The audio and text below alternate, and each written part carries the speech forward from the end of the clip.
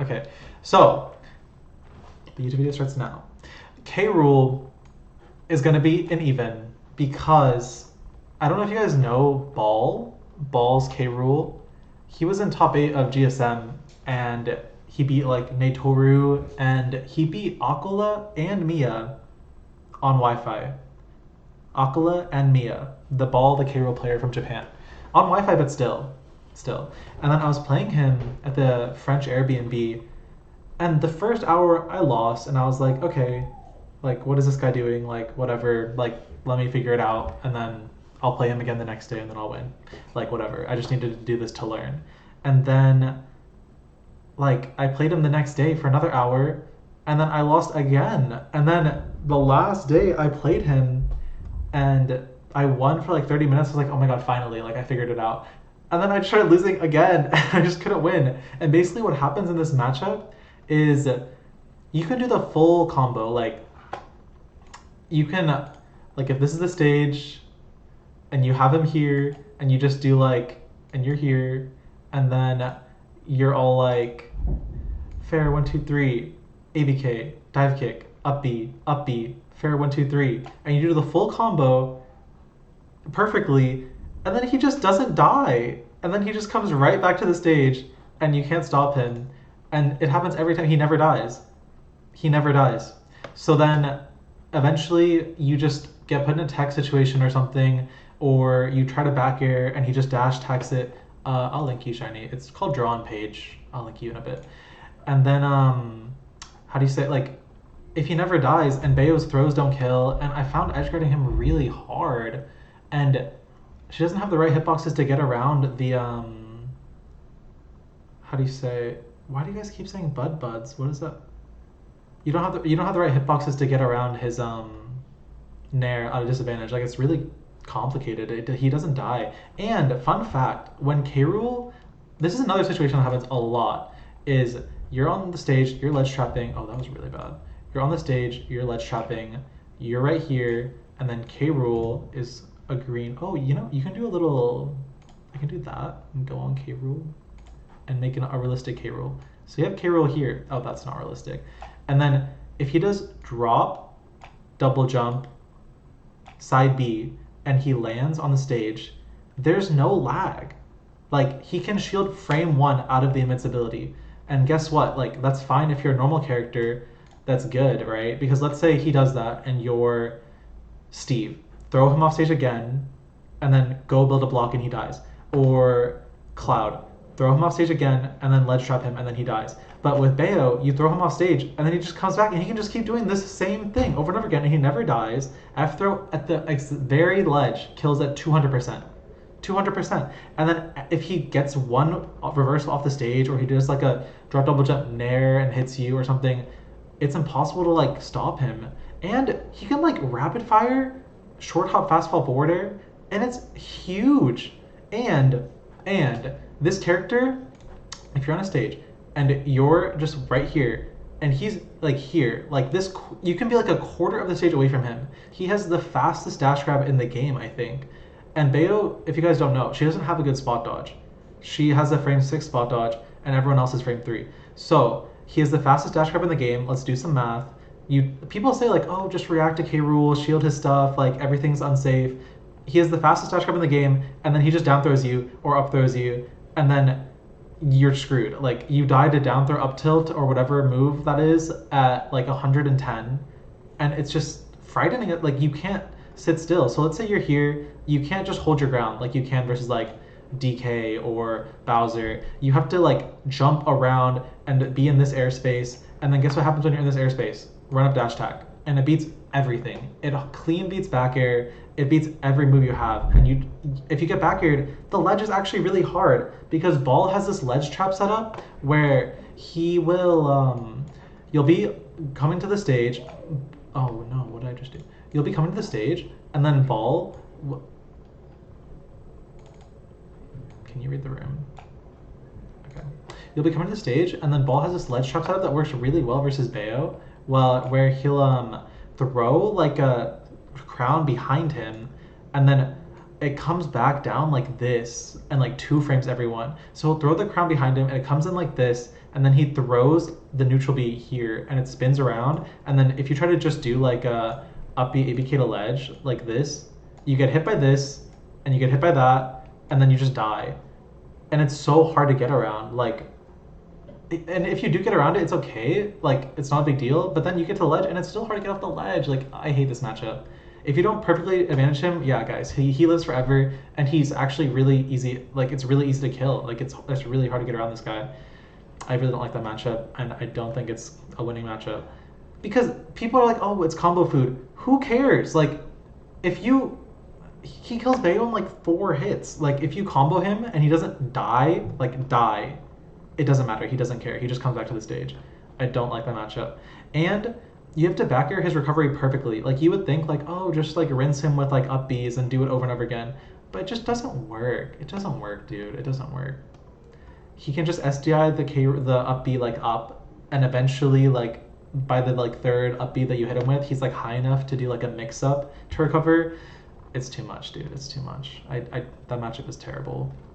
And by terrible, I mean even. But you know what I mean.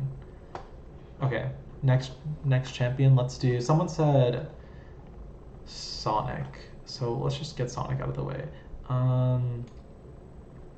I put him at way too hard last time, but I've been studying with Shiny, and I had success with versus Wrath at DreamHack Dallas. Like, I almost won.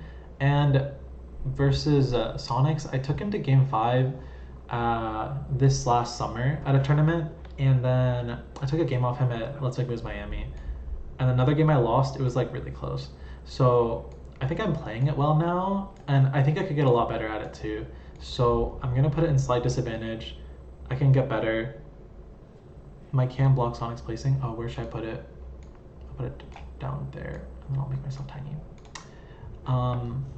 Yeah, I was doing really good with this matchup, and if I studied it more, I'm sure I can do it. I'm learning, like, Bayo has some unique tools to play around the Sonic flowchart, so Sonic kind of actually has to fight her, which is really good, but it's never ever going to be even, because at the end of the day, like, if you can't kill people at the ledge as Bayo, like, at all, it's really hard, and he has the best ledge hang in the game. You can only down smash it, you can't do anything else, and there's a situation that happens where that's really kind of annoying to deal with as Bayo, where the reason why some characters do good versus Bayo, this is just my opinion, I'm not like a Sonic expert, but you know the characters that do good versus Bayo or versus Sonic are like Aegis, Corrin, Steve. Imagine these characters. There's a moment in the game when you fight a Sonic player where you get him off stage and you're just standing here and Sonic is coming down like this, and then he'll do, like, it'll either be from here or it'll be from the ledge, but they'll end up getting right here, and they'll just do a side B down into this and then go all the way in like that. And if you can't stop this, if your character can't stop this easily without the threat of getting reversaled, he can basically do his game plan like over and over and over and over again, and you can't do anything about it. So what the characters that are good versus Sonic do is, like, even Pikachu. Pikachu can put an F smash here on this exact line before he can move. Corrin can F tilt.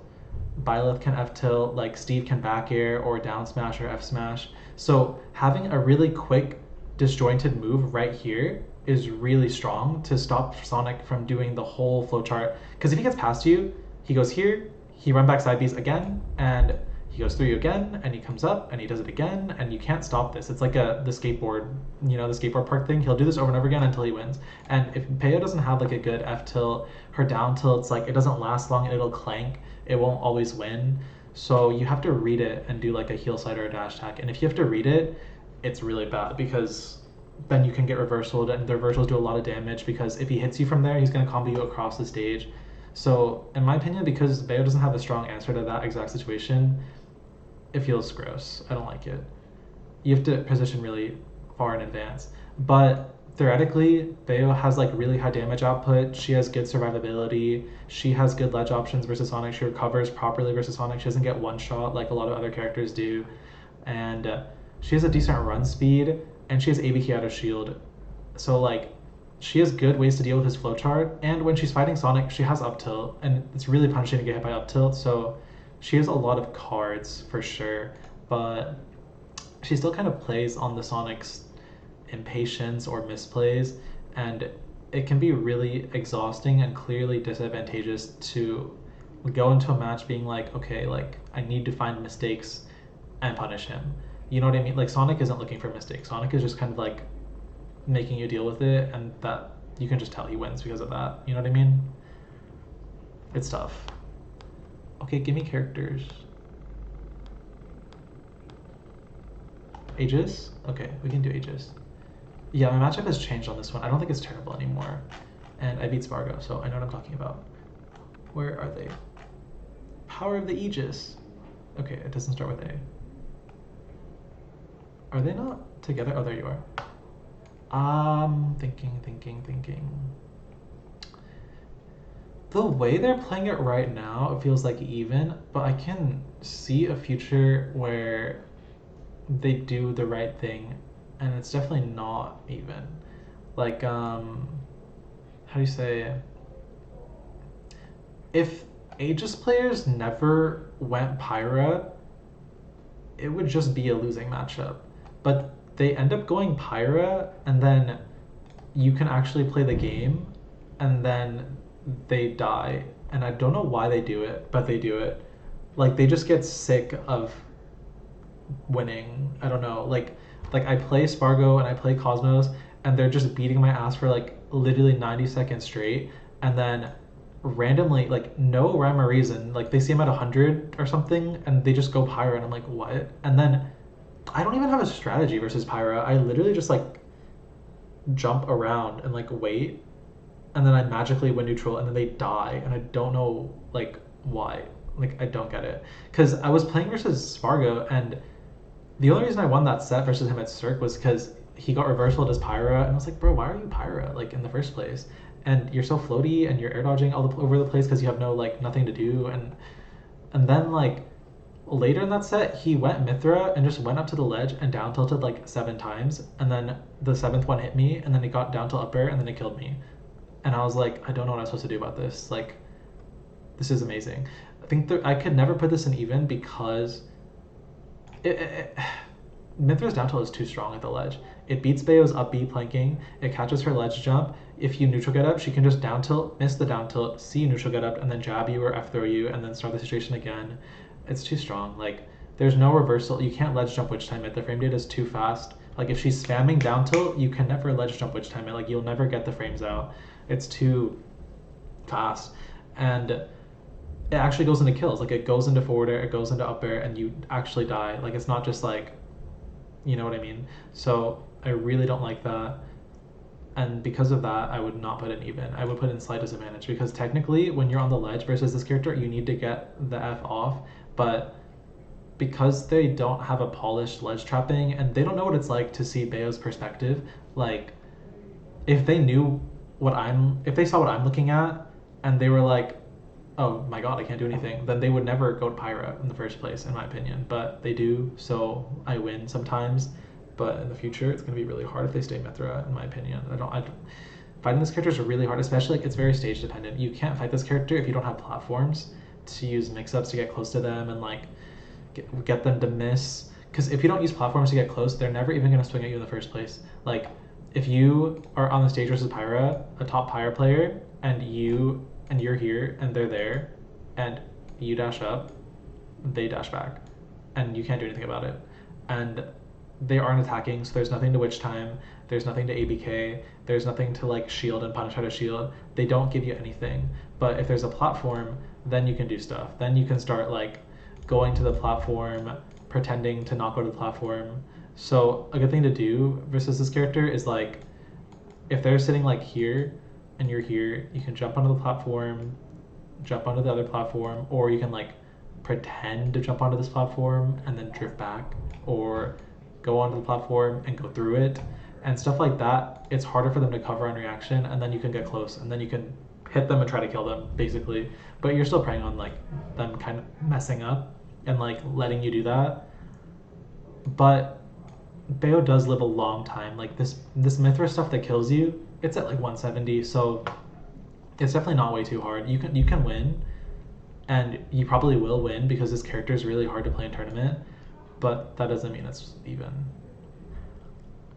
Palu, we'll do Palu. The most mediocre character ever that just happens to destroy Bayo, and I hate her so much, and no one believes me and no one else agrees with me. Literally no one agrees with me.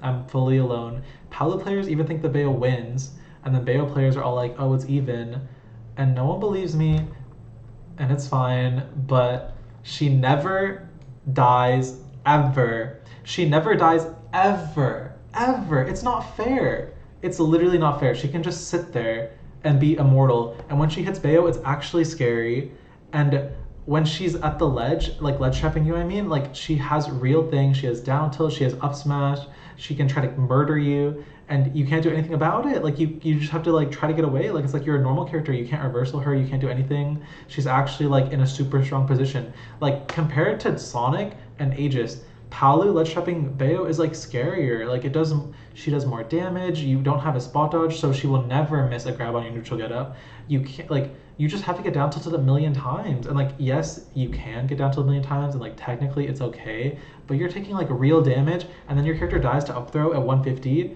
If you grab Palu at 200, she's like gonna die finally after a long arduous battle, and none of the special combos ever kill her ever, and I don't understand like why it is, but the way that her weight and her model and her tumble animation, something about it, she will never die to anything. There is no, unless she gets up tilted in the wrong spot on the map, she should never die. Like none of the special combos kill her ever if you DI properly. She can always recover. She can just watch you and recover. It's so easy to recover. You just like, if you get forward thrown by Bayo or whatever, you go over here, she's over here, Bayo goes towards you, you drift back, and you just look at her, and you just see whatever she's doing, and then you just double jump up B, and you're fine. Like, you can't die. It's so unfair. And like, teleport is so, like, I don't have a nice, proper, like normal characters when they're under a platform, and Palu's coming in, and she TP cancels here, or like TPs onto the plat, and a normal, good, top tier, like, Sonic, or Aegis, or even K-Rool, they just place something here, and cover it all. I don't have something like that.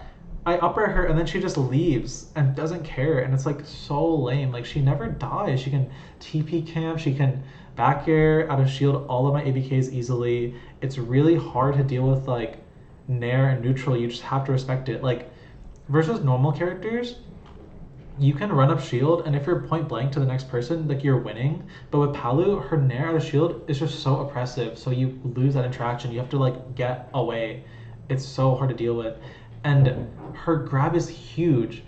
Like it's like if you run up shield and she's not as close to you as you are to her, she can grab you and you can't grab her, and you just lose the interaction. Like you have to like run away if she doesn't grab you in time. And like people complain that like, oh, like you can just bats her down throw back air. Who cares? Like literally who cares? That's not like the end result of that. It doesn't matter, and they should be up throwing anyway. It does 13%. Pummel up throw, oh, you unstalled 2 moves, did 14%. Bayo dies to jab in the corner at 120. That's like a 12th of my HP bar. Like, I can't believe they complain about that. That's so much, like, none of my stuff is like I can hit a combo and I can't say to myself like, okay, soon she'll die because I'm doing damage. I can hit her with the right combo, 0 to 50, hit her again, 0 to 80, 80 to 110, 110 to 140. And she's still not close to dying. Like, and any of those times if she went neutral instead of me, I'm so close to, I'm just scared. Like, I don't, like, everything is so scary. I can't stand this champion. It's so unfair. Like, she never dies. Every time she dies, you have to, like, make a play and try to kill them. And if you're making plays and trying to kill people, you're going into Palu, and that's what Palu wants, and then she just gets one string, and she puts you to 70 or 80, and now you can never witch time again, because you'll die to F smash, right? You can never witch time, and then what can you do? You're like she just feels like such an impressive top tier, and no one believes me, and everyone says, oh, but ABK's so annoying, Palu's so tall, she's combo food. She never dies, so who cares? At the end, I played this matchup for hours on both sides. She never died. Honestly, like every single game that ends with the Palu losing, I am just like in awe. I'm like, how did they lose 3 stocks before me? Like, What? How is that even possible? Like she should never die. Like I just don't get it. I just don't get it. Snake? Okay, let's do Snake. Okay, we're getting all the tough ones out of the way, huh? Snake is... You know, I can't give my full educated opinion because I can't say that I'm done studying Snake. Is someone ever done studying Snake?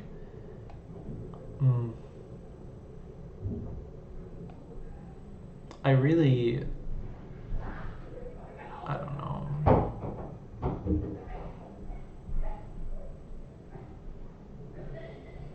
I think my roommate's taking a shower with his girlfriend and they're like right near me and they're just like laughing and being really loud.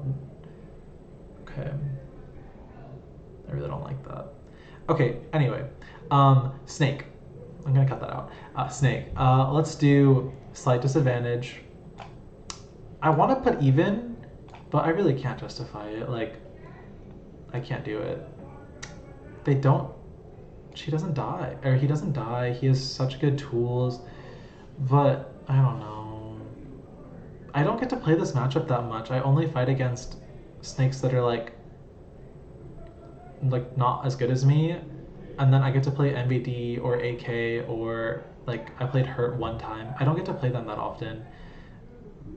I don't know. It's too hard. Mechanically, it's too hard. Like if a Bayo played around the nades perfectly, which is like the thing about Snake that makes him so good is his counterplay is hard, and then it doesn't guarantee anything. Your counterplay versus Snake, in theory, like it basically just disengages the situation. Like if you were playing around nades properly and neutral with Bayo, keep in mind Bayo takes a long time to short hop up and down. Like so it's not like Palu where you can catch a nade, throw it, short hop, fastball, grab. Like you can't do stuff like that versus Snake because it takes too long to get down. They'll always get it down to out in time or a spot dodge or a roll or a dash attack. So jumping versus Snake isn't really scary at all. He doesn't care. So in that sense, you kind of have to approach him on the ground, and Bayo's not good at doing that. She has a bad dash back. She has a bad dash window. Her shield is pretty much all that's good. So approaching Snake is really hard. So in theory, like, oh, just throw their nades back, use witch time to play the slow game and create opportunities. But really all you're doing is turning off his pressure if you're playing around nades properly. You can catch the nade, you can throw it away, you can throw it at him, you can dodge the dash attacks, but like at the end of the day, he can just keep doing that. Like I don't know if you guys have watched Hurt. Anytime Hurt is like about to lose, and like he's lost his last two stocks at like a rate of like one stock per 2 minutes, he'll be on his last stock and he can make it last for like 4 minutes. Like somehow. Like his last stock is so hard to get rid of because Snake can just slow it down like for as long as he wants. So in reality, you can be doing the right stuff and it feels even and you're disengaging and you're doing the right thing and you're not taking much damage and things are going fine. But think about it in terms of an actual bracket set.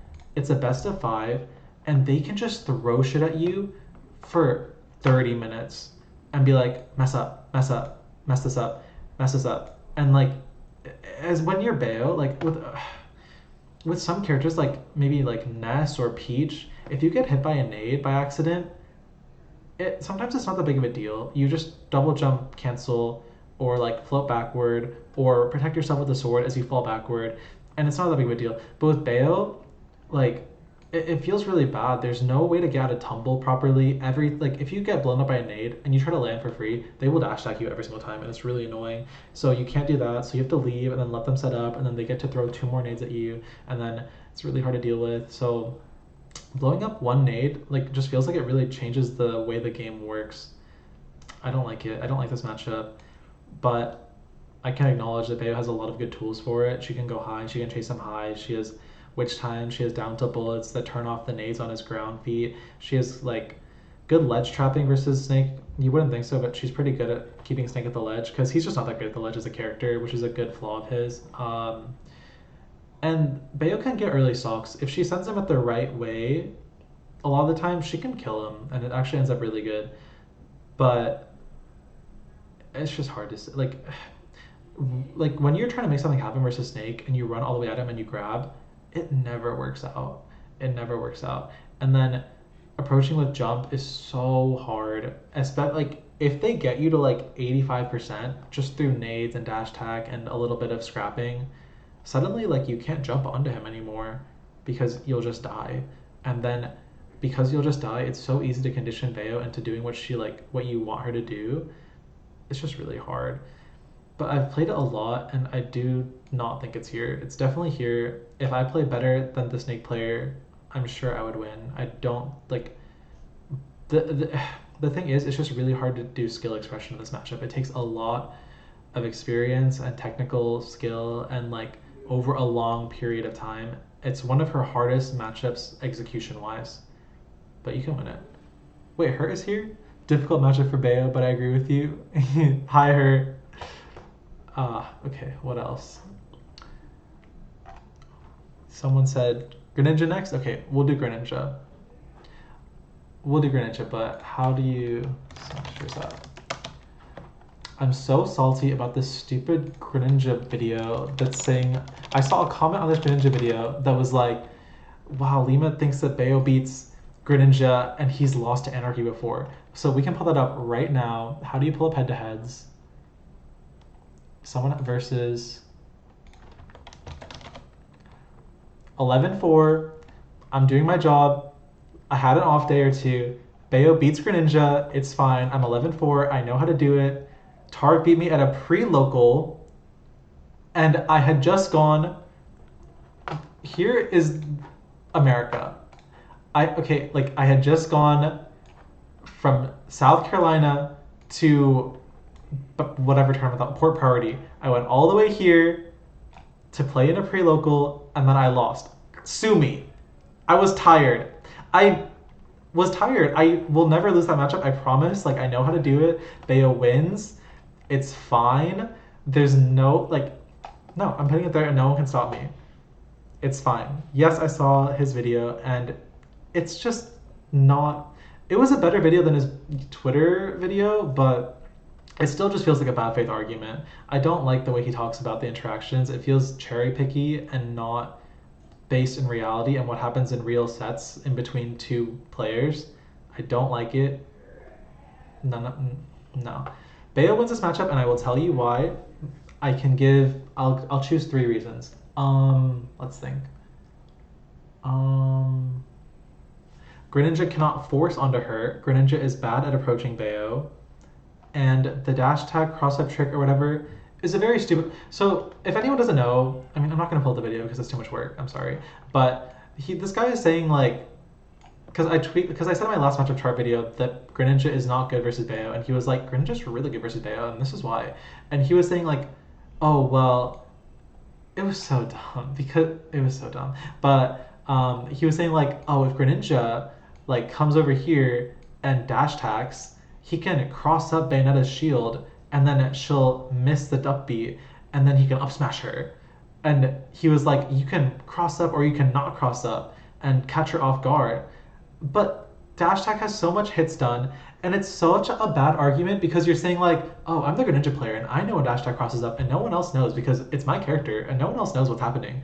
I can just do that interaction 3 times, max, look at it and be like, oh yeah, he's gonna cross up. And then just up B behind me and then get 70%. Like, it's like, that's not the hill to die on. It's just stupid. Greninja does not approach Bayo well, and there's a timer, and that's the problem with this matchup. You can get the lead because he's a fast bowler and you can do a lot of damage. You can get the lead, and then you can just force him to like take bad interactions and force him to run up grab you and take bad risks, and that's the only way he can win. He has to run up grab you or something. You can't just like do whatever you want.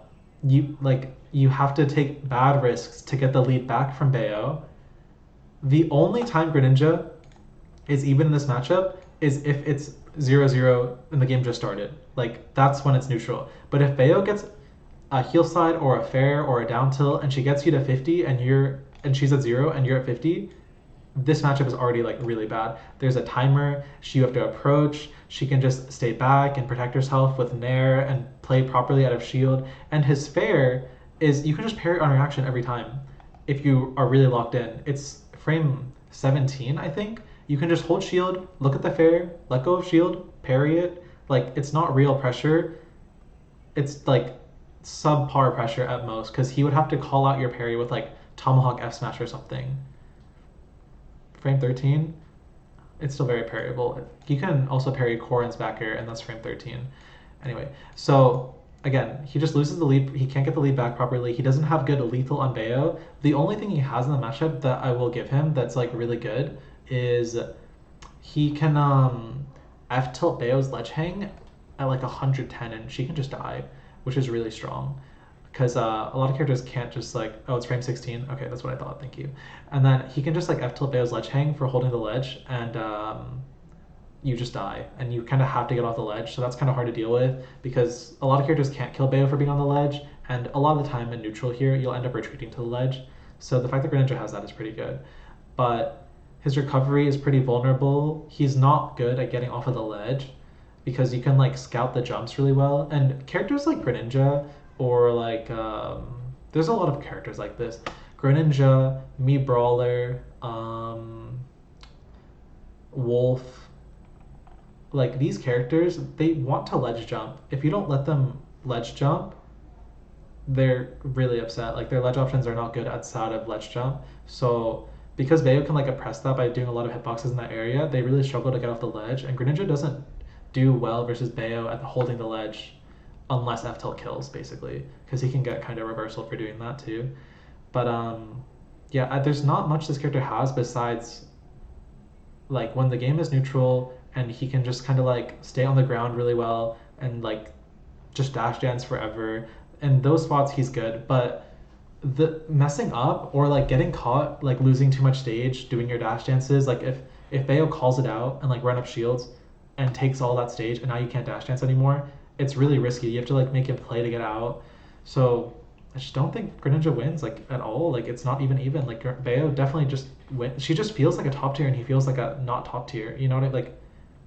I don't know. Like his Shuriken is also not strong versus Bayo. It's like okay, and it's just too much for him. Like he doesn't have the right tools to make it work. If he had like a Mithra F tilt or like a pit forward air, like that would be a lot better. He could like abuse Bayo for being tall, but he doesn't abuse anything about Bayo. Like Bayo's allowed to be tall and it doesn't matter. She's allowed to be a fast faller and he doesn't do much about it. Like the only thing he has is down tilt up smash, and again that's just so obvious. Like I haven't been down tilt up smashed in like 2 sets. Like I don't think I've been down tilt up smashed. Like it's pretty obvious. It's just not a good matchup for him. He doesn't have the right win conditions, and I could go on, but there's 80 characters, so we're moving on. Your Greninja's got it? Okay, we'll do Diddy because you're here, and I want to please you. Okay, let's do it. Diddy Kong is... Thinking. I'm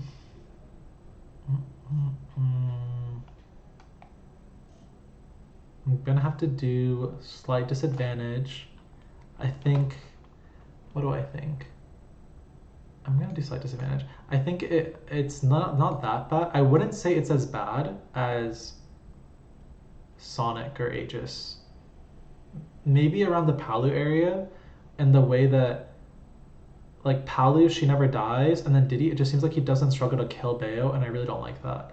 His ledge pressure is really strong versus Bayo. His damage output is really good. His out of shield is good. He has a better recovery than you would think. He lives a bit too often for my taste. What else? His neutral is strong versus Bayo. I think the only thing Bayo outclasses him in the matchup, like in the way that the two characters interact, is I think Bayo's advantage state is stronger than Diddy Kong's, but I think Diddy Kong's disadvantage, I'd even argue, is better than hers, and like in a lot of games. Like in a lot of games, Diddy Kong won't die at 0, and then it feels like Bayo's just like when she gets hit, she takes more punishment than Diddy Kong. So I would say like disadvantage is like kind of hard sometimes, but Bayo definitely like does more damage and like has some stuff going for her, but it's weird. You can't stall out Diddy Kong. You can't time out Diddy Kong. You kind of have to play his game in a sense, because Banana is super strong versus Bayo, and it's really hard to deal with. Um, but I will say in our sets, you dash in a lot, and you can kind of play for that to win with Bayo. But Diddy Kong doesn't have to dash towards Bayo, and I think if Diddy Kong doesn't dash towards Bayo, I don't see how she's supposed to hit up tilt. And if she doesn't hit up tilt, the matchup feels really bad. So I think, I don't know. I mean, it's a classic. He's just super tiny. He has a pretty good recovery. He has an item. He has a strong out of shield. He has good damage out of grabs, and Bayo doesn't have a great spot dodge. I think he does really good versus Bayo, but she has a lot of stuff too. She has big swords. She has good. She doesn't let Diddy Kong go high. She forces Diddy Kong to actually go to the ledge, and Diddy Kong isn't strong off the ledge. And a lot of characters lose to Diddy Kong because, like, for example, Luigi. Luigi will do down throw back air on Diddy Kong, and Diddy Kong gets sent away, and then I don't know if you guys watch much Smash, like, besides Bayo, but what happens a lot of the time when Diddy Kong gets hit is someone will be here, and Diddy Kong's here, and they'll do, like, a landing back air, and Diddy Kong goes whoosh, and then he goes over here, and then he just plucks a banana right here, and then comes back to the stage, and then he's winning now. And if you're trying to stay here, and Diddy Kong has this, he just drop double jump banana, and then you explode, and you have to get out of there. So if your character can't stop this situation from happening, I don't think you do well versus Diddy Kong. So unless you're like Steve, because that's different. But I think that situation is really hard for a lot of characters to deal with. So the fact that Bayo can stop it all the time with like AB King over there or Bullet Climaxing in. So I think she does a better job than most characters that aren't like, you know, at the speed of light at stopping banana. And I think Diddy Kong without banana definitely loses to Bayo. So in my fucked up head, if Bayo plays properly and denies the banana enough, like, she can beat a Diddy Kong. If she plays better than Diddy Kong, she'll win. Like, it's not a bad matchup. It's like just harder because you have to do things. And when a light character has to do things, it starts getting kind of shady. That's how I feel about this matchup. Yeah, it's just hard. Banana is just crazy. There's so much to do with that. Yeah, my style is the only one that's good versus Diddy Kong, I feel like, or like Geis's too. Just kind of waiting and playing patient and hitting really hard is the way to do it. You can't run into Diddy Kong, you can't jump into Diddy Kong. You just have to wait for the game to happen and just apply like really light pressure the whole time, or else like it's too much. You just die instantly. It's hard. His combos are really good on Bayo. Like having bats within doesn't do anything. All right, let's do Peach. I think, you know, Mute stopped getting hit by first hit up B, so now I feel like it's even. Like I would say slight advantage because, oh, like it's really hard, but she just dies. But the past few games I've played Mute, like, I think he's just SDIing properly, and he's just SDIing like into my, oh hi Nitty, thanks. He's just SDIing into my up B, like Apex, and like getting hit by the right hits in some, I don't know, Mute's amazing. But I've realized that Peach can play in a way where if you try to get her in the spots to set up onto platforms or set up into first hit, like, you're gonna get punished really hard. Like those spots it's risky. To first hit up Peach, you have to get really close and hit an up tilt, and that doesn't really work like that. So I think if Peach doesn't get hit by first hits, she wins. I would say Peach wins if she's not dying to like combos, like instantly. And I'm finding a really hard time getting them. So I think if I get it sometimes, I would say it's around even. Because she's just so strong out of shield. She has good survivability. She has good ledge options. Bayo doesn't have the like consistent shield pressure that like the characters that make her struggle have. Like I don't have Steve back air and F smash and whatever. I don't have, who else to show up? I don't have the Fox back air to pinch her in the corner. I don't have, who else does good versus Peach? Who else does good versus Peach? I don't have Terry's, like, I can't just run up and mash on her and, like, force her to do something. So she does have strong survivability versus Bayo, and she has good damage output versus her, too. Like, her damage output across the cast is strong. Like, it doesn't matter that you have Witch Time or Bats Within or whatever. Like, you're going to take the damage, and it hurts really bad, especially because her, like, she can space her aerials really, it's not easy, but she can space her aerials to not get upbeat out of shield. Even though technically you can upbeat it, she can just space it away. Like she can just hold the float. So like, yeah, Cloud can back her and do whatever he wants. But with Bayo, it's gonna be really, you have to make a play if you want to get Peach's stock early, and that can be really hard. But I do think that whichever one has the lead has a really big advantage. So it just feels really even. It feels really back and forth. It feels like they both do really bad things to each other, and they both have the movement stats to like get around each other's like really bad stuff. And it's a high skill expression matchup for sure. So I'll say even. I think it's even. That might be Copia. Mutant might just be better than me, and I might win, and I just don't feel that way. But I think it's even. All right, let's do Fox because we're here. Oh, this is gonna be crazy. I had him here last time, I think, or maybe here, but I think it's even now. I mean, honestly, like, I didn't get to study Fox and play Fox a lot, but once I started studying, like, exactly what to do and, like, figuring out the situations that are good for me and, like, how to stay alive and stuff like that, I felt really confident. Like, I felt really good. Because, every game I play versus Light and I die, I'm like, okay, I mean, like that was kind of my fault. Like I honestly feel like kind of immortal, and I think Bayo has all of the advantage state tools to punish Fox properly. Like even looking at like this list, like just like it's not easy to edgeguard Fox for a lot of characters. It's not easy to ledge trap Fox for a lot of characters. I think Bayo has a really good toolkit for dealing with Fox. He has to get off the ledge because forward smash hits his ledge hang. She has really good like block strings on Fox. She can do back air up tilt on his shield, and he can't do anything about it. He has to leave. So like the time I beat Light, I back aired his shield and I just did turn on up tilt, and he tried to grab it. He tried to like drop shield down tilt, and everything gets hit. Like he has to leave, and anytime you're taking damage versus Fox, it's because you're in the wrong spot on the map, which is like a really big thing that I don't think people pay attention to in their learning matchups because it's kind of oddly specific. But when I was learning this Aegis matchup and this Fox matchup, I was taught that like if you're fighting Fox in the center, it's really bad. Like here, I'll just bleh. Give me my stage back. Oh my god, why does it work like that? If you're fighting Fox or Aegis in these spots on the map, you're gonna take so much damage. Like I'll do a green for the bad zone, or a red for the bad zone. That's not a good red. Okay, here. This spot versus Fox is just too dangerous, so I just never fight here. This spot is dangerous. They look for forward air and they try to kill you. These spots are dangerous.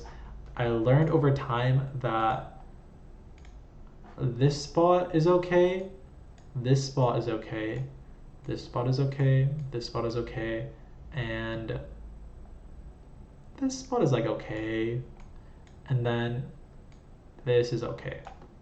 And then once I started playing only here and like paying attention to the timer, I felt pretty good. Like the only way he was able to kill me was by down smashing the ledge. And if you read that, you can just neutral get up through it and up till back air him, and then he dies. So in a way, you're forcing him to like explode to try to kill you. And Fox kind of struggles with like I've seen Light struggle with this versus Gluto as well. Is when he hits Gluto off stage, Gluto will take a really long time to come back. He'll go down here, he'll do a bike, he'll do a jump, fall, jump, upbeat. And when you do this, you extend your ledge invulnerability a long time.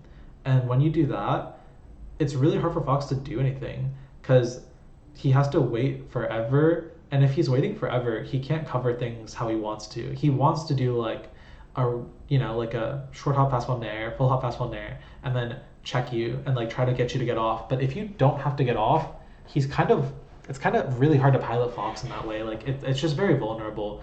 So I was finding a lot of success. I know like if you guys are here, you probably watched me versus Light. Like anytime he hit me, I was like, okay, I'm gonna go all the way over here now and come back down and come back up. Like I wasn't playing that. Like I would never ever let him do like and the games that I did let him do a full string on me, like all the up airs, all the forward air into up airs. I lost, obviously, but I felt like they were all my fault. Like I felt like I could have always taken a different hit. I think it's a high skill expression matchup, and it's like I don't know. Like I feel like if I got to play it for longer, I would say the Bayo wins. I just feel like he doesn't have. It's kind of like Bayo versus Palu. How Bayo can never really kill Palu, and then the second that Palu hits Bayo, it's kind of scary. I feel the same exact way with Fox. I'm like, okay, I kind of can't do anything, but he also kind of can't do anything. And if we keep up like this, eventually I'm gonna hit an unreactable move like ABK, and I'm gonna get like everything I want, and then it's gonna be really scary for him. So I don't know. That's just how I feel. I don't know. I don't think it's a bad matchup at all, but it's definitely a learning curve. Like you don't get to play the matchup how you would a normal matchup. You have to play specifically to deny what Fox wants. When you're fighting a top tier like Sonic or Pyra or Fox or Snake, like you have to change everything you're doing to deal with whatever the fuck they have going on. Like that's what you have to do. So that's why these matchups feel so bad, is because the way they have to play is so different from how you play versus characters that Bayo's better than. But if you think like, imagine trying to play like, I don't know, trying to play like Ness versus Fox. You don't have like all these options that Bayo has. You know what I mean? Like you get dash tagged, you can't just be like Bayo and be like, okay, whatever, I'm just gonna go to the ledge. Like if you go to the ledge, you're not getting off the ledge. You're gonna die there. You know what I mean? Like if you're Sephiroth and Fox is going at you, you can't do anything. It's already over. Like the fact that Bayo is so flexible and has these options to like completely deny what the other person wants or like play around it in some way, shape, or form and like stay alive is really big deal. Especially in bracket, like if you just stay alive, you did like 80% of the battle already. Like if you just stay alive, they'll give you something. You just have to wait and like keep living, and then eventually like you'll get like a notice of their timings, or they'll get impatient or something, and then you just gotta get one hit and then you're winning, or like it's even. Like so that's why I don't think this matchup is bad, because like sometimes I would hit light and he would just like literally die, and it's like, what do you mean you're dead? Like instantly. Like this stock, like I have a stock in mind.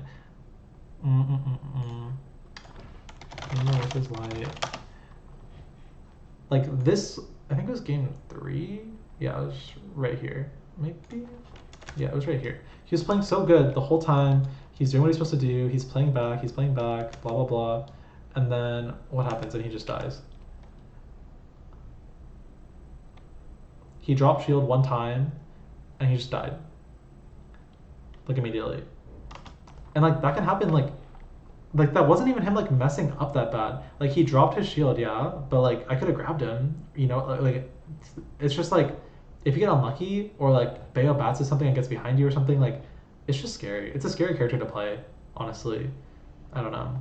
I don't think Bayo loses. I would put him here, but I'm gonna put him here. Whatever. It's my opinion. I think Bayo wins. I just need more hours. If I had more hours, if I had like a Fox main locked up in my closet that I could play every day and never get the disadvantage state like wrong, if I hit Fox and I killed him every time, like I would win. It's just hard because you go months and months without playing, and then you show up to the major and then light is there and it's like, oh my god, what's going on? But if you're actually like doing what you're supposed to do and you're not dropping advantage, like I think Bayo wins. But whatever, that's just my opinion. Okay, now let's do I think Shattuck is just gaslighting me, and I think Shattuck is just so much better than me, but like I really think I lose. Like I really don't get it. Like if someone wants to help me, help me. I have not beaten this kid in like 2 years. Like I don't know what happened. Like I was beating him every time. Like I don't like I used to be so good. I think I'm still positive on him. I'm so positive on him, but this last 6 is like almost all in a row. Like I don't know what to do. Like her dash shield is so fast. It's so hard to catch her. Like normally when Bayo wins neutral, you're down tilting someone dashing into you, or you're forcing on somebody, or you know, you're keeping them out. I don't know how to do any of these. I don't know how to do any of these like versus her. She just like disengages everything. It just dismantles everything I want to do. My offense just feels so silly. I get him off stage and I immediately like desperately try to kill him. Like I'm an O2er. I just like throw him off stage and I run off downer because I don't know what else to do. I feel like if he doesn't die off stage, I can't win. And of course he never dies off stage because it's just too hard. Like he's smarter than me. I feel like he knows what I'm gonna do every time, and I also feel like Corrin's like recovery options are just too strong. And her advantage state tools versus Bayo are so scary. Like it's not like normal characters where you just take the damage and then you come back and then they hit you with a kill move.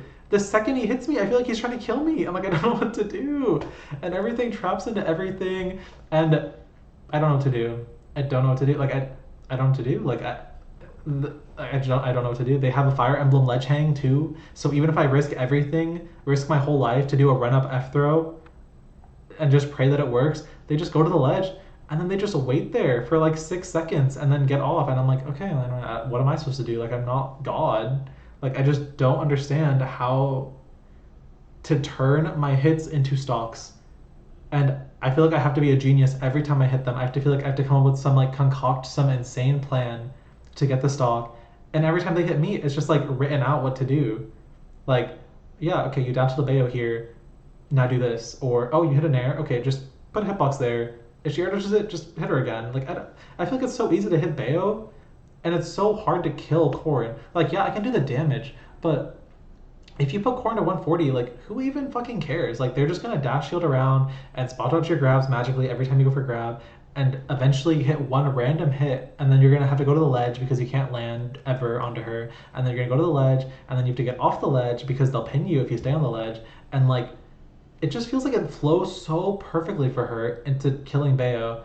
And I don't see that flow for me. Like, I don't see a way where I hit Corrin with something, and then I'm like, okay, next I'll look for this, and then around here I'll probably hit the up tilt back air and they'll die. I don't understand how you get up tilted by Bayo as Corrin unless you were, like, fighting, and you feel like you don't really have to fight much. I don't get it. I don't get it. Like, I don't get it. I just don't understand how to do this. It feels so hard. And every time I put up my shield, I feel like I've already made a grave error. And they're just like staring at me, spacing around me, doing any move they want because what am I gonna do about it? And then if I go for parry, like it's just too hard. It's like Jigglypuff in the air. Imagine trying to parry Jigglypuff. They're just waiting the whole time, falling, watching you, and then they just like double jump pin you or like just land and stare at you. And it's like I just don't know what to do. I don't get how to kill this character, and they know how to kill me, and so I just think I lose. I used to be so good at it. I used to be so good at it, and I used to have a Corrin, and I used to be like, oh, I feel like Bayo's so good in this matchup. But I just don't feel that way anymore. I don't feel that way. I don't know what to do. Like, neutral feels hard. Disadvantage feels hard. This is one of the only characters I would say I feel like is hitting me harder than I'm hitting them. Corrin and, like, Palu are the two characters where they hit me, and I'm like, oh, shit, I'm gonna die soon. But I hit them, and I'm like, okay, like, I hit you because I won neutral, but I don't feel great about this. You know, like I don't feel that way for a lot of characters, but for these ones, I just don't really get how they die. I feel like every time they die, it's to some crazy setup or like they messed up the SDI or something, they made a mistake. But I don't get what to do to naturally kill them in the same way that like, you know, like Sonic can wait for a spin dash nair or Diddy Kong can wait for an up smash out of shield. Like I don't know what I'm looking for. I don't get it. It's too much. I think I lose. Maybe I'm just copium. Maybe Mute and Shattuck are just better than me, and it's supposed to look like this. But I just don't think so. I would love if someone could show me what to do, but I'm alone. So, whatever. It's too much. Meta Knight? Yeah, let's do Meta Knight. You know, I feel a lot about these characters, but we'll start wrapping it up a little bit faster because I don't care about some of these characters. Okay, so Meta Knight is here. Slight advantage for Bayo. I would put it here, but I feel the same way about Greninja as I do Meta Knight, where they can kind of dodge forever, and like you can't really do much about it. And if they dodge forever, like just dash dance, they always go under APK during their dash dance, and it's kind of risky to play into it. And their cross-up dash tag is actually good. You can't really punish it, so you can't get too close, I feel like. I don't know, like, I don't, and also, like, they can kind of shield camp Bayo because they have good options out of up throw. Like, some characters, they don't want to shield camp Bayo. Like, if you're Falco, you don't want to shield camp Bayo. I'll just short hop, fast fall, grab you, up throw you, and then I can just, like, punish you for not jumping, I can punish you for jumping. But if I up throw Meta Knight, because I'm like, oh my god, like, drop your shield, please. Like, it doesn't really work. He just double jumps like away like a million times, and like it's kind of hard to deal with. So it's kind of hard. Like I don't really know how to do damage to this character unless they are like coming into me, and I don't necessarily think they have to, but that's it. Like once you get the lead, they lose, and you're gonna get the lead. I feel like the way that Smash Ultimate works is like you kind of have to dash into people eventually, and then if like Bayo catches that just by luck or by chance, like, and you take the damage that you didn't want to take, like you're gonna lose because you can't get it back. And he doesn't have any real way to kill Bayo. He has to get like a late dash attack, which is kind of hopeful, and his ledge trapping is okay versus Bayo, but like it's not anything crazy. He can't edge guard Bayo. Bayo can't edge guard him, whatever. But because they both, it's kind of like ZSS versus like ZSS. Like they, you know how like they just like can't hit each other. It's kind of like that. We both kind of dodge each other, but I have a better likelihood of hitting you because my buttons are bigger, and if I do hit you, I do way more damage. So even though you can't kill this character, like it's fine. You just do the damage, and then you kind of win slowly because they have to come in eventually, and then they're not great at approaching. So the way it usually pans out is you get a random nair, you do 40, 50, and then you just kind of sit back and hop backward a lot and just kind of watch them. And if they won't do anything, you kind of ABK over there, and they're like, hey, do something. And like they can't really kill you for anything or like hard punish you for much, so it just works. He doesn't have strong punishes for things. It's just really hard to hit him that first time. You kind of have to get lucky, but in my experience, it always happens, so whatever. I think Bayo wins. All right, CSS, we can do CSS. I also think Bayo wins this. I think,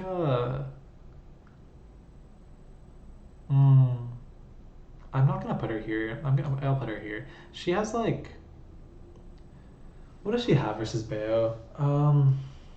She can also just like dodge a long time, and she has this really like, her Zair is really good versus ABK.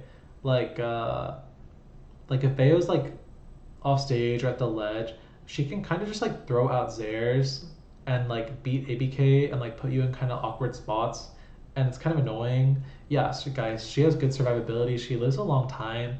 She doesn't.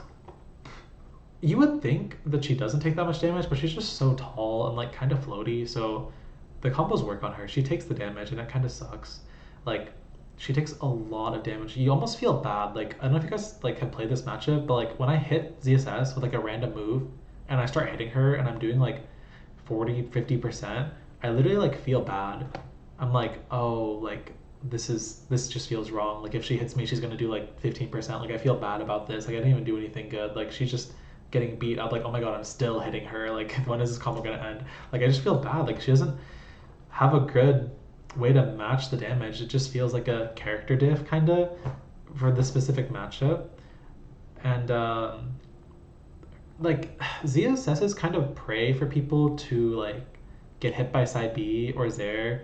Like if you're like a Ness, right?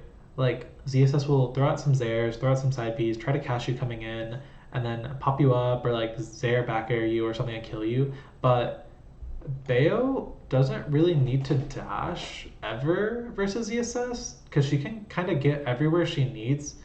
Like the situation I'm talking about is like when this character kills you, it's always kind of like trolling because like they'll be here and then like some characters have to run in, right? Like Game & Watch or something. They have to run in, but like ZSS will put out a Zair or a side B here, and you'll be here, and then you go into it and you explode, boom, KO. And then she gets the lead and then she wins. But Bayo can just shield and then ABK out of shield or roll out of shield or full hop out of shield and just move around in ways that you can't kill her for. Like it's just too hard to kill Bayo, and it's not that bad to kill ZSS with Bayo because you can just like ABK her at some point because she's super tall, and then she's kind of forced to tech, or you just get ABK into back air like clean, and then the tech situations are kind of scary for her, and eventually she just like dies. And even if she doesn't die to something normally, she's super light, so F3 will kill her at like 160, 170, and that's really bad for her because to get to 170 or 160 with ZSS, it's not even that hard. Like let's say you hit an ABK at 0. Okay, she's at 30. Like, let's say you every time you hit her, you do like 30. That's only winning neutral 5 times. And she has to jump so much. Like, and she has to win neutral like 12, 13, 14 times, I feel like, versus Bayo, because she doesn't have 2-hit combos on her. She only has like 2-hit combos from like 0 to like 20. She'll have like forwarder, or like forwarder F tilt, forwarder jab. But besides that, like every time she hits you, she earned it. Because she doesn't have strong ledge trapping. She can't force you to do anything off of the ledge. So it's too much. Like, she's kind of outclassed. She doesn't do enough damage. MegaMan? We can do MegaMan. MegaMan is slight advantage for Bayo because it kind of... The matchup, I play the matchup a lot because I live with Peepnut now, but the way that it boils down to is like projectiles. They just throw a bunch of projectiles, and then this is every projectile character, by the way. They throw a bunch of projectiles at you, you dodge them, they get bored, they come in, and then you hit them on their way into you, and then they explode, basically. And if they're really bad at the projectile stuff, you just go behind them, and then you kill them because they got too close. And so the way the matchup goes is like you just dodge things, you witch time the side Bs that he puts on you, you just space nares in front of yourself and force him to come into you. And if he never comes into you, you can just time him out. I time Pete out all the time because he won't come into me and he tries to get chip damage, and if I already have the lead, I just win because I can just dodge that, and it's not even that hard. Like, it's not like dodging Falco laser. Like, everything kind of moves at you pretty slowly, so you kind of have to mess up or get hard red to take damage on this chip stuff.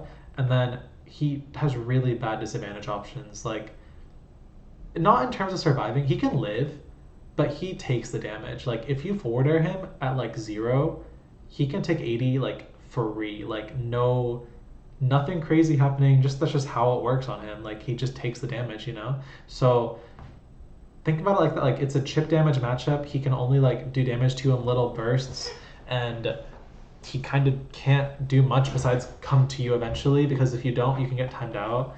And nothing you do forces Beta to do something. Like, if you throw a pellet, like, okay, whatever, who cares? And if you throw a side B, if she does get hit by it, she can just witch time it, so it doesn't really matter. And so he kind of has to go towards her eventually and like play around with shield and stuff. So I just don't think it works. Like, I don't think it works. Bayo just does way too much damage, and his out of shield options aren't good enough. Like, she can space her nair, space her forward air, space her back air. He can't actually do much about it.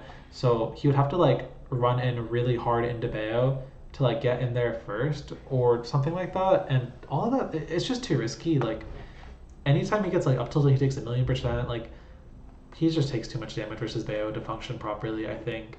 He just has to pray that Bayo like plays wrong, or like lets up or messes up at some point and takes too much damage, or like interacts with Leaf Shield too many times and takes like 1,000,000,000 damage. But all of that is kind of in the Bayo player's control. If you just play it properly and keep him away from you, and when he comes in wrong, you do a lot of damage, you're fine. Like, it's not a big deal.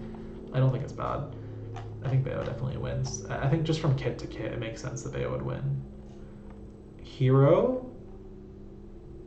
I'm so glad someone's asking me about this, about what I think, because this character is so nasty. Where are you, you nasty character? It just... I mean, it's even. I think even Bayo might win, but it's so hard. Like, it's so scary. I think it's even. The reason why I think it's even is because, like, he doesn't really get edge guarded by Bayo, and he doesn't get edge guarded by Bayo. Like, he's always gonna get zoomed. It doesn't. He'll die off stage like maybe 1 out of like 5 or 6 stocks. But it's just really hard to deal with. Like, it's just not good. And this character, normally, like, a normal projectile character, like, say, Young Link, like, let's say you're trying to go near Young Link, and he's zoning you out. You're here, and he's throwing out a bunch of stuff along this area, and if you really want to, I mean, you can just jump over it and then go play with him. But Young Link is a normal character, And Hero has this freaking side B that's huge, and it just hits everything ever. So if you ever go towards him in any way, shape, or form, his side B just hits you, and it does 25%. It does 25%, that side B. What kind of number is that? Who signed off on that? That's a crazy number, by the way. That's just crazy. And then, not only does it do 25%, it sends you into tumble at 0%, so you have to do something to get out of tumble. And if you rush getting out of tumble, they side B you again, 50% instantly. So basically, you have to get side B'd, and then he gets a pull. So if you ever go towards him and he catches rhythm of that timing, you immediately take 25% and he gets to pull twice. And in my opinion, Bayo loses the matchup like very hard if he gets Accelerado. And it's just not that hard to get it, dude. Like, I just don't, like, jab Bayo at 0, dash back menu, check the menu. Like, you can do anything into menu pull. It's crazy. Like, anything. I wish I could just get hit, come back down, and go pressure him again, but no. Like, if you ever rush it, double side B, 50%, boom. And also, that up tilt, okay, I'm a nerd, but like, this up tilt, it's crazy versus Bayo, and I'll show you why. Not you, Bowser, you're terrible. I'll show you why. So let's say you're playing neutral with Hero, right? By the way, if he's orange and you get hit by this right here, dead. 85%. 85, dead. Anyway, so first of all, this does not get hit by ABK. This is frame 1 of up tilt. Frame 2, frame 3, frame 4, frame 5, frame 6, frame 7. This is the only frame that'll get hit by ABK, and you gotta be really close. And then, dead. Death! What do you mean? Death? And then this, he's completely protected, and then he's vulnerable for a little bit, and he comes back down and starts dodging again. He's dodging again, and it's like, you can't, we already established, like, it's not proper, it's not manners, it's not polite to dash into this character. And so your next thing is like, okay, let's try jumping in. No, I guess, like, you can't jump in, you can't ABK in. This RNG dice roll move that just like hopes that they dodge your stuff and just obliterate you is crazy to deal with. It's crazy to deal with. Like, this is an amazing move. Like, I don't understand. Like, I've never thought of like a normal that they just do in place to be so good.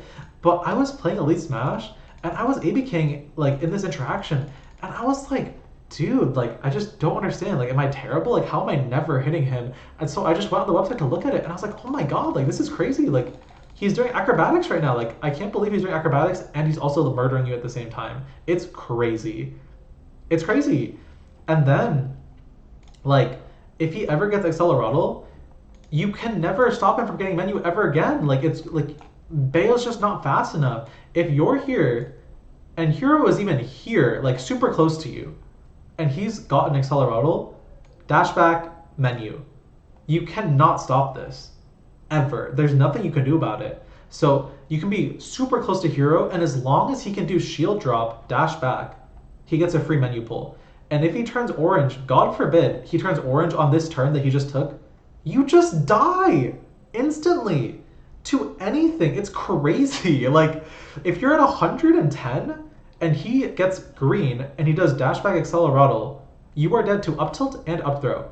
And at any point, he can just run up to you and roll the dice and murder you. And it's like, this is crazy. Because keep in mind, again, that side B that cleanly beats ABK is huge, is super fast, frame 16. This is frame 16, this one, not this one. Or is it this one?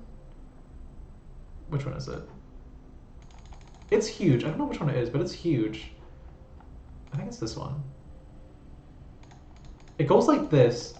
It's super big. It does 25%, and they can do it just out of run backside B, kind of like Corrin pin. Like, they can perfectly space it. So it's really like, how do you say, like, it's just really good to use. Like, it's user friendly. It's really easy to use. 25%. It's crazy. You get hit by it like 3 times. Is it this one? Feels bigger than this one. Oh, it's the one underneath? No, I get hit by this one. Paul uses this one. But regardless, 25%, No, Paul uses this one, frame 16. Not that one.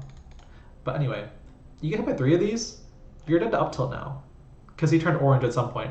He hits you with 3 of these, he pulls menu, I don't know, 5 times in that instance. God forbid, by the way, you hit him. Like, God forbid you win neutral, and you hit, like, ABK back air. And now, because you dare use the special to win neutral, you're in lag, and he just pulls menu twice. He gets 2 menu pulls in a lot of these situations if you choose to win neutral with a special. So, God forbid, you win neutral, ABK, double jump, fair 1, 2, 3, he's off stage.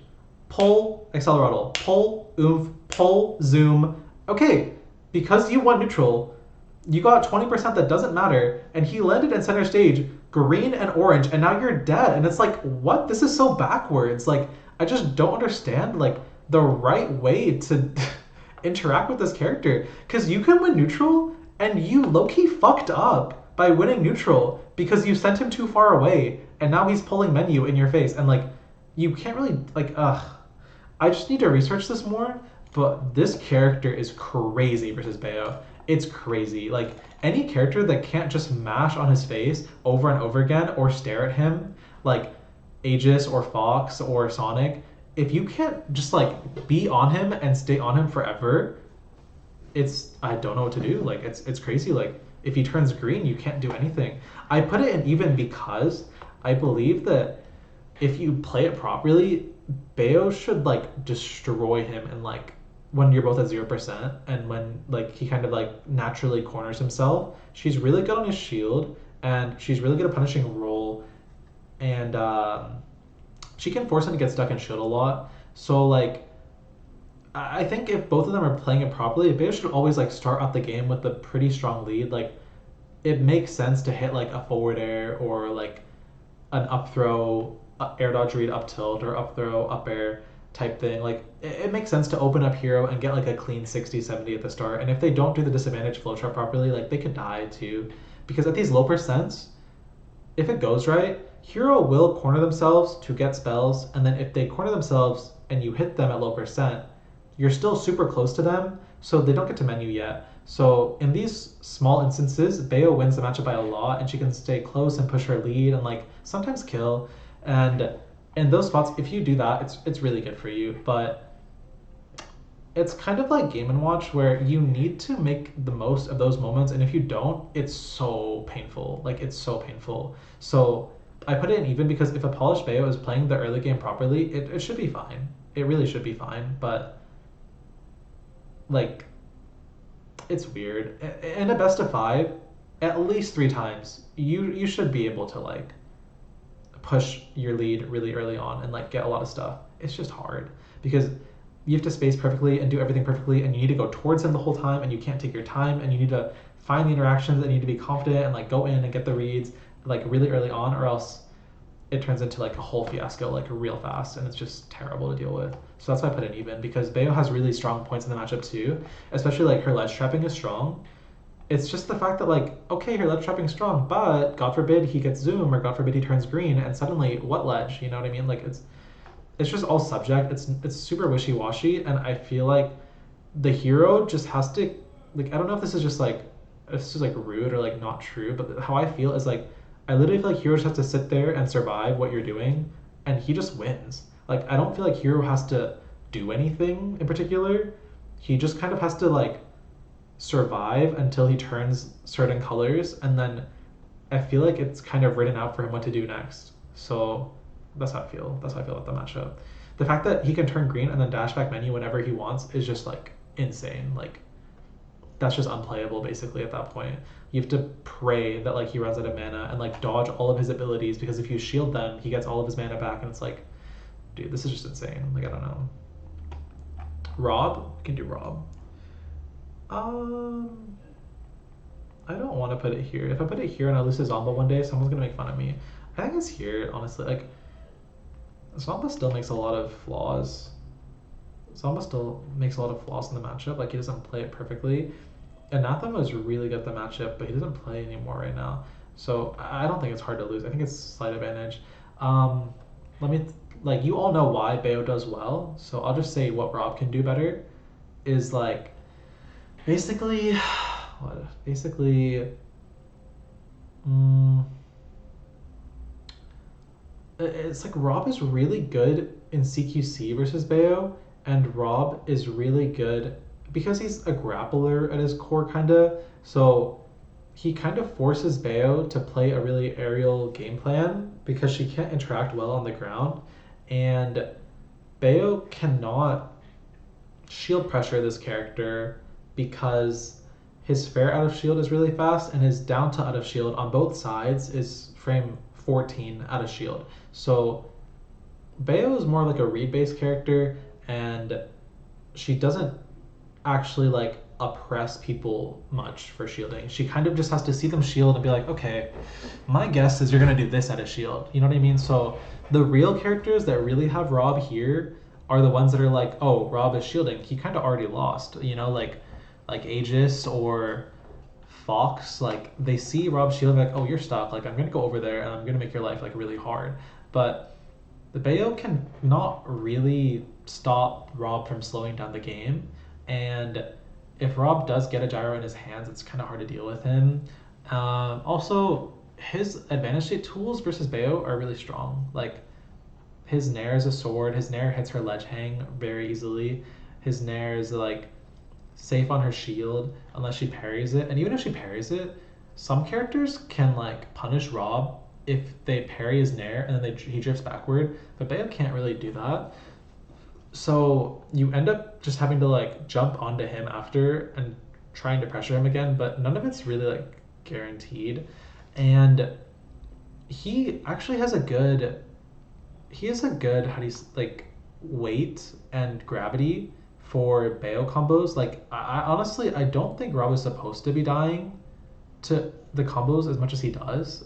He can always like SDI really hard up or like really hard in, and he'll be fine. Like it's just it takes a lot of knowledge and like experience in the matchup to know when to SDI where. But because he's like floaty and he's not a fast faller, he's not ever like forced to get hit by like up air, jump, fair 1, 2, 3. Like he doesn't have to get hit by that. He can avoid it. So I don't think like he has decent survivability versus Bayo in my opinion, and he's not bad at like recovering high. I think I don't know. Also, like he does a lot of damage to Bayo. Like if he does like a down tilt trip or he does like he has like jab combos into dash grab, so he can do like down tilt jab dash grab up throw fair. And it's like 35 like instantly, and it's like really hard to deal with because you die to the grab at around 130. So it's just hard to deal with. Like every time he does damage, he kind of does it in a big chunk, and he forces her to get off the ledge early because he has strong moves for that. And I mean, his projectiles are okay. They're not that good, but they're good for conditioning. Like if you can catch Bayo coming in improperly because they're projectiles, it's kind of hard. But it's weird because technically Bayo does win and like she has all the tools. It's just R.O.B is such a good character that it feels like he can win anything. You know, like his normals are just better than hers. Like he has the better aerials, he has the better tilts. He doesn't really have to worry about getting up tilted in neutral. Like it's pretty hard to win neutral in a meaningful way versus R.O.B once he's already entered a high percent. Like you have to hit the right hit of ABK and then pop him up into the air and then like kind of chase him out and then get something, but it's not streamlined. It's not super simple. It's not as easy as like just like, you know, dash tag him and go do whatever you want to him now that he's dash tagged. You kind of have to like make educated guesses a lot of the time in advantage state. It's not guaranteed. She doesn't have like strong traps. She kind of more so has to hit R.O.B and then go 50-50 guess what he's doing next more thing. And so I wouldn't say it's hard to lose. Like you can just guess wrong a couple times. You don't cash out on your advantage states, and then he just lives and he's a top tier with a frame 3 down tilt, and it's just hard to like go from there. So it's not the worst matchup ever, but Bayo definitely like shouldn't lose unless she just like guesses wrong like a lot, I guess. But Anathema was really good this matchup. Like his shield discipline and his parries and stuff were crazy. And then that's always when I felt like this matchup doesn't feel that bad. Like this matchup feels kind of hard. Like I don't know what to do. And R.O.B can go under the stage a lot and kind of mess with Bayo's advantage state. So it's weird. It's a weird matchup. There's a lot to be developed in it, which is sad because R.O.B and Bayo's, they don't really play that much, so it won't be. But I think if they played a lot, it wouldn't be bad at all. Okay, you guys want Kazuya? We'll do Kazuya. This character's a monstrosity, but it's even. I used to think it was slight disadvantage because I lost a skeleton like 8 times in a row for some reason, and that hurt my feelings. But I studied it more and I played some Kazuya just to get the feel for him and like learn about him. And I will share with you guys what I learned.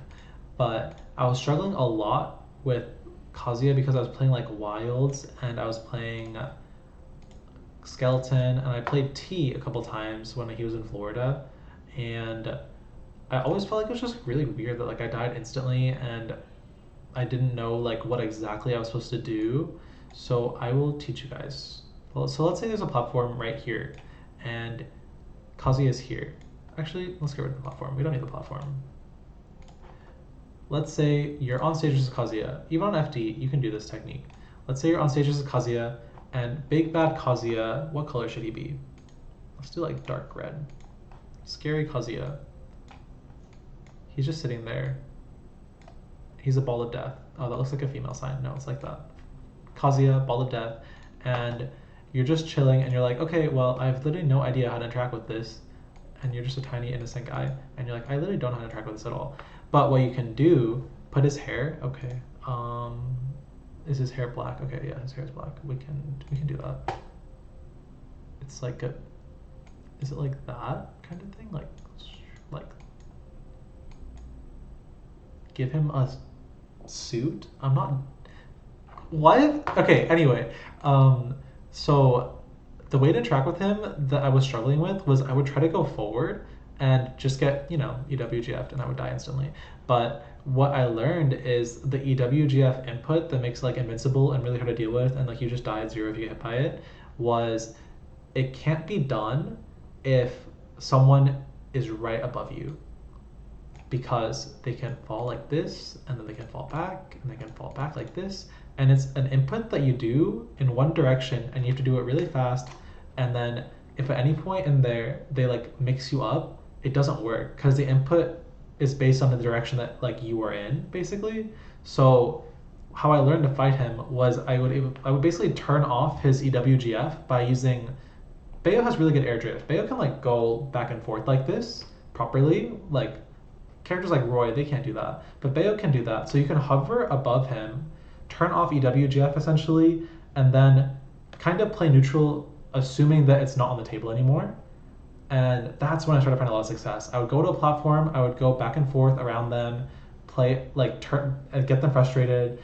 And then the counterplay to this is they can just up air you, but I think he has a frame 7 jump squat, and his up air is frame 3. So that's a frame 10. Yeah, it's because of auto turnaround. So his up air is like a frame 10 move. So let's say you're doing all this and you're like, oh, I think he's gonna up air. Just air dodge. He's under you. I mean, you're under him. You can up tilt him. He can explode. You know, so they don't really want to up air. If you make them up air, they're gonna be really upset, and you're basically already winning. You just have to play the mini game properly from there. So that's what I learned. It felt really good to try it out, and it made me feel confident in going near Kazuya and kind of dancing around them. But at the end of the day, like without this technique, I felt really bad. With the technique, I still think it's not that great because like if Kazuya gets the lead, he's still in a really strong spot. Like he can get the up airs, he can just do nothing. The thing is, if you're doing this, he can still just do nothing, and he's still kind of a walking ball of death. You know what I mean? Like you can't just like do this and then land onto him and then do whatever you want. You'll still die instantly in an instant.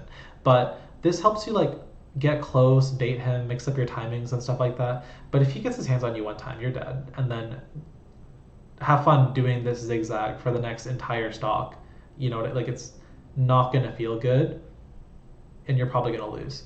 So it's still very high execution, very hard to do, and kind of a losing battle because you're doing all this trigonometry and all he has to do is sit there, in my opinion. But Bayo has the tools to kill him actually. Like I learned from watching Tama P play a lot on his YouTube streams. I learned the right flowcharts for Kazuya disadvantage. Like, I don't want to take a million years finding it, but basically like the fair chains go into up tilt really. I'll do Little Mac next. Okay, the fair chains go really well into up tilt, and then you can just do like up tilt, up air, back air, run off stage, get under him, and then once you're under Kazuya off stage, he can't do much. So they kind of match each other in lethality a little bit. Like there are times where you can just kill Kazuya. Like there's really like you kind of have all the cards. Like if you send him off in the right way, he can die, and it's really, really good.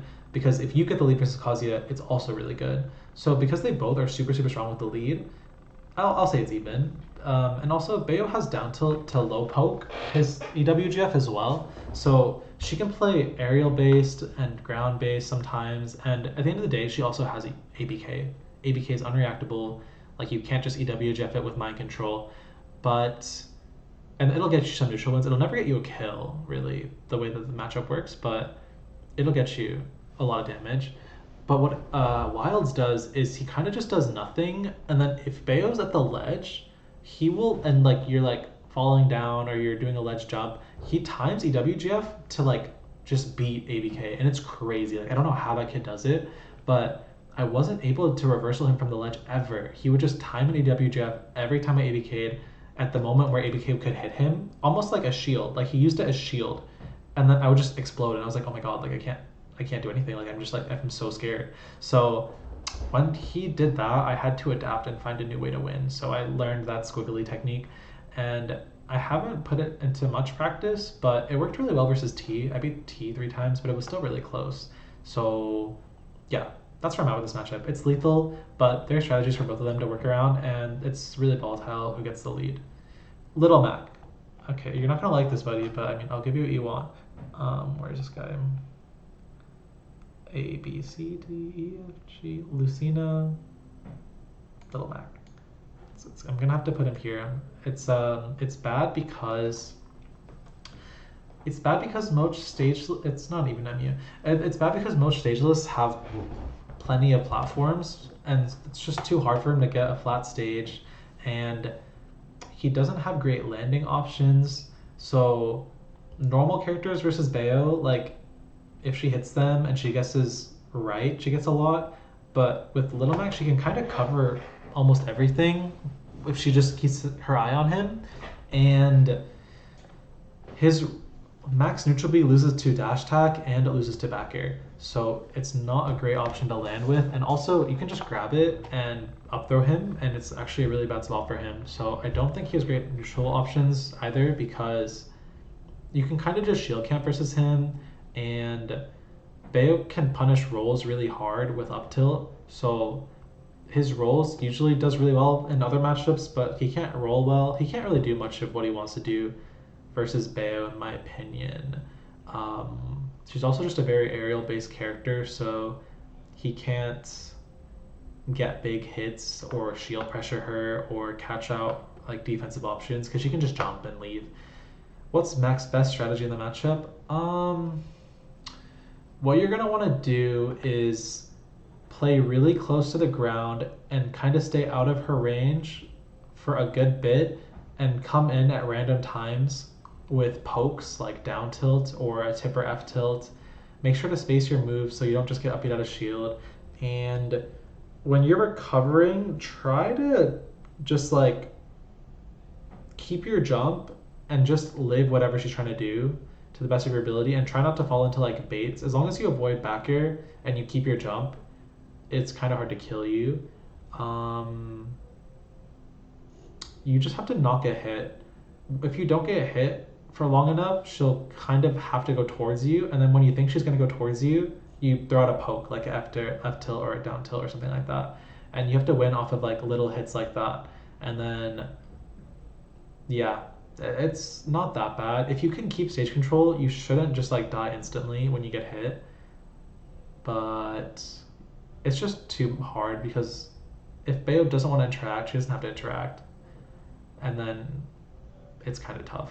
And she has really good pokes for like down tilt and heel slide, so if you try to play too grounded, she can kind of call it out and punish it too, but it's a little risky. But like, if that's your best bet, play grounded and make her take risks to punish you for it. But it's tough. It's a tough one. All right, Game & Watch. We can do Game & Watch.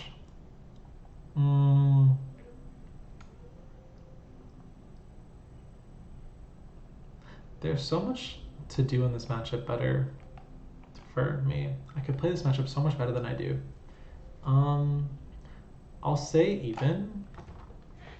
Will I say? Yeah, I'll say even. Bayo is one of the few characters that can escape or outplay the ledge traps and like not just die instantly. And Game & Watch kind of isn't that great of a character if he can't do a lot of damage per hit. And he doesn't really do that versus Bayo. Like, he can't set up traps with up air and like cover things properly, because you can witch time the up air kind of on reaction and break the frame trap setups. And the ledge, she can kind of mess up his timings a lot by using up B. If you guys don't know, Game & Watch's neutral B, the pancakes, it shoots out 5, I believe, and then it has a small break, and then it shoots out 5 again. So Bayo can kind of mess with the timing of his ledge trap by up being the bacon and like basically like turning it off and then jumping through when it's like all gone. And also characters with high jumps in general don't struggle too much with the ledge traps because they can time a ledge jump to get through it. So his ledge trapping is not that great versus Bayo, and his disadvantage, it gets punished kind of hard. Like, the fact that you can, an interaction that'll happen along this matchup is you'll be here and Game Watch is here and he's trying to like come back down with down air, and Bayo will be like over here and she just sees it and just jump ABK and just hits it from the side and gets a bunch of damage. And this interaction has been happening since this matchup was born, and it's just so strong that she has that option. Like, she punishes Game & Watch a lot for being in the air, and they kind of have to, they feel really pressured because they can't just take a hit. Like, if you're Falco and Game & Watch is like coming down and you upper him, they're like, okay, like whatever. But if you're high up in the air, you have to do something, because Bayo can just go up there and like try to murder you like instantly.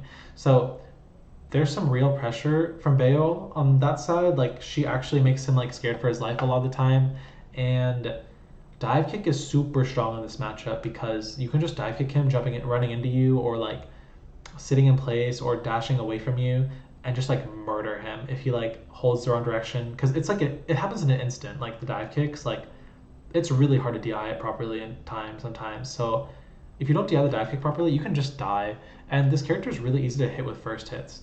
I'm saying all the good things and it's still an even because this character is just like super strong. Like, his out of shield is really strong. His survivability is good. Like, he can die sometimes, but if he doesn't, it's really hard to kill him. Like, if he does manage to get to 100%, you're probably not going to kill him for a long time. And in those situations is when Game & Watch starts winning the matchup.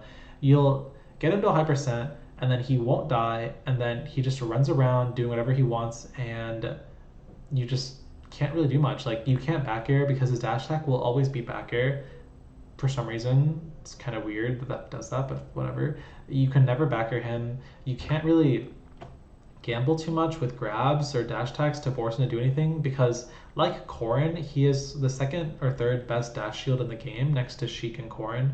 So basically what that means is, like, versus a normal character, like, you'll be here and you're like Bayo, and then there's a person there and you're like, oh my god, like, can you just die already? And you like do run up fair 1-2 and like hope it goes into jab, or you do like run up tilt or dash tack and you're just like, oh my god, like die. And then normal characters, they can kind of go towards you and get hit and die, but Game & Watch won't do that because his dash shield will come out in time, and then he can spot dodge out of it, he can up B out of it, and he's just very safe. Like, you can't force onto this character properly. Like, the risk reward's just not great, and once it gets to that point, it's really insanely hard. But Bayo really can just kill him. Like, this is one of those matchups where if you aren't killing them when you hit them, you're probably going to lose. But if you are killing them and you're doing a really good job at it, you'll win. And then if you're doing like a so-so job at it, which is usually what you should be doing because they shouldn't die all the time, right? If they're doing a good job at avoiding dying sometimes, it's around even. It's a scary matchup though. It's like you hit a dive kick and you're like, oh my god, like if I don't kill you right here, I'm gonna lose, and there's kind of like nothing I can do about it if you don't die right here right now. So it's scary, but it's even for sure. It's even. Terry, okay, we'll do Terry, and then we'll do Yoshi after. There are so many characters in this game. Jesus Christ. Okay. Terry starts with a T, and there we go. Terry is not a great character versus Bayo because shield pressure doesn't really matter when you can just shield whatever he does and then jump away.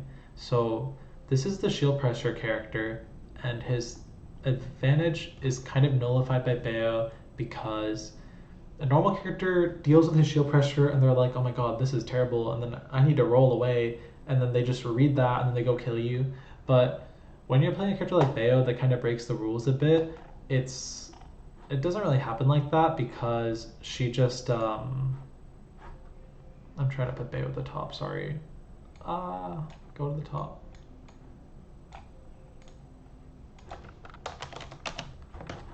What happens is when you take Bayo and you're like trying to pressure her a lot or and blah blah blah, then she'll just leave and go to the ledge, and he doesn't do anything at the ledge. He can down tilt her and nothing happens. Like you can just hold away or DI it away, and then there's no punish. So he doesn't have a real way to like lay down the damage properly on Bayo. I lost to Riddles last time because I was so impatient with his shield, but at the end of the day, like Terry has to shield and Bayo doesn't have to do anything. And when you pop him up, he has a really hard time getting back down. Like let's say you're just playing neutral normally, and then you hit a random ABK, and then you do up B, fair 1, 2, 3, and you land. He's like scared for his life. Like at any percent in that moment, he's scared for his life because he has to jump, air dodge, get back down, or just like fight his way back down. And if he does, he can just get heel sighted and die. And this character in particular is really bad at getting off of platforms, which is really bad versus Bayo. Like let's say this is a platform and Terry's here.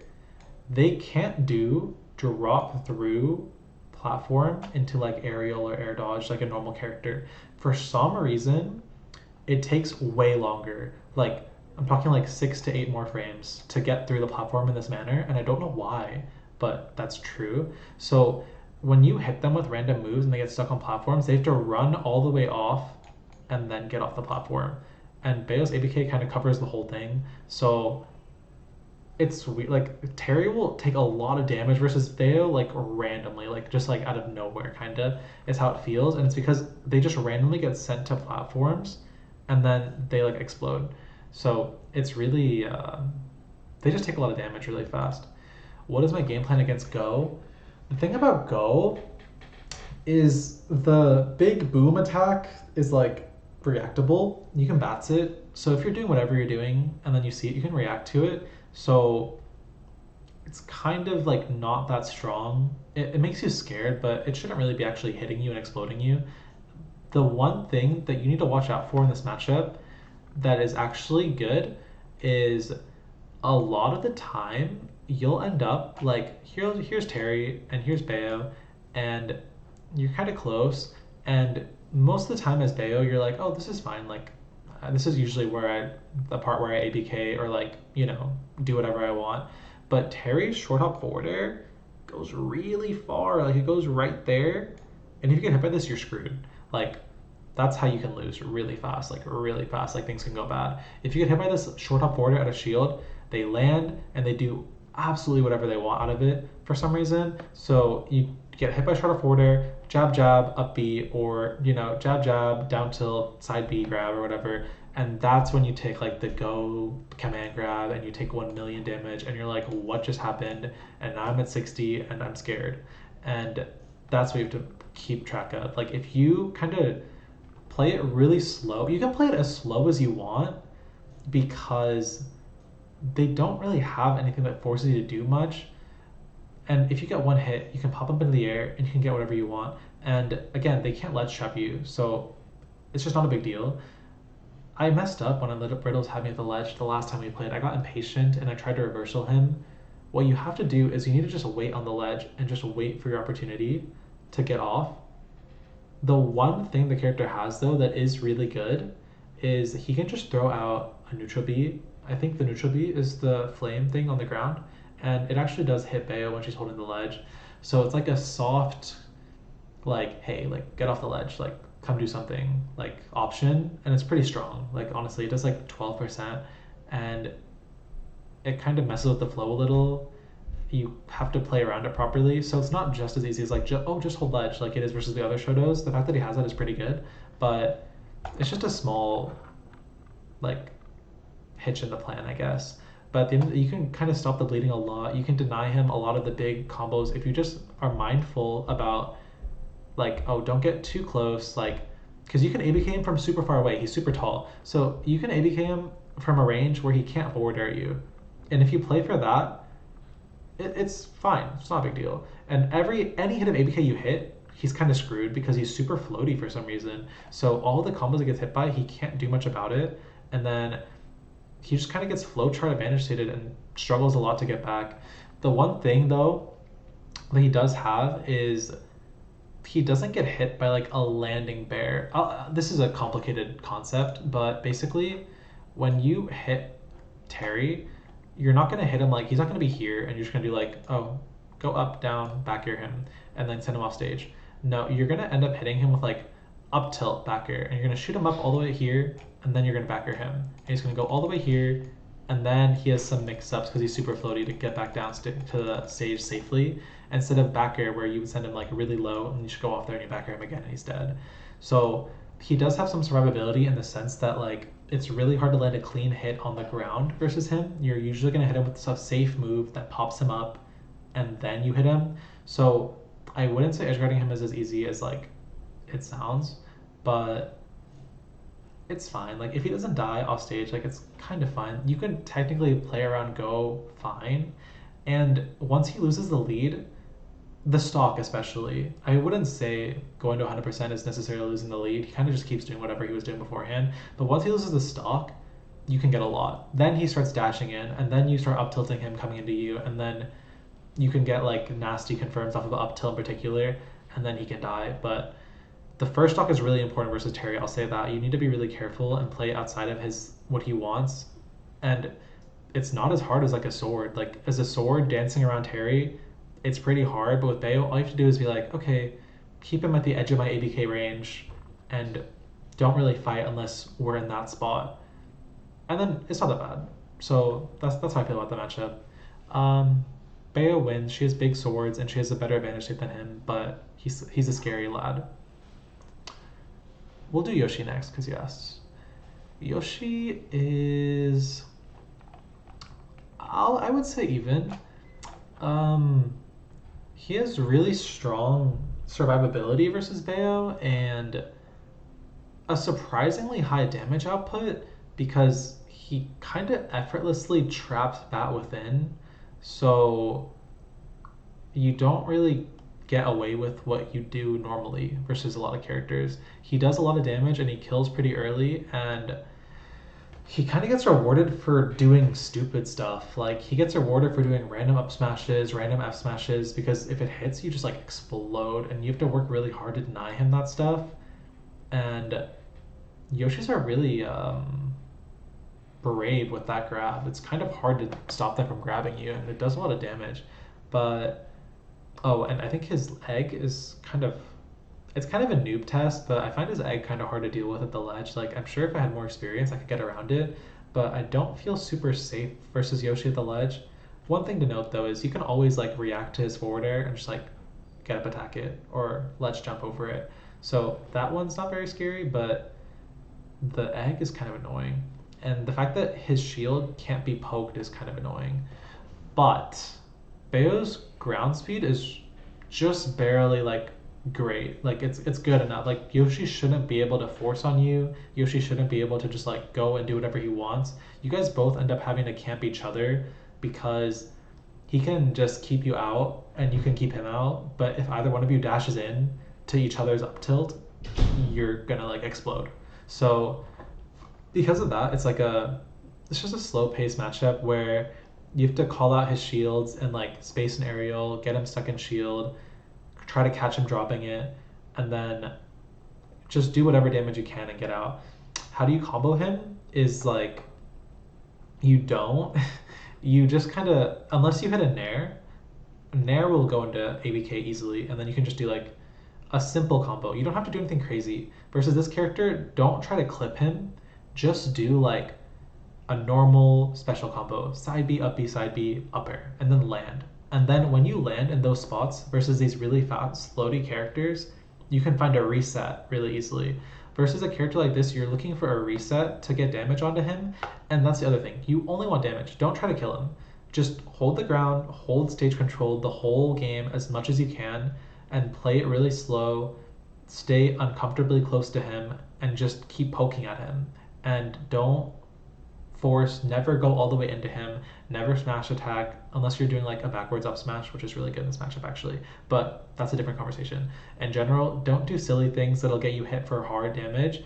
Force him to take like a risk, like a run up tilt to try to hit you, and then you can catch him with a shield or a down tilt poke and get your damage. So that's kind of the matchup. You use your big swords and the fact that you can pressure with ABK to get the edge in neutral. Basically what happens is you both do nothing, right? Because you don't want to jump into each other or run into each other and explode.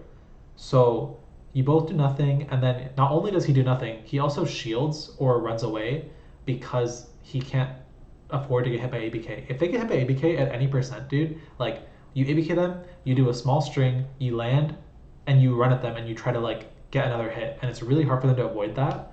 So they really don't want to get hit by ABK at any percent. They're scared of it, right? So what'll happen is they're gonna play really grounded and dash back heavy, and then you kind of have access to your tilts and your aerials because the airspace is yours, so you can use it. So what you're gonna end up doing is use a lot of aerials and down tilt timing mix-ups to like scare him, pressure him into giving you what you want, and then you get a percent advantage just by doing that. He does live forever, but Bayo actually does damage to him, and he doesn't really do damage to Bayo unless you miss attack or you dashed in when you didn't have to, or you jumped in instead of jumping in place or backward. If you are kind of undisciplined and you give him exactly what he wants, you'll take a lot of damage, but you don't really need to be getting hit by these strings. You can avoid them. Like, they're pretty avoidable. I would say he's not a fast champion, you know? But yeah, he does not struggle to kill Bayo. Once you're at 110, it's scary, but it should really be hard for him to get you to 110 if you do what you need to do. So that's how I feel. Well, Bayo's down tilt doesn't go into combos versus Yoshi, but you can just pop them up and then chase them, is basically what happens. Also, what I found was really good versus Yoshi was if he's shielding, his grab out of shield is really slow. So it's, let's say you do a back air. Back air is -5 for reference. Let's say you do a decent back air, right? -7 back air. And you back air his shield and it's spaced. His out of shield, where is it? His out of shield grab is 18 frames. So you can just back air his shield and then turn around up tilt. And he can't grab it, he can't forward air it, he can't nair it. He has to just like hold that. So just like, I mean, you could, and because he has to hold that situation, you can just back air and then leave, or you can back air again. So you can kind of set up a lot of pressure if you call out his shields. And because of that, he kind of has to do a lot of movement, and Yoshis don't know how to move, really, to be honest. Like, they know how to drift towards someone like a floating ball of death. They don't know how to like do movement stuff if they're not jumping and drifting back and forth. So if you kind of force them to not, how do you say, like, if you force them to do that game plan that they're not comfortable with, like playing out of shield, not jumping, playing grounded, they're just going to get bored and go at you and try to kill you instantly. And if you just punish it properly with like a timed up tilt or like an ABK at the right moment, they're going to get like exploded. I haven't seen Yoshidora fight against Bayonetta. I know he fought Geist, but I never watched the set. But this strategy works pretty well versus every Yoshi, to be honest. Sora, I would say a slight advantage Bayo because there's a yeah, Tama does beat Yoshidora. I've seen that. And Yoshidora doesn't play it that great there. He kind of makes weird disadvantage decisions, and Tamapi just holds his space really well. Anyways, Sora. The thing about Sora is the reason why this is a losing matchup for him is because of this interaction, in my opinion. Versus a normal character, like even versus like Palutena, Snake, Diddy Kong, maybe not Diddy Kong, Corrin, like versus a lot of top tiers, Sora can just go run up shield. This is the attraction that makes Sora like this is what Sora does every day for like his 9 to 5. You're here, Sora's here, and then boom, boom, boom, run up shield. This is Sora, by the way, and then he just does short hop fair out of shield on you and like tries to like catch you jumping or pressure your shield or whatever. But when he does this, if Bayo shields this short hop fair that Sora's always do, or short hop nair, whatever, I don't care. I don't know what moves they are. And then if she reacts really fast, she can just forward air out of shield immediately and get a million damage, like a million damage. So you kind of can't hit Bayo's shield, and because you can't hit Bayo's shield, he's forced into like a different playstyle where he has to dash back a lot and look for dash attacks as like a whiff punish and like throw spells, and it doesn't really do anything, the spells, but like you kind of have to do it, and he's just forced into this weird playstyle that's not what he wants.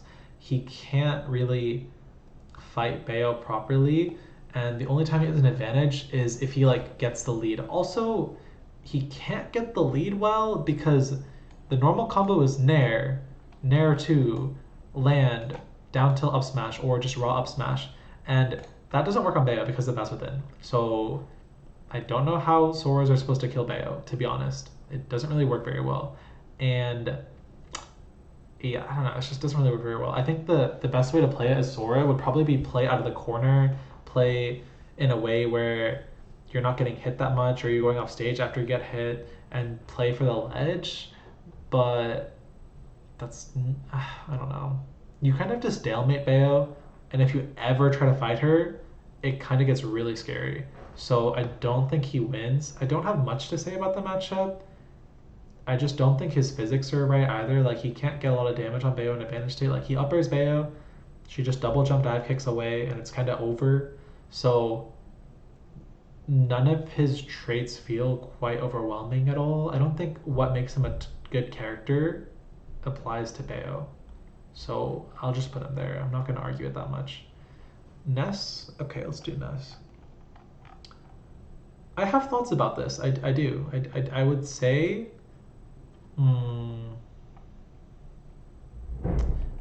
I have many thoughts about this. But there's a time and place. We'll just put him side advantage. I'm sorry. No, this character's neutral is really good. Like, I don't know why Send just does run up shield like the whole time and gets his shield pressured, and then nothing good happens for him. But when I played Syrup, like, for context, I played Syrup at Let's Make Moves Miami, and Steve was banned, so he went Ness, and like, it was really hard. Like, I thought it was gonna be easy, but it wasn't easy. He made it really hard. I was scared for my life, and what I noticed was, I also lost to PK Chris at SmashCon. I was upset about that, but what I learned from that set was that Ness's forwarder like beats Bayo's ABK. Like, I don't know why I've never seen a Ness do it, but I think he was drifting backward with it, and I think that's why. But he would like put me off stage and then do this and like drift away from me, and then I would go into it and I would just get obliterated. Like, I could not win this interaction. I couldn't seem to get under him or like trade or anything.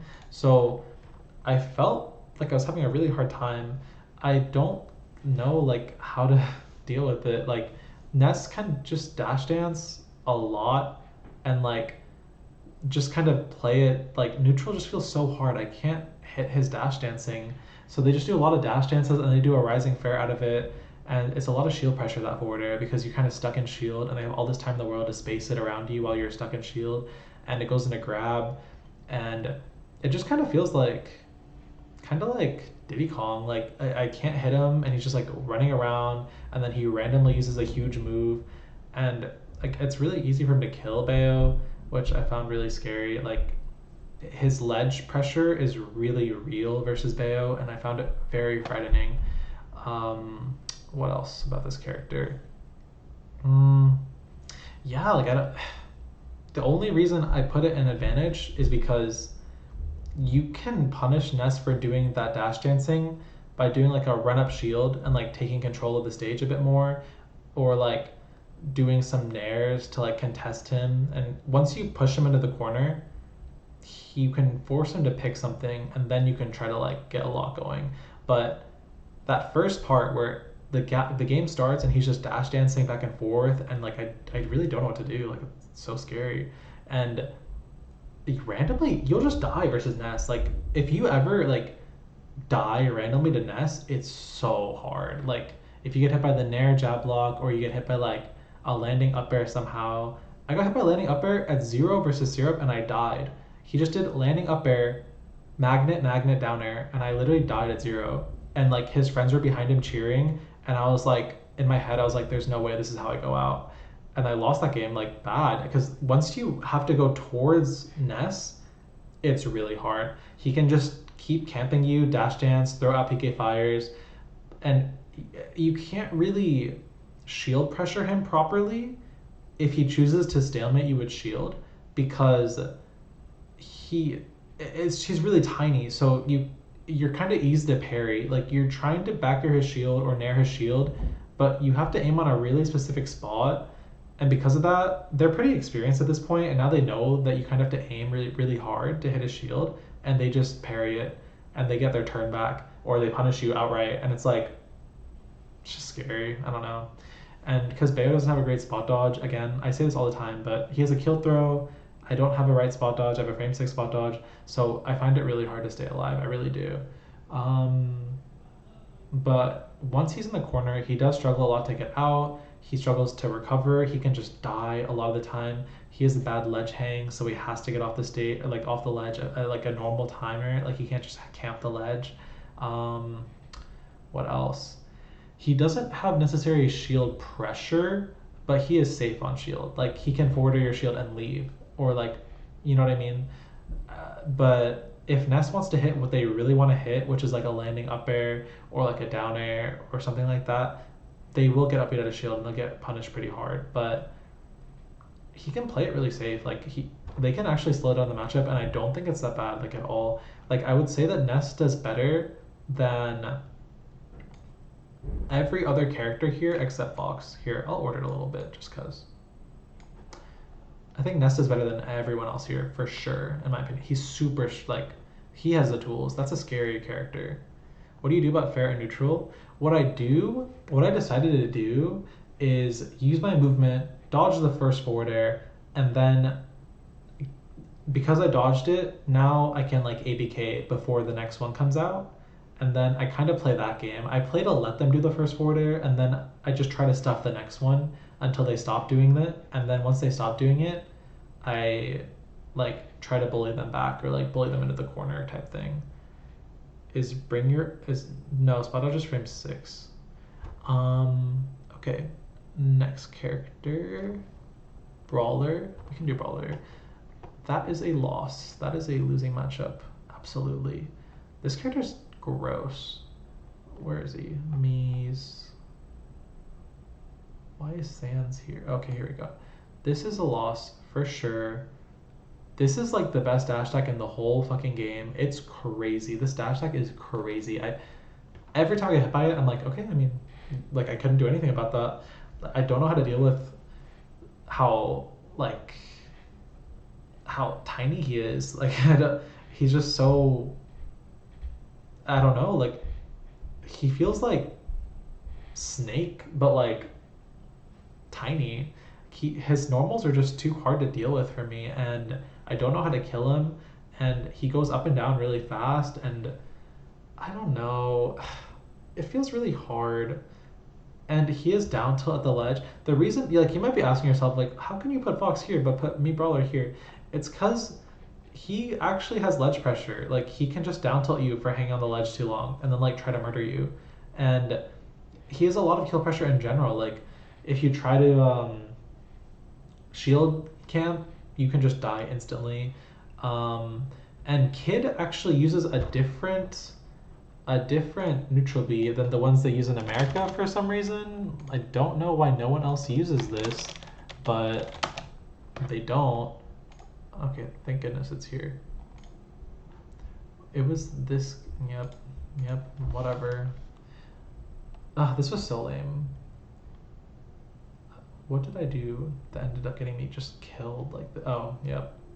This move is crazy. I have no idea.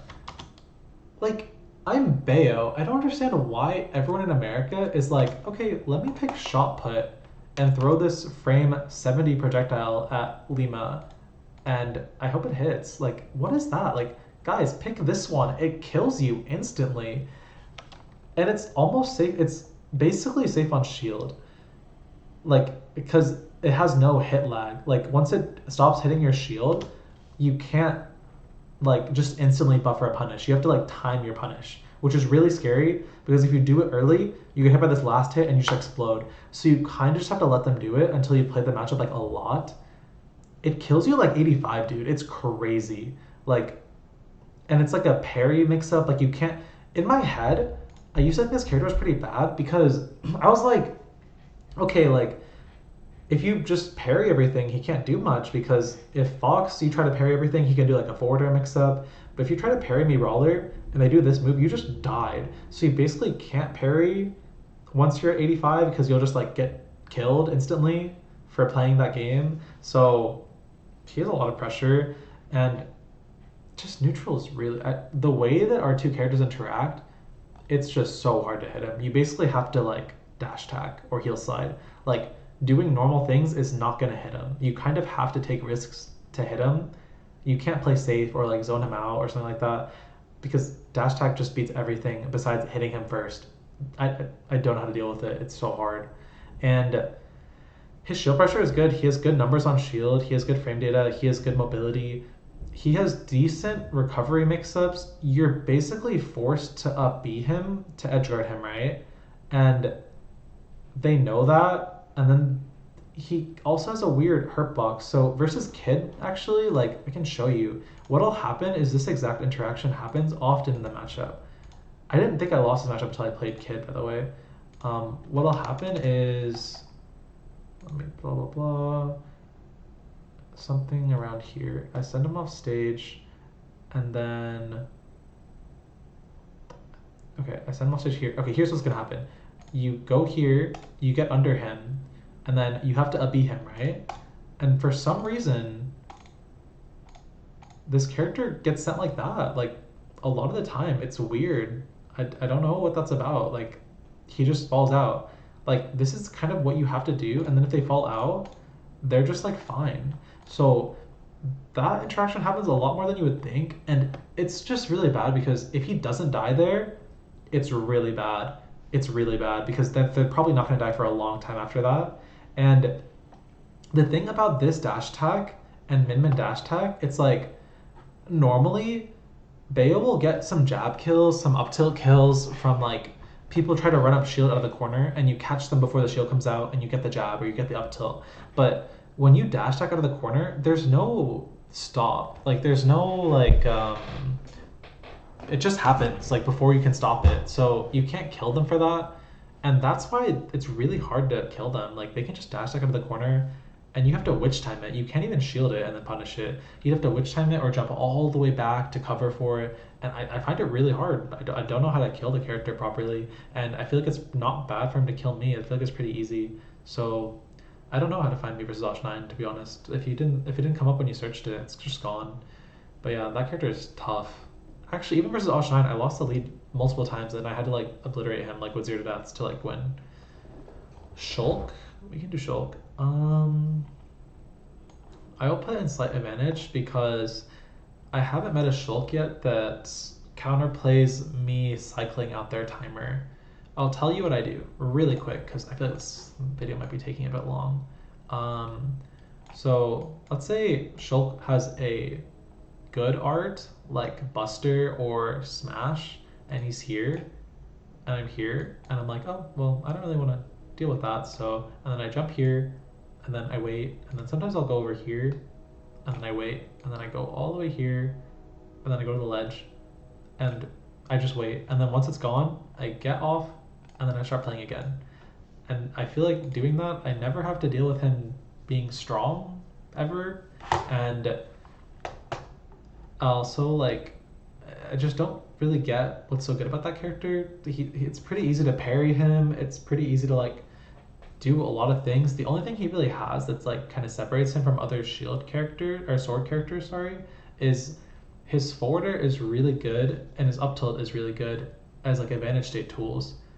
But I'm just not impressed. Like he's just too slow. It kind of feels like you're fighting Pyro, except sometimes Pyro will just say out loud like leave me alone, and then you just walk away and then you come back later. That's kind of how I feel. I don't feel like it's a very complex like strong character per se. I feel like he's pretty easy to circle camp and you can just wait out whatever he's doing. I don't think he's that great, to be honest. And he gets edge guarded pretty hard. Like he doesn't really come back to the stage properly, especially because of witch time. So I haven't really seen anything that he does that makes me think, oh wow, this is pretty tough. Like I'm scared, you know? But I'm not gonna put him here because it's pretty easy to mess up one small thing and then you lose, so I'll put him here. Trainer? We can do trainer. What I learned about Pokemon Trainer is, where are they? What I learned about Pokemon Trainer is they really struggle with Shield. Squirtle has a pretty hard time dealing with Shield, and even though Squirtle has a small hurt box, for some reason, like when you're comboing him, I mean, maybe you guys have noticed this from watching Smash a bit, but Squirtle, Game & Watch, who else is like a small character that has this trait? Pikachu, like these characters that are supposed to be hard to combo, they still have really big heads, which makes it so that they don't actually escape combos how they're supposed to. So like Squirtle kind of just plays neutral and is eventually forced to grab you because you can take up too much space, but by shielding and naring and shielding and naring and dashing back, you kind of can force him to interact with you eventually, because otherwise like you'll go over there and try to kill him, is a simplified way of saying it. And once he interacts with you, he'll do run up F tilt. I'll get to the other two characters. They're pretty simple, but basically the Squirtle thing is like they camp you a lot, they dash dance, they run away, they run back in, they run away, they run back in, and eventually they run up F tilt. That's basically all they're allowed to do. And you can just up B it if you react in time. Like it's not safe on shield. So also you can air camp Squirtle because he can't double hit you for being in the air unless you're at 0. So you can just kind of disengage a lot, disengage, throw out little checks on him trying to approach you, disengage, and like it's pretty hard for him to do anything like tangible, and he's certainly not going to get his full string that he wants. The only time he gets his full string is if he runs up at the right time, meets you in the middle, or catches you coming in or something, and then he does like a grab call out and then does grab down throw, blah blah blah. But in general, like if it's not even that bad of a thing to take, like after that it's still like playable. Even if he gets that 60% combo, it's still pretty playable because you can 60% him back kind of at any point. So the Squirtle matchup is just a big grounded mini game where you use a lot of shield and a lot of short hop backward, and you just wait it out. And this character his movement is kind of hard to control, and he can run out of stage kind of quickly, I've found. So I don't know, like I feel like he kind of has to interact with you eventually and just kind of take his beating. That's how I kind of feel. It's pretty hard around like getting around Bayo. So eventually he interacts with Bayo, he takes a bunch of damage, and he struggles off stage as well. He struggles at the ledge too. He doesn't have reversal options. All three of the Pokemon Trainer champions, they can't get off the ledge properly. Like Ivysaur has tricks, but the other two, especially, they're kind of lost causes. So their disadvantage is just very like long. Like let's say I run up shield, Squirtle hits my shield. I up B out a shield and I send him somewhere, and then he's off stage. Okay, now he has to recover and hope he doesn't die. Okay, you recovered. Okay, now how are you gonna get off ledge? It's still really hard to get off ledge. And then this whole thing is just like oppression, you know? It's just he doesn't feel like a good character. And he's not doing much to make up for the fact that he's getting oppressed like this. So I just think Bayo wins. Like I think Bayo gets hit by whatever combo and then she just kind of comes back and she doesn't get oppressed. She doesn't feel like bad to play in it. I think Pokemon Trainer is just a bit of an outdated character in that sense. I think his strengths are that you can play you can exploit weaknesses in a lot of different ways, but Bayo's so well-rounded, she doesn't have many weaknesses necessarily, so I don't think their character is made for someone like Bayo. I think the character is good versus killable characters like, I don't know, Corrin, Aegis, like maybe something like that. I think it's not really that great versus Bayo. Luigi, I'll do Luigi. I think it's even. I think it's an even matchup. I think that character is like super good at just kind of like holding his space. Like he can just stay still, retreat, throw things. I think like when they play him like a wall, I don't know how to deal with it as Bayo. Like it's really hard. I think when they kind of stay still and just don't do anything, the pressure that I feel from that is kind of high. Like I don't know what to do about it.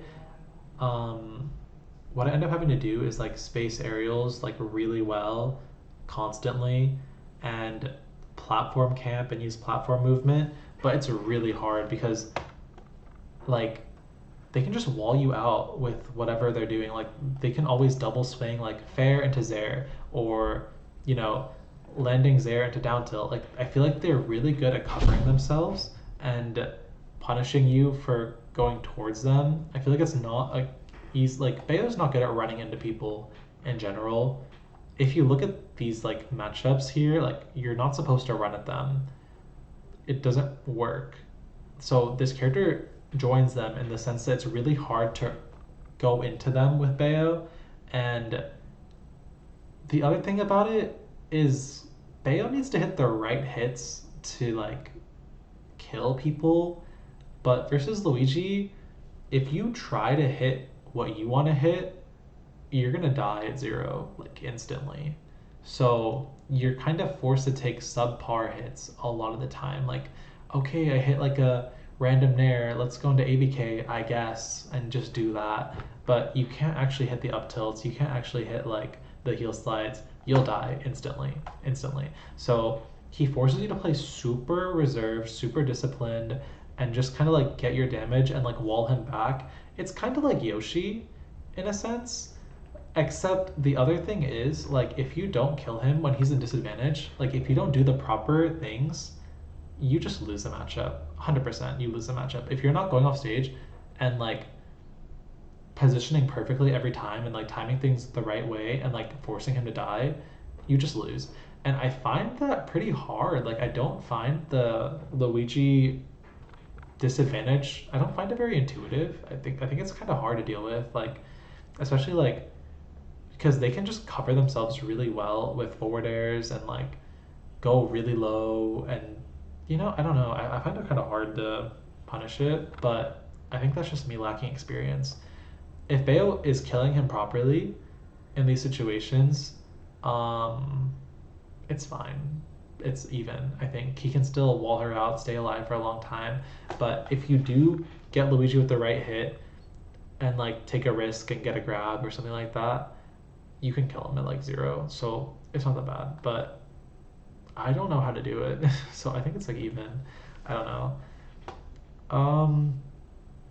To edgeguard missile, I'll do wolf, don't yell at me. To edgeguard missile, what you do is you're here, blah blah blah. Let's say you hit Luigi with, you're here, Luigi's here, up tilt, back air.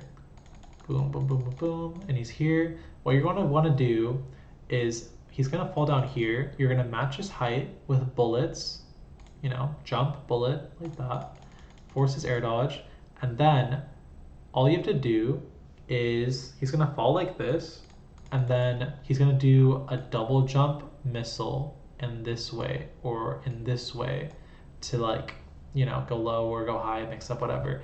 And all you have to do is get in the way like that without being silly and missing a tag or something. All you have to do is body block it with, like, you can ABK it, you can just up B into it. You don't have to space anything around it. Just tank the thing and then you're fine. And if you're in a situation where you kind of can't, sometimes they'll try to punish people for grabbing the ledge by doing the side B right on top of them so you can't let go of the ledge. Sometimes you have to let them have it. But if you can get positioned really well, you can, like, stop them. They kind of have to do it. So if you think about it like that, it's good. Also, if they do it low, like this instead, and then try to go high, what you want to do is fall down with Nair, but don't just Nair. Bullet Arts Nair and do it directly on top of him. You can't space it. If you try to space it, their up B will win and they'll go through you. You have to get directly, like, try to combine your, like, you and Luigi, like, try to cross them up, basically, like, your bodies, and then you can catch them coming up and then they die. That's how you do it. That's what I learned from watching Tom and Pete, but I'm not good at it, but I'm pretty sure that's how you do it by the book.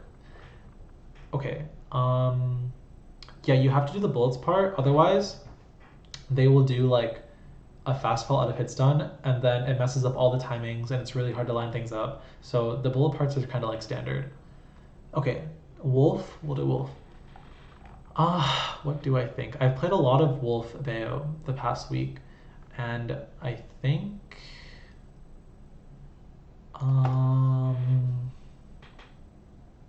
also, by the way, I woke up at 7 a.m. today, so I think I'll just stop it after Wolf and I'll finish it tomorrow. Sorry, I'm tired. But yeah, we'll do Wolf and then we'll finish it later. Let's see. I'm gonna put Wolf. He definitely beats Bayo for sure. For sure he beats Bayo. For sure.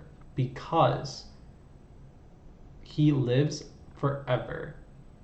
He lives forever. It's actually crazy. Like, the thing about the problem with this character is the reason why I think Wolf wins and Fox loses, when you hit Wolf off stage, like, let's say you do up tilt back air right here.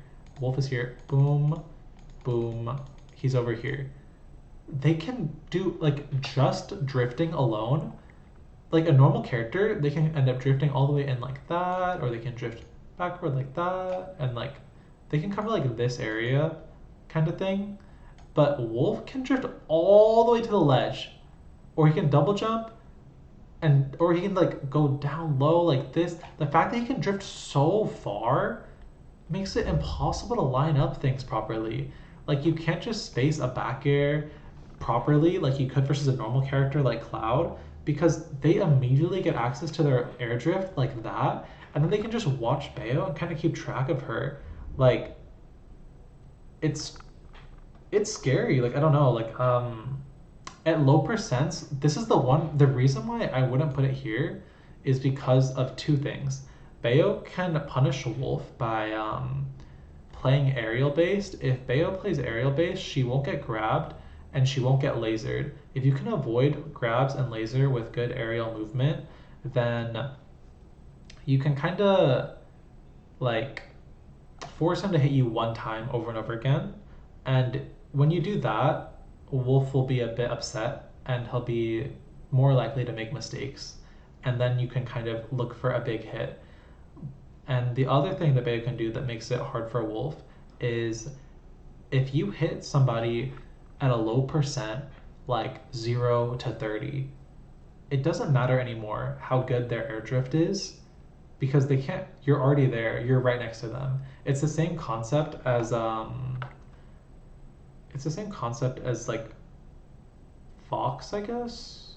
Fox, Diddy Kong.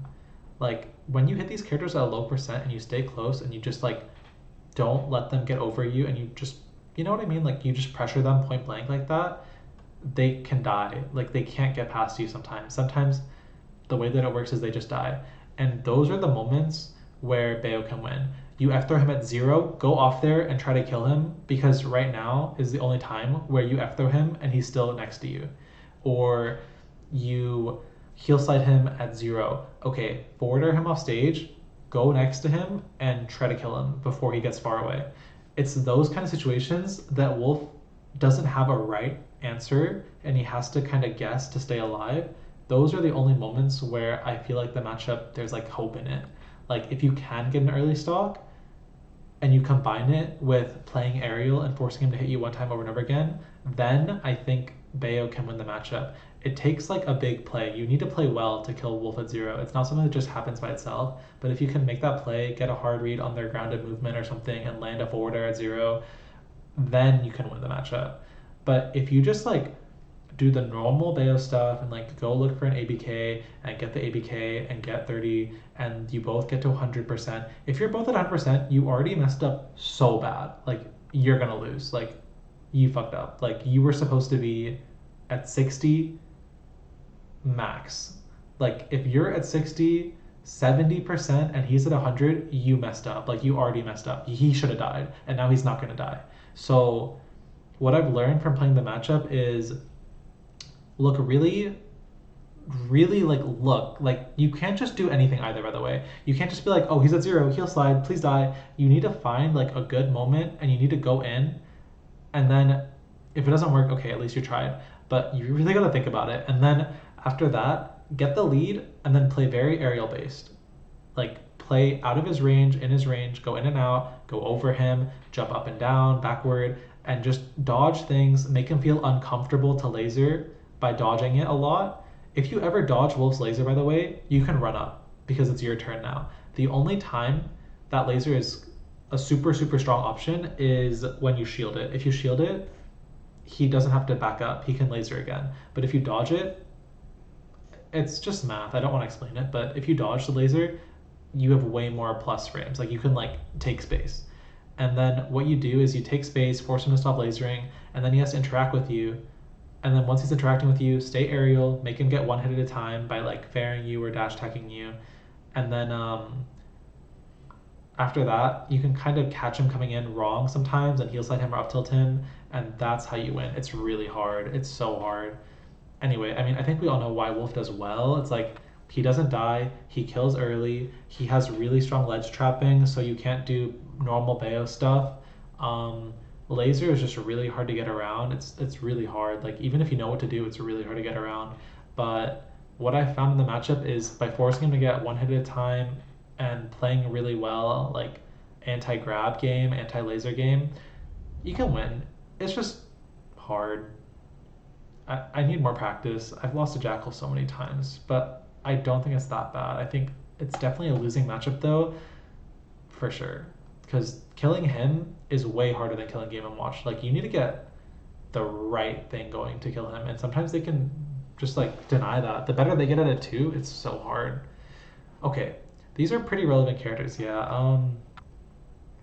Yeah, I'll stop it here and I'll do a part 2. And then Bayo goes here. Okay, shall we? Who do you guys want me to do next? Little Mac is missing? Oh yeah, I forgot about him. Thank you. A very forgettable character. Also, I'm gonna tweet that I'm doing this now, so finishing the matchup chart. Come in, chat, if you want me to do your character.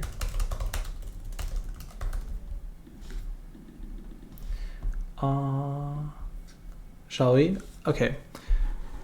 Falco. Okay. So Falco, let's think. I'm thinking about it. I'd probably put Falco in slight advantage. And I say this because... Why would I put Falco in slight advantage? He's not actually safe on shield. Like,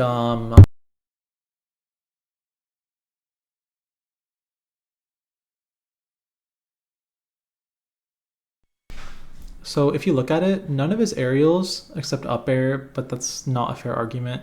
Oh, background music? Of course. Pokemon Mystery Dungeon, common, relaxing.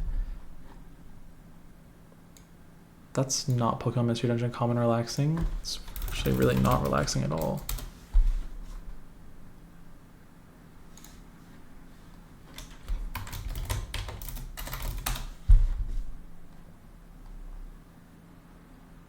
Let's do this one. Okay. So I'm going to put Falco here because the thing about this matchup is he's not safe on shield. His tilts aren't safe on shield. All he really has is down tilt that helps him fight Bayo. Like his down tilt is really strong, but it's not that good because you can just kind of shield it and then jump out of shield and then nair, and like he doesn't get much out of, like, you know what I mean? Like if you shield his down tilt, you can take your turn back by like jumping and then spacing an aerial. Because her moves are bigger than his and she doesn't have like a bad disadvantage, he has a really hard time putting down damage. He has a really hard time getting kills, and all of Bayo's like moves are like kind of bigger than his. Like if you are playing like the Snake matchup, the Wolf matchup, even the Peach matchup, if you want to beat their moves out, you have to use ABK pretty much, which is kind of, you don't want to be doing that all the time. But with Falco, you don't get predictable because you can space back air, you can space nair, then you can ABK, or you can shield. And all of these options like beat what he was going to do and do a ton of damage. Yeah, I lost to Tilde, but I beat Matsunabe. I played this matchup a good bit, and my experience is every time I slow it down, I find it really easy to like do what I want. And his weight is pretty bad, so he gets sent kind of gross by a lot of things.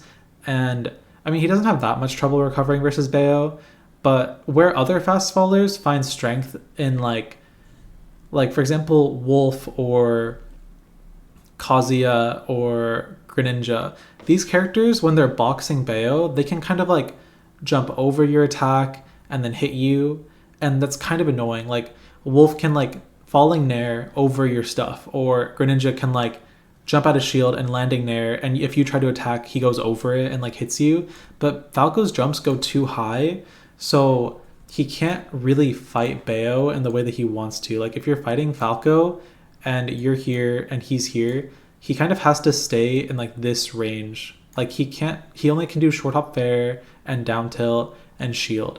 If he ever full hops, he's all the way up here, and you can just notice that while you're doing whatever you're doing, and then like shield, and he can't do anything. And he's pretty floaty too, so he doesn't have the proper mix to like oppress Bayo in neutral. And one thing he does have is fair drag down into like up tilt or grab, but again, you don't have to get that close. Fair is not that big. Like if you look at his moves, they all are just like pretty easy to get around. Like this is not a big deal. Like you would think it's annoying because Bayo's tall, but he can't drift in with it because he'll get upbeat out of shield. He has to drift out, and then it just doesn't do much for him. If he clicks this and you click up tilt, you win. If he does this and you click ABK, you win. And so he doesn't have anything that's like really good. Other characters like for example Sonic, like technically Sonic's up air isn't that great either. Like you can ABK it, you can up tilt it, but it's the fact that he can run up right next to you and do it immediately, which is the problem. If you're fighting Falco, you can always walk away, dash away, jump away, and maintain your distance. He can't force you to do much ever because you can always exit the situation if you're like, oh, I'm a little too close, this is kind of uncomfortable.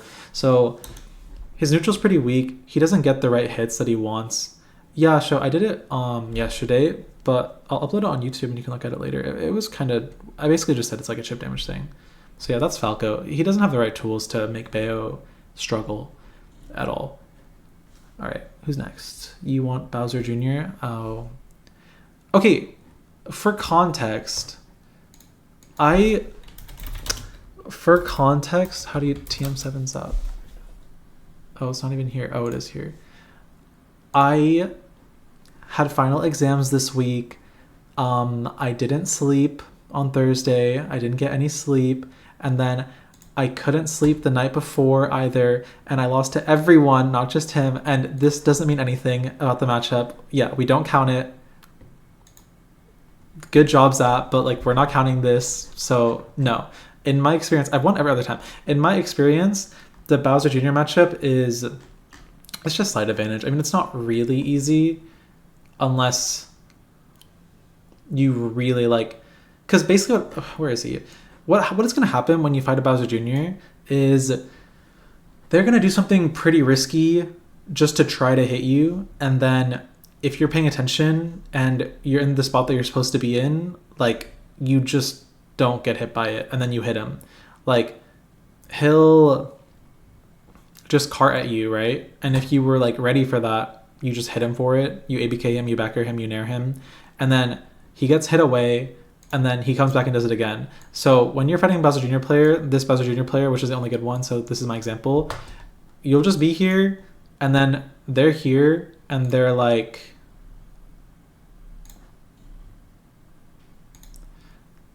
they're going to be like, this is Bowser Jr., by the way, and this is his cart.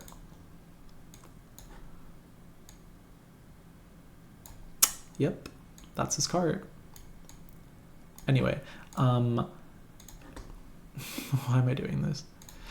They're just gonna sit here and look at you, and then they're gonna be like, okay, I'm not dead yet for anything, so I'm gonna do dash grab or side B or run up forward air, and they just do these things that are not good, really. Like you can outspace all of this every time and then hit him for it, and then what happens is you hit him and he goes flying over here, and then he just zooms back in with side B over, and then you'll be right here and you'll hit him for it and you send him out and he's like, oh my god, no, and then he just does it again over and over again. They just side B in, and eventually they're like, oh my god, please mess up the spacing, and sometimes you do, and because no one plays against Bowser Jr. and no one knows the little like movement like exactly, like if you ask the top player right now, like draw the angle the Bowser Jr. side B goes in as it's descending in the air, they don't really know.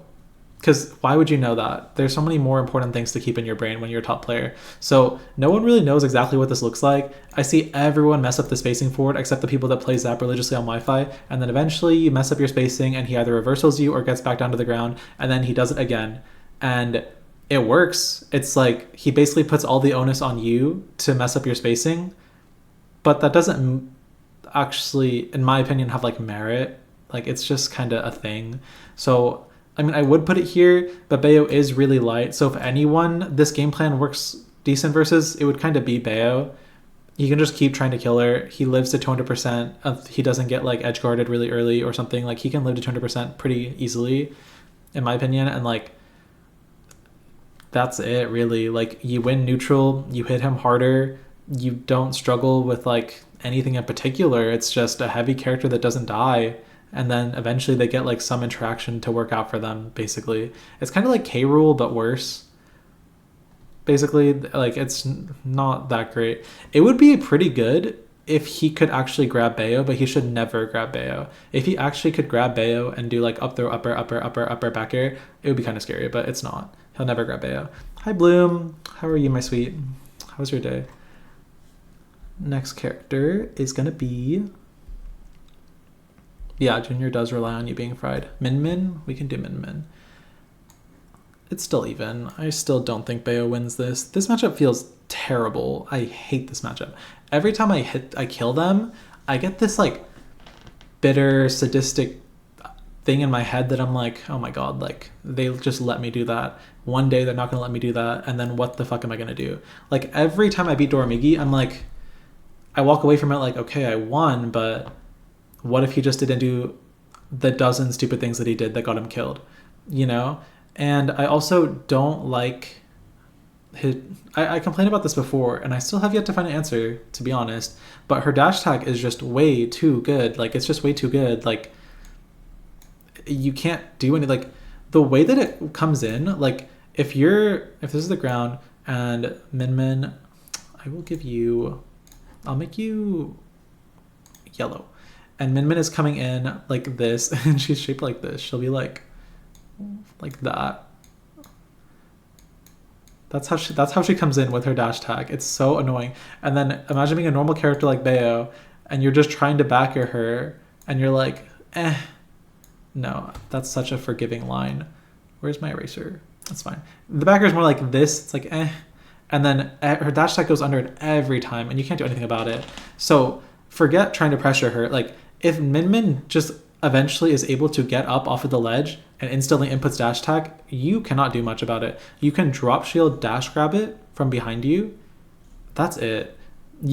There's no reason for them to not do. The fact that they have dash attack to get out of the corner is crazy. Like, the reason why Bayo does better versus like when cornering, like imagine you corner even Snake, his dash attack doesn't cross up easily. He has to like get really close to you, and you can kind of like punish him for doing that. Like you can kind of space backward a bit or like jump over it and punish it. But Min's hits really high. It's good on shield, and it's just tough to do. It's too fast. And the fact that she always like preconditions most players to shield in the first place makes it so that like you're shielding in general just in case they do like a stupid arm out of the corner so you can punish it, and then they just run up and dash attack you and phase through you, and it's like, dude, this is crazy, like that you're just at center stage now.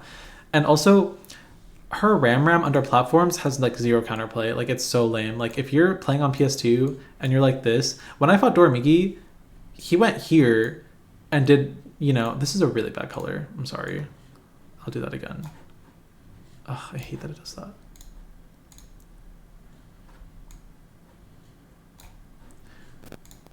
PS2 will be green. Anyway, you'll be here, and then I want it to be lighter. He just sits right here and does this gigantic Ram like this. This is the shape of Ram. I'm not even trolling when they angle it up. And you can kind of go over it and dive kick like this and get an opening. But if they're doing it from here and they do this gigantic thing, you can't dive kick this anymore. And then they can just kind of sit there. And it's so much like pressure from just sitting there. You almost have to like run away from them. And Bayo's shield is not proper. Like it's not a good shield to be using in this matchup. Like it doesn't feel good because her like if you parry something as Palutena or you parry something as like Luigi, you can either instantly dash attack them, or you can like go immediately like take up space, or like do a really easy like shield pressure like block strings. But if you parry something as Bayo, you have to kind of have to 50-50 on like if they jumped or didn't jump, and it feels terrible. Like trying to parry in this matchup doesn't feel worth it. I don't like it. And the fact that they do so much damage with their shield and they can test jump so easily, and then they don't really, you end up taking so much damage trying to hit them if they do it properly. But I don't know. I mean, I really wouldn't put it here. The fact that this character, like, I am barely beating Dormigi, and he's not doing any of the counterplay, which feels gross to me. I feel like I'm playing the matchup so much better than he is. I'm getting so many witch times. I'm getting so many edge guards and like ledge traps. And like, I don't get those on other Min players. And the fact that I didn't win convincingly makes me feel like really bad, because I walked away from that tournament like, you know, I played the matchup pretty good and he didn't, and I barely won. And what the fuck am I going to do when one day he wakes up and just plays it good? You can kill Min in this matchup at low percents only. Like it's the same thing as Wolf I was talking about earlier. If you can dash attack Min off stage at 0, or throw her off stage at 0, or get a forwarder at 0 and like carry her close, like then you can kill her and she should actually die sometimes. But if she gets past 50-60%, it's so tough. Like it's crazy.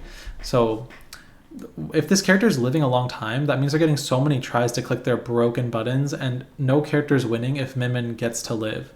If Min is living to 150% in any matchup, you can bet that that matchup is a matchup she wins, in my opinion. And I think if they play the matchup like educatedly and like proper, they shouldn't be dying at 0 to Bayo often at all.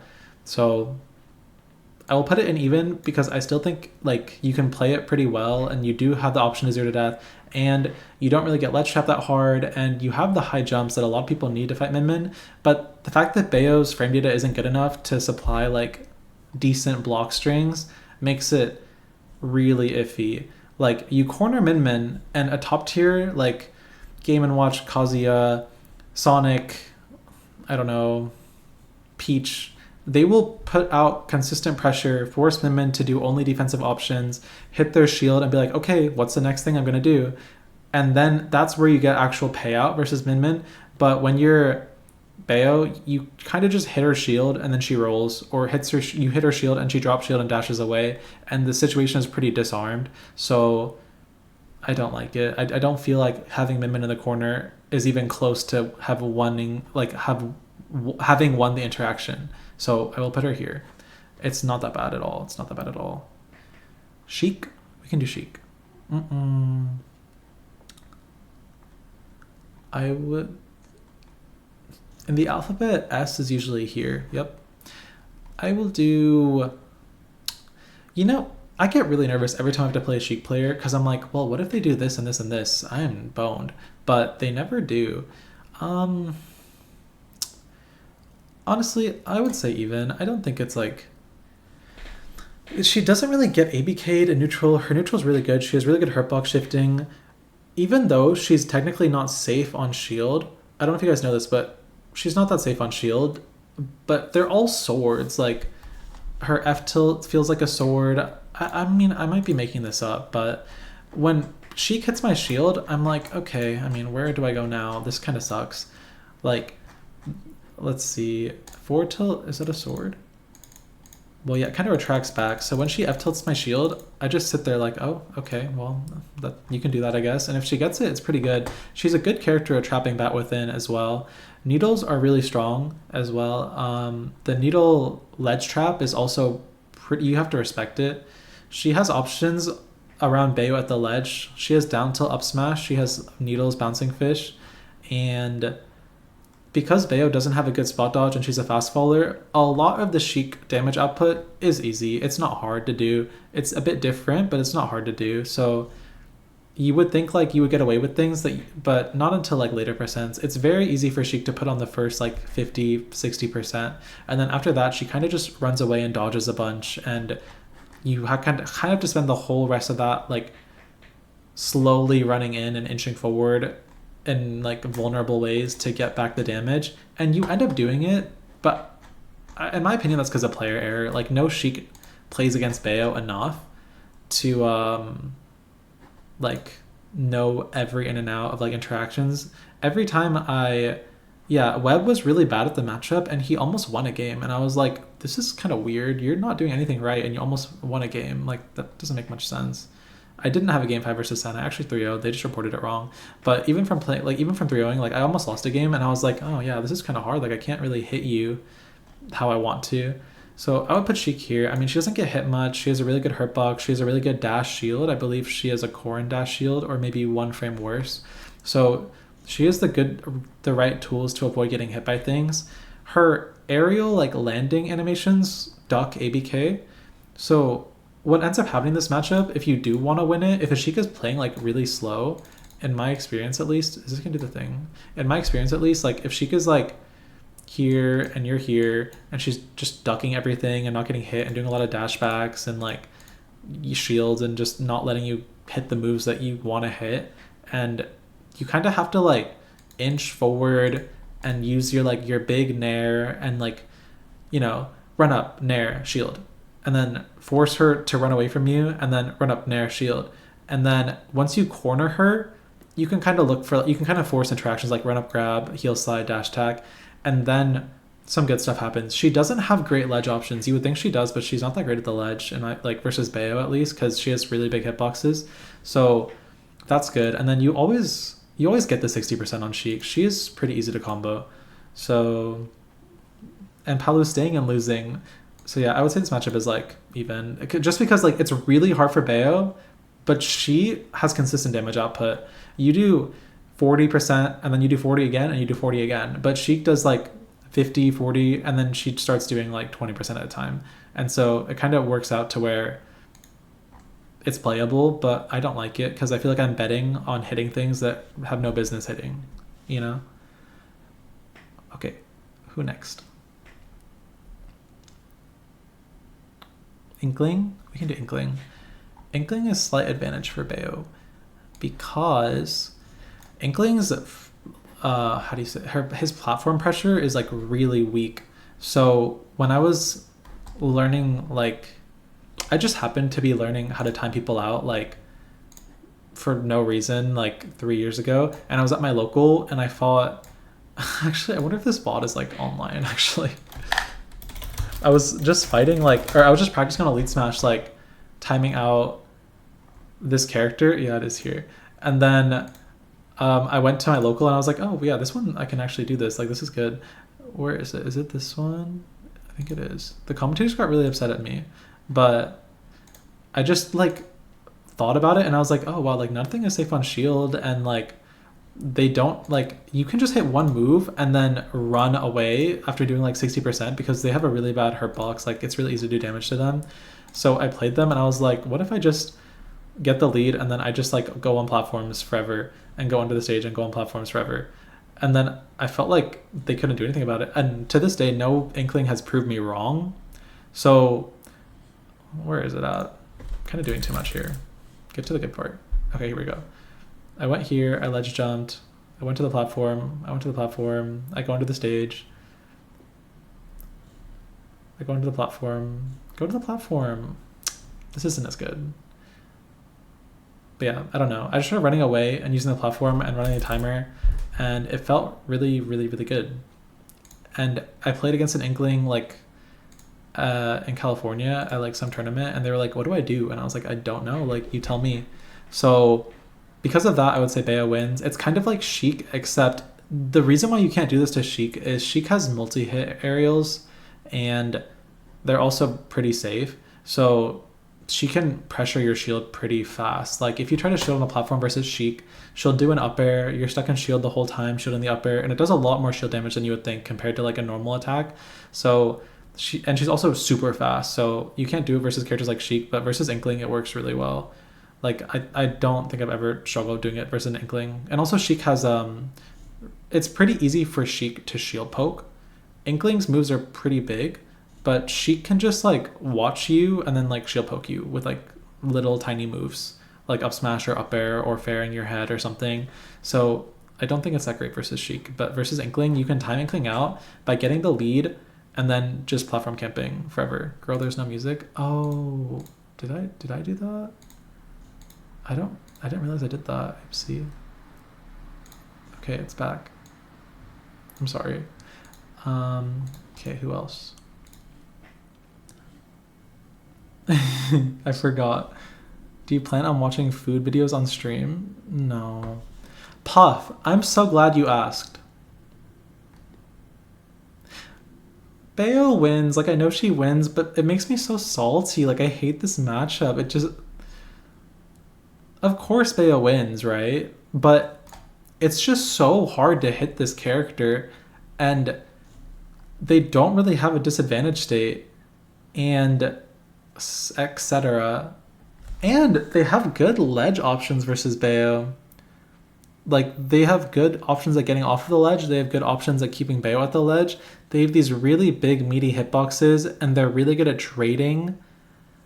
Don't bring up Rest. Don't do this, because don't piss me off. Rest has nothing to do with this matchup. It's just the way that these characters interact. I really don't like it. I wish I could put it in even, but I haven't really done my research on it. Like, I find it really hard, but I haven't really put in the work to figure out what to do. She is not top 3 easiest characters to combo and kill. She can just SDI super hard up, and then you can't even reach her anymore. So a lot of the time, she doesn't die. There's like a very small % window where she might die, and that's only if they're like doing uneducated DI. She should pretty much never die. Because also, you should never be hitting up tilt on Jigglypuff. She has infinite drift. There's no reason to ever hit up tilt on her, so you're never going to get the right setup that you really like need to get something jank like that. She really does naturally end up living a really long time every game, every stock. Because she has no real reason to be dying to anything except like witch time. And Rest confirms, like, they don't really hit Bayo, but the pressure that they add to the game makes it so that you can't really use witch time how you would like to.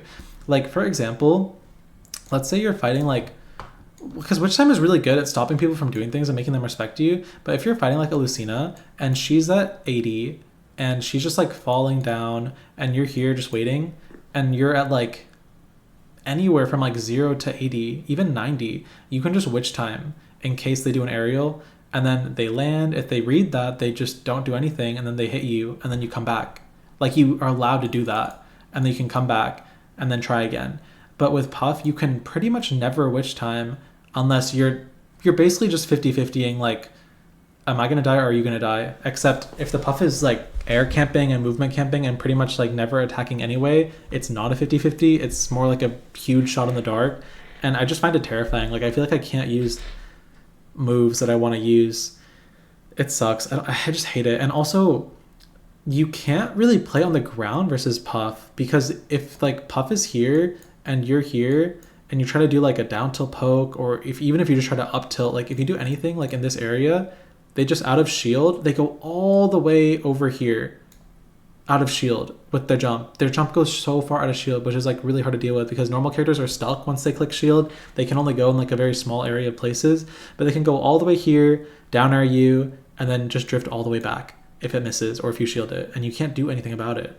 So they totally destroy you in like the close quarters game. They live a really long time every time, and you can't edgeguard this character that well either unless it's like a kind of niche scenario. After like 70%, all your moves, all of Bayo's moves, like they send super high, all of them. It's not like a Palutena back air or like a Min Ram that sends you like this. Like, all of Bayo's moves send high, and then Puff is like, okay, and then they just like come back to the stage like that, and you don't really have the right ways to stop it, so they just end up living a really long time. You can't back air this. You can only kind of ABK it and hope you get like ABK back air or something, but I don't really get the matchup. All I know how to do that I think would work is like timing them out and ledge planking and like running away from them the whole time. I think any act of trying to hit Puff, you're going to get obliterated for like no reason. So I don't like it. You can try to frame trap Puff, but this is a fucking huge move. Like, this is crazy. This is like Fox. I mean, this is like Wolf. Like, this is like, what is this? That's not part of the game. Like, you didn't do that. Like, he doesn't deserve that. I don't like up airing this character at all, to be honest. I hate it. I hate this character. He's just too good at like everything. And even if something does beat it, this is like the most Eric cell in the game times 2 everyone else. Like, it's so hard to space anything on him. But again, I'm not that good at the matchup. Like, I should probably be practicing it more than I am. So I'll keep it here because I'm pretty sure the timeout game plan should be really hard for Puff to deal with. But trying to actually fight Puff is a no for me. It's a no. Cloud. I'll put Cloud here. The reason why is, well, if you guys understand why Cloud is good, when Cloud is fighting against a normal character, like let's say like Cloud is here and Snake is here, or Diddy Kong is here, or Palutena, or even Game & Watch. When Cloud landing back airs their shield, it's a -3 move, -3, -4, and he can just leave after and jump again if he wants. Like, he can go up and down and then do it again, and you can't do much about it. So the problem with that versus Bayo is she has ABK out of shield, and it forces a lot of respect out of Cloud. So he doesn't have a consistent route to get damage on Bayo, because at the end of the day, like, if you're being annoying with a different character, like if you're just holding shield forever, or you're not letting Cloud like hit his fair dash attack or back air cross slash, he can just grab you, throw you to the edge, and then start spacing back airs on you or something like that, and like eventually get some damage by forcing it out of you, because this is a really hard thing to deal with for most characters. But Bayo can just hold shield and then keep holding shield, and that beats everything, because he has to leave now because he can't jump again. Going up and down and then getting a back air out takes way too long, so Bayo can just like disarm all of Cloud's pressure by just shielding. Also, Cloud in general, his weakness is parries.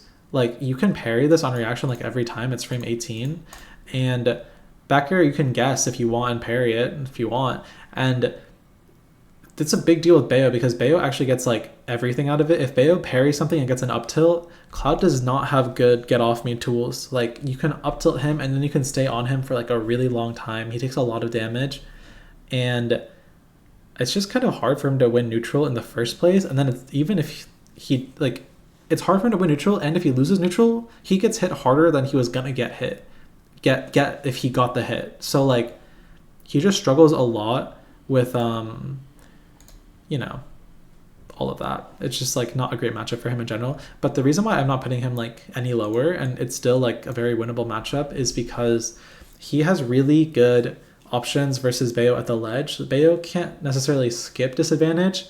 He has a very strong toolkit for like hitting her a couple times here and there for being on the ledge. Like dash tag is unreactable and it hits, and neutral B with limit hits, and also he doesn't struggle that much to recover. Like no character really, like I don't think Bayo edgeguards him that well, but like he doesn't die early often, but if he's at like 80%, you hit a back air or dash tag, it's kind of scary for him. So I would say Cloud goes here, because it's just not like, let's say you dash tag Cloud at 80 and you get the edge guard, and then you have the lead, right? He has to avoid getting parried for a really long time to get that lead back. Like if you parry any, like let's say you get the lead, right? You're at 100% and he's at 0 on his second stock, and you try to parry fair, you messed up, okay, come back. You tried to parry fair, you messed up, okay, come back. You parry one thing, up tilt 50-60%, and now he's like, it's just so hard for him to like get back from there. It's just like the way the two characters interact, it's just hard for him. It's really hard for him. Because imagine if you were playing like Cloud versus Mario and you back air his shield and Mario just drops his shield and teleports right next to you immediately and starts hitting you like a bunch and beating the fuck out of you. Like that's what ABK is. Cloud's not able to do his classic game plan, so it just sucks for him a bit. It really does. Bargo doesn't go Cloud versus me. He doesn't like it. Pikachu. I still think Bayo wins. Wait, did I tell you guys that last time? I think Bayo wins. And the same reason that like she beats Inkling, I think Bayo can play for time really, not easily, but she can play for time really well versus Pikachu. And the reason why is Pikachu's aerials aren't safe on shield. He only has -7, -10, -12, -11, and -16. And this -7 is like really bad for him just by chance, because Bayo's up B is frame 6. So if he ever tries to actually go onto the platform and like mess with you, you can just up B everything. And he's floaty, so even if he doesn't click anything, you can still up B before like anything bad happens to you. So he's a really hard time contesting you being on the platform. And in my opinion, Nair walls him out really well in neutral, Nair and down tilt. It's really hard for him to get like a grab, like a clean hit on Bayo. It's really hard on him to like approach properly and get a grab that he wants, or get like a good tech chase moment. And also Bayo's really high jump. She has really good dodging, and she turns off his T-Jolt by using Witch Time. So he struggles a lot with just having to play neutral with his normal moves versus Bayo, because his normal moves all lose to Bayo's hitboxes because they're really big. The problem though is like he has the same problem as like Falco forward air for Bayo, is like he throws that forward air, and then if it hits you, he like drifts into you and like continues advantage to the best of his ability. And if it hits your shield, he just kind of drifts backward, and now you're like stuck. So if you're using shield versus Pikachu, you're gonna struggle a little bit, like on the ground at least, and it kind of sucks to deal with like in that sense. But you can still like fight him. Like if you play RPS with him on the ground and he wins, he doesn't get as much as you in general usually. And he's a really big head. Like I don't know if you guys noticed this, but like it's not like Smash 4 where it's like hard to combo Pikachu.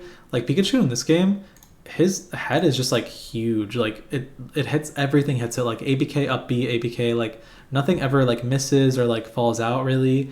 He doesn't have the right weight and gravity in my experience to like escape things. He ends up taking 60-50% like every time. And also his head is really big, so you can F smash him when he's holding the ledge and doing all the ledge planking stuff. And Pikachu is kind of just a little bit weak to parry. Like if you parry something, he kind of will stick out his body while doing whatever he was doing. Like this, he kind of sticks it out a bit. And jab 2, kind of everything, except this one. This one's really good.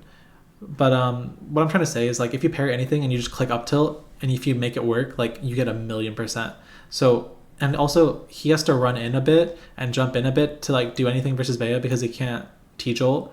So if he does try to play into Bayo because he lost the lead for some reason, which is not hard to do, like you get hit one time. If you hit Bayo twice and then Bayo hits you once, she has the lead, which is really lame sometimes. So in general, he has a really hard time coming into Bayo. So I think I would put him here. Bayo still gets like the classic things that make Bayo good versus other characters in this like way. These hit and run type characters works versus him. However, his dash attack is really strong in this matchup. His dash attack is very strong in this matchup. All of his grab confirms become a lot easier and more forgiving because she doesn't have a spot dodge. And I would say like, I don't know, I'm just not that impressed by this character. I don't think he works how he's supposed to versus Bayo, which I know it's kind of a cop-out statement, but that's just how I feel. Also, I'm trying to think of like, Pikachu's strengths are like timeout. Like his strength, what makes him good is like two things. If he can hit you and touch of death you, he hits you and touches death to you, but he can't do that to Bayo. And if he can't do that, he hits you, does a ton of damage, and then runs away and tries to time you out. And I think Bayo is better at doing that to him than he is to her. Like she can kind of approach pretty safely with her big buttons and like hold space and just kind of like pressure him, like pressure things out of him. And I don't find quick attack great. Like I don't think it's a great escape versus Bayo. It loses to like a bunch of big hitboxes, heal slide, and you can even shield it and then like try to parry the second one or just like read that he's not going to do the second one into you and like hit him. And if you ever get a read right versus Pikachu, like you get so much damage every time. So that's how I feel. I think Bayo has the edge. Not a huge edge. Definitely not a huge edge, but an edge. I would say it's one of the less advantageous ones for sure. She probably beats a lot of these characters more, so I would put him with like Fox, where it's like if we both do what we're supposed to do, I think Bayo wins more often. Mario, we can do Mario. What do I really think about Mario? I feel like Mario is like very good versus Bayo. I don't think he's a bad character versus Bayo at all. I used to think that Bayo was really good versus Mario, but I don't feel that way anymore. His back air is like really good. It's super safe. I played Kids Mario, the Mii Brawler kid. I played as Mario to warm up for Snow, and I was having a really hard time. Like his down air is super strong in neutral. It just like picks Bayo up off the floor. Like he can do a full hop down air and hit her just standing on the ground. Like, and it's the same thing as, again, Pikachu. Bayo has a huge shield. If you hit her shield with this, you can just leave. Nothing will happen to you. So you end up having to outspace this and like preemptively deal with it because you don't want to just let him like hit you for free all the time. So I found it really hard to deal with the grounded neutral of Mario. I found it hard to deal with his down tilt at ledge. I found it not easy to get off the ledge and do the classic Bayo shenanigans. I feel like he has the right moves for that. Also, when I would ABK Snow's shield, he would just like jump out of shield and just like come with me over there and like keep attacking at me, and I didn't know what to do. Like it was really hard to keep him away from me. And there was a game where I played Snow where he almost JB forward me. Like I was like actually getting like exploded, and it was just from him just playing patient, staying out of my range, poking with back airs, and I really didn't know what to do. I'm pretty sure I only won because he got impatient. I don't think I would have won if he kept doing what he was doing. It felt really hard. Because another thing is Mario isn't tall. Like he's actually decently short. So it's really hard to hit him with like a normal Bayo approach. Like you run up fair or you run up ABK, it's not going to really hit, you know, how you want it to, unless you're overextending to like make it hit. And at that point, you're leaving yourself really vulnerable to a lot of things that are pretty scary. Also, he doesn't struggle to kill Bayo. I mean, Bayo lives a good bit. She lives to like 140, but once she gets to like 140, he can just F tilt you for holding the ledge, and then you just die. So then you start actually having to get off the ledge, and then he can down air really easily your jumps and even your neutral get ups, and back throw starts killing. So it gets kind of scary. I really don't like it. But Bayo has good tools to not actually get hit by the huge combos. Like, she should never be going off the top, really. She should never, like, all those things end up being like your fault if you get hit by that. Like, you can always play away from platforms. Like for example, I lost a stock to him because we were on Hollow Bastion like this, and he was recovering, and he came up like this and upbeat, and I was just standing here, and I tried to F smash it, and I messed up the timing, and he just does like drop double jump, up air, nair, up air, up air, up air, up air, up air, up air, up B, like that, and I died. And I was like, okay, that sucks, but why the heck did I do that anyway? Like, every time you go off the top, it's because you weren't paying attention to your surroundings, or like you were just being greedy. Bayo never has to take a fight where she'll actually die. So I think if you play it properly, you'll live to 140 a lot, but it's just hard to kill Mario too. Like, it's hard. She does have the advantage though that she can kind of negate his ground game pretty easily. Like, Bayo's down tilt beats everything Mario does on the ground pretty much, but when he dash dances a lot, and then like he kind of comes up and down really fast, like short hop, fast fall back air, like you can't just like see that and click ABK. So it ends up being like a really big preemptive game, and I find it really hard, to be honest. I feel like I have to space perfectly the whole time if I want to like do anything. Sephiroth? We can do Sephiroth. I'll put Sephiroth here. What's the problem with Sephiroth? The problem with Sephiroth is what Bayo makes hard for him is, well, first, he's super tall. Like, even if like if you're on stage versus Sephiroth and he's just like here and you're here and he clicks shield or something and you just stand there, you can literally just stare at him for like forever, and then he has to do something. Like, his shield doesn't cover this top part of his head like very well after it gets a little low. So he kind of has to do things a lot. He ends up having to do jumps he doesn't want to do. He takes a lot of damage from all the combos. And if he runs away from you, if he does a dash back, ABK still hits it sometimes because he's just so tall. So it's really hard to play neutral with him. He ends up having to concede a lot. Like, a lot of the time in the matchup, he ends up holding shield for 2-3 seconds because he can't go anywhere. And that makes it really like shady for him. Like, he can't play the neutral properly or how he wants to. Once he gets a wing, it kind of gets hard. Like, he can play neutral pretty well after that. And but the beginning stages of the game are like really bad for him. And I find that like he's not good at punishing Bayo for just like jump spamming. Like, if Bayo does like full hops and like uses platforms and moves around him, it's really easy to get into his blind zones. And then once you get into the blind zones, again, he has to shield, he has to roll. He can't just like in this game, you can't do a drop shield turnaround F tilt like behind you. You know, like, it takes so long. Like, I'll show you. If you're playing Sephiroth and Bayo gets a little too close to you and you're like, oh shit, you can't just drop shield F tilt. That will take 11 plus 14. That takes a half second to come out. It doesn't work. Like, it doesn't work how you would think it would work. So he ends up doing a lot of like rolls, down tilts, trying to reversal out of situations, and none of it, it all just feels like he's doing something out of like Bayo's pressure from the start. Bayo doesn't have to do anything. She just has to stand there, and he has to concede a lot of things. Also, his aerials are too slow, so you can just air dodge the up air and the back air on reaction, and you can just like fall and land wherever you want kind of all the time. He can't force Bayo to go anywhere, so he doesn't have good ledge pressure, he doesn't have good juggling, he doesn't have pretty much anything, except what he does have is he gets a lot of up throw. He can up throw Bayo and do whatever he wants and do a lot of damage, and it can be kind of scary. And he has counter for off stage, which is actually really good. Like, it's huge. It's really like hard to deal with sometimes, for sure. It's scary AF. Like, you have to go sideways because otherwise he'll down air you, and then you try to go sideways and he counters you, and then you can like die. But I mean, just because Sephiroth is doing it doesn't make it like that good. It's kind of the same thing as when you're fighting like, I don't know, like you're playing against DK with any character and they just throw you off stage and try to spike you. It kind of feels like that, but better. But at the end of the day, it's just a bad character going for their one win condition. And it's like, yeah, you can hit it sometimes, but that doesn't make your character good. That's how I feel. Olimar? Olimar, what do I think? I'm pretty sure Bayo wins. Yes, Bayo absolutely wins this matchup. 100%.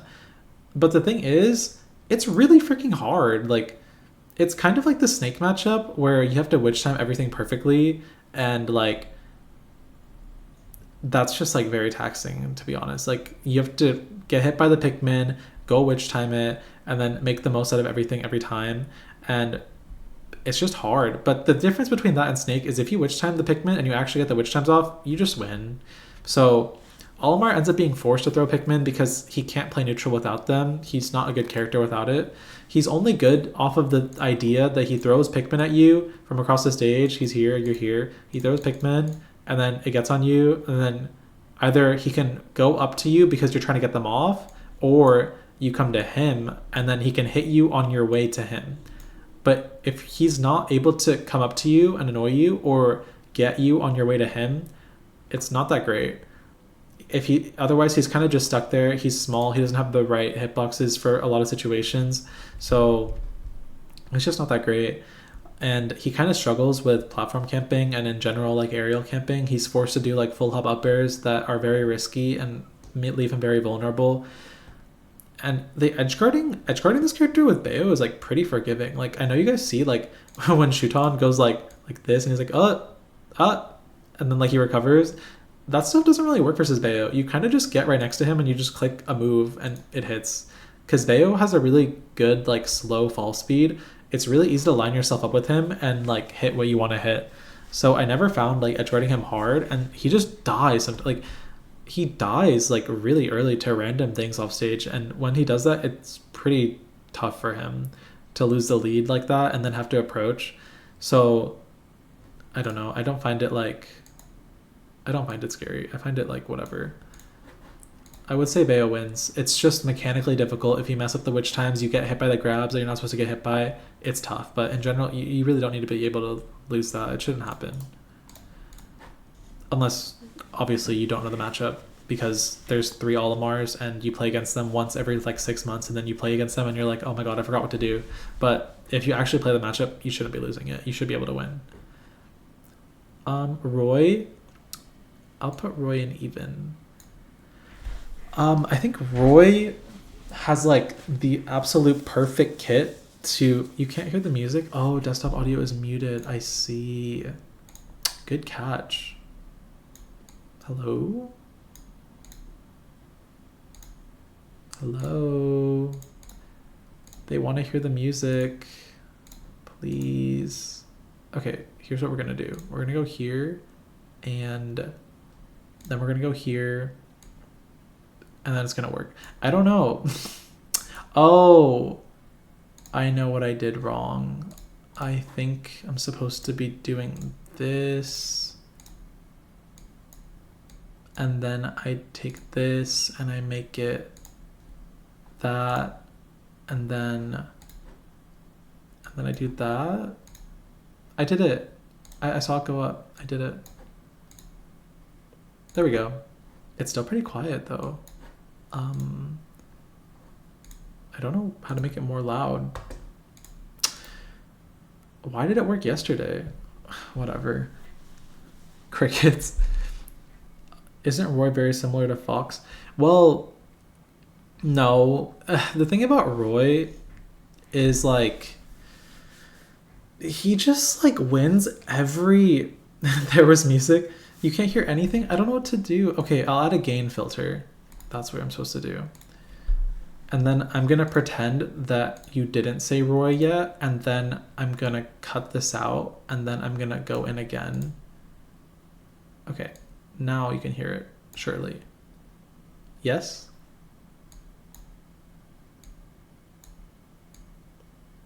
I'm at negative 45 dB.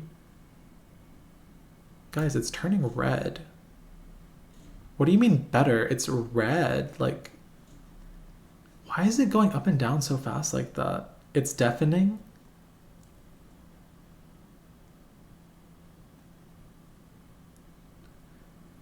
Too loud. Perfect. I really don't like you guys.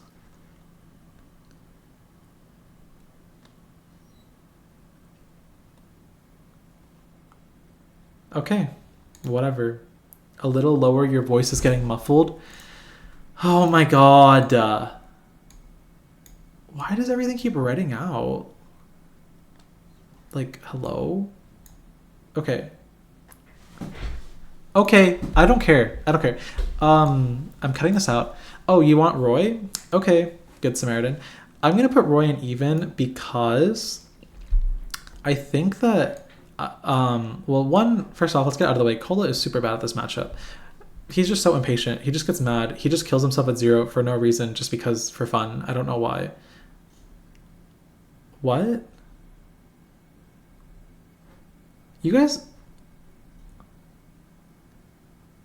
are making me so annoyed. First, you complain that there's no music, and then I put music, and then it's too loud, and then it's too quiet, and then it's like, why can't you just be happy that there's anything at all? Like, what? It's right there. I see it. I can see it. Okay, I'll make it a little louder. Like, I don't... But, like, don't you guys think that you're, like, fucking rude?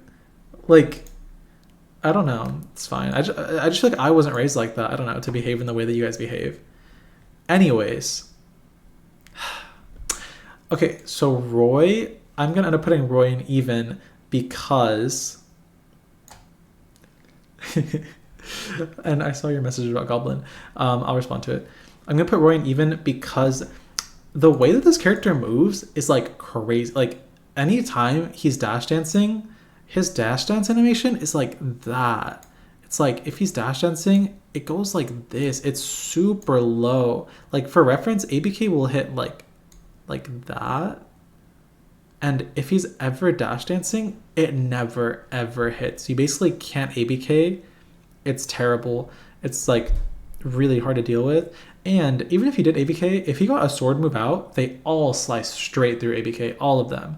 Nair is like, if this is Roy, Nair is this gigantic explosion. And then his forwarder is like a very nice cone. His up air will trade sometimes, actually. If he's using up air, it'll trade when ABK reaches it right there. But that's, like, different. They use that in CQC. They don't use it just in general. If you know what that means, it means close quarters. But yeah, all of his moves slice through everything. You can try to dash attack in, you'll get naired. You can try to run in shield, you get fared. Like, the one thing about Roy that makes it, like, playable, because in theory, like, he should just be able to swat you forever, is that he kind of has too much air drift, so he can't reliably space his aerials. He can't reliably, like, keep you out. Eventually he's going to accidentally drift in, or, you know, accidentally miss his move, and then you can just get so much damage, like, immediately out of shield, or, like, as a whiff punish. So shield ends up being, like, this button you can click, and if you click it, he either has to space his move perfectly, which is kind of RNG. It's kind of RNG to space your move perfectly. Sorry, 1 second. I need to put the Twitch on my phone. It's kind of RNG because of his drift. He can't change his drift. The second he jumps, he's already decided where he's going to go. And that's just not sustainable versus Bayo in the long run. Wait, why are you guys saying bye-bye? Oh, that's from yesterday. LOL. Yeah, so what ends up happening is you shield, and then Roy looks at it, and he's like, okay, well, aerials are kind of pointless now. And then they go up, and they click down tilt. So what happens is, this is what happens every time you fight a Roy. You shield because you can't do any attacks because he dodges all of them and you can't do anything about it. And then he's like, okay, you're shielding. I can't do anything about this. And then they're like, oh, wait, down tilt. It's -3. It's frame 7 and he pancakes while he's doing it. So it also pushes you back. So it looks like you can up B it. And then look, he pulls back and he pushes you in. So what ends up happening is he pushes you away. It spaces itself. It auto spaces. It's an auto spacing move. And then you can't move. You can't do anything. You have to jump away immediately. You can't actually fight this. So in the end, Roy just wins every interaction on the stage. You shield, he down tilts. You don't shield, he does anything else, and you just lose. Sometimes when I'm playing Cola, because I know I'm going to win because he gets impatient, I just run in and try something, and it literally never works. Like, 1 out of 20 times, it'll work. I'm just staring at him, and I'm like, okay, I'm just going to run up and dash tag and just see if it works, and it never works. Like, it's crazy. I'll be like, oh, I'm just going to do like a reverse empty short hop, and then like spot dodge. I try to do anything that's not shield or go backward away from him, and it never works. And he's not that much better than me. Like, you would think at least sometimes it would work, but doesn't. This character is just the perfect... It's like if Mii Brawler had a sword. It's crazy. But that gets to the second part of the counterplay. So the first thing is Bayo shields. And then Roy is like, okay, down tilt. And then Bayo is like, okay, well, that didn't work. I'm going to go to the ledge and stay there the entire time. And then Bayo goes over here and never leaves. And you can be in this general area is very allowed. You can be there whenever you want, doing whatever you want. And if Roy goes over there, it's very scary for him. But if you ever go to the platform, it's scary. If you ever go to the platform, it's scary. If you ever fight in center, it's scary. And the worst thing you can do is if Roy is here or at the ledge and you are here and you do anything but shield or run away.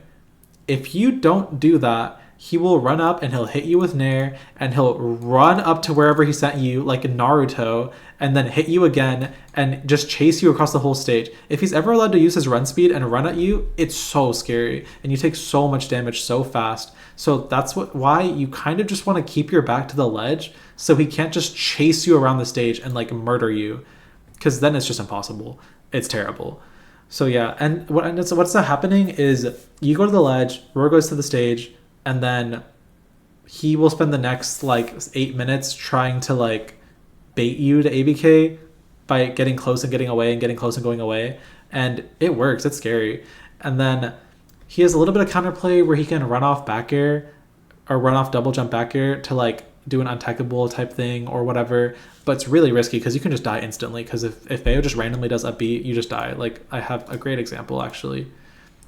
What game was it? I believe it was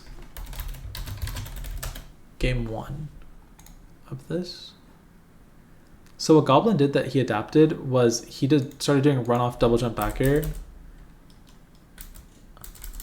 Blah, blah, blah, blah, blah. But if you just randomly throw one of these out, they just lose. So that's very risky. He kind of ends up having to take risks, but if he waits a really long time and applies like constant pressure by dash dancing, again, you can't do anything about it. Like if Roy doesn't destroy us because he can't do anything about the ledge. All he can do is bait. So when you're at the ledge, like hanging, they just dash back and forth like this. Dash back and forth forever. And you can't really do anything about it. Even if you do a drop double jump ABK, it's the wrong hit. They'll tech it and then nothing happens. And then you have to run away again all over again. But anyway, they just do this forever. And then if you wait too long, they run up jab you and they get 6% from the sour spot. And then they leave again. So technically, Bayo should win because eventually she'll be able to like get some reversal and then something good happens. And also, if Rory is doing this game to get 6% on a sour spot jab, like 1 every 5 dash dance sequences, and you happen to get like an early stock because sometimes Rory just dies, you're in a really good spot. So I'll put it at even because technically Rory shouldn't be getting reversaled, but if he ever just like dies, he will never win that longevity game, and he can just die because he's still weak to like parry and stuff like that. And like even though there are rules to the matchup, you can still just get a hard read on someone and be like, I'm gonna parry this, and then get an up tilt or a down tilt, and they can just die. So that's why I would put it at even. I mean, maybe slight advantage, but I would say even because, dude, every one of his moves beats all of Bayo's moves. It's really hard to deal with. You kind of just have to concede forever. I never played Alice, no. Bayo is safe at the ledge, technically, but I feel like there's more, like, reaction baits and, like, movement baits that Royce could do to, like, get stuff out of her. Because, again, he has infinite movement speed. It's really ridiculous what he can do. Okay, Joker. I have so much to say about every matchup. This is taking forever. Would I say even?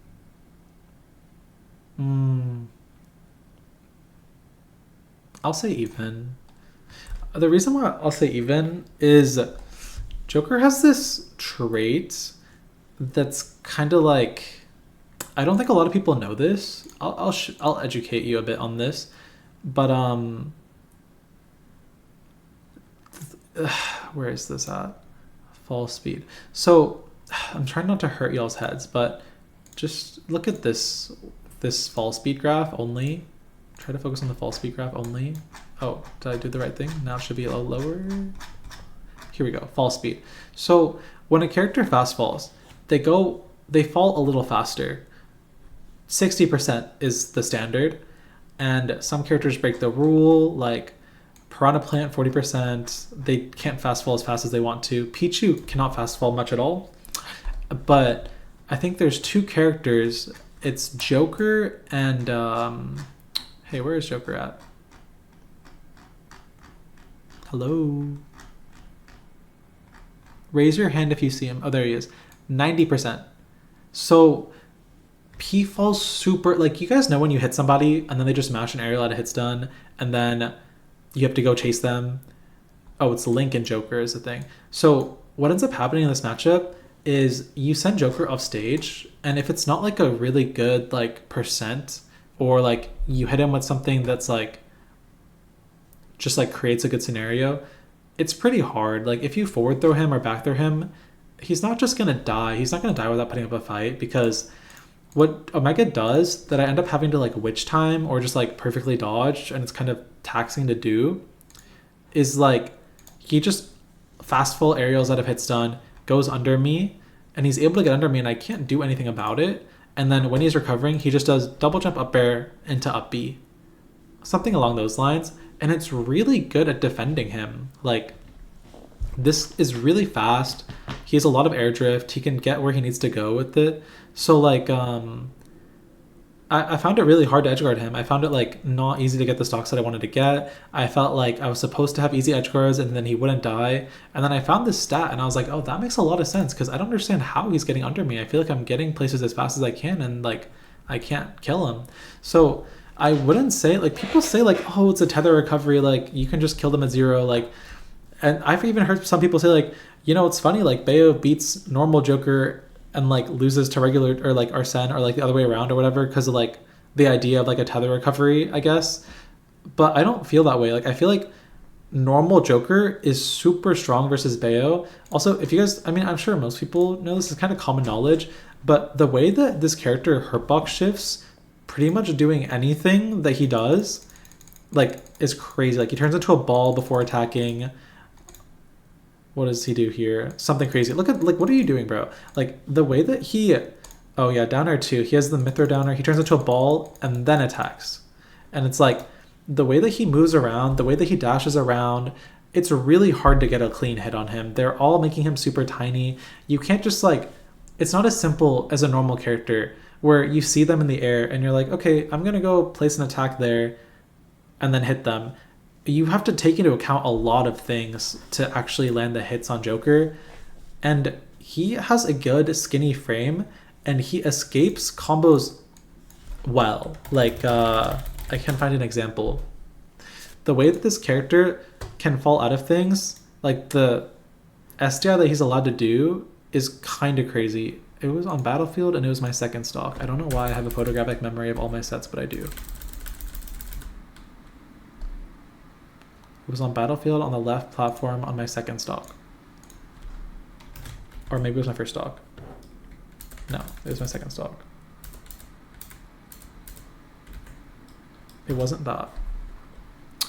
Where was it? I did up B up air and then I like exploded because, oh, maybe it's the first stock of this game. First stock of this game. I'm hitting this like very normal string. That's not, it's not a crazy ask. It's just a normal ask combo. And then he just falls out completely and like murders me. Oh my god, please let me go forward. Thank you.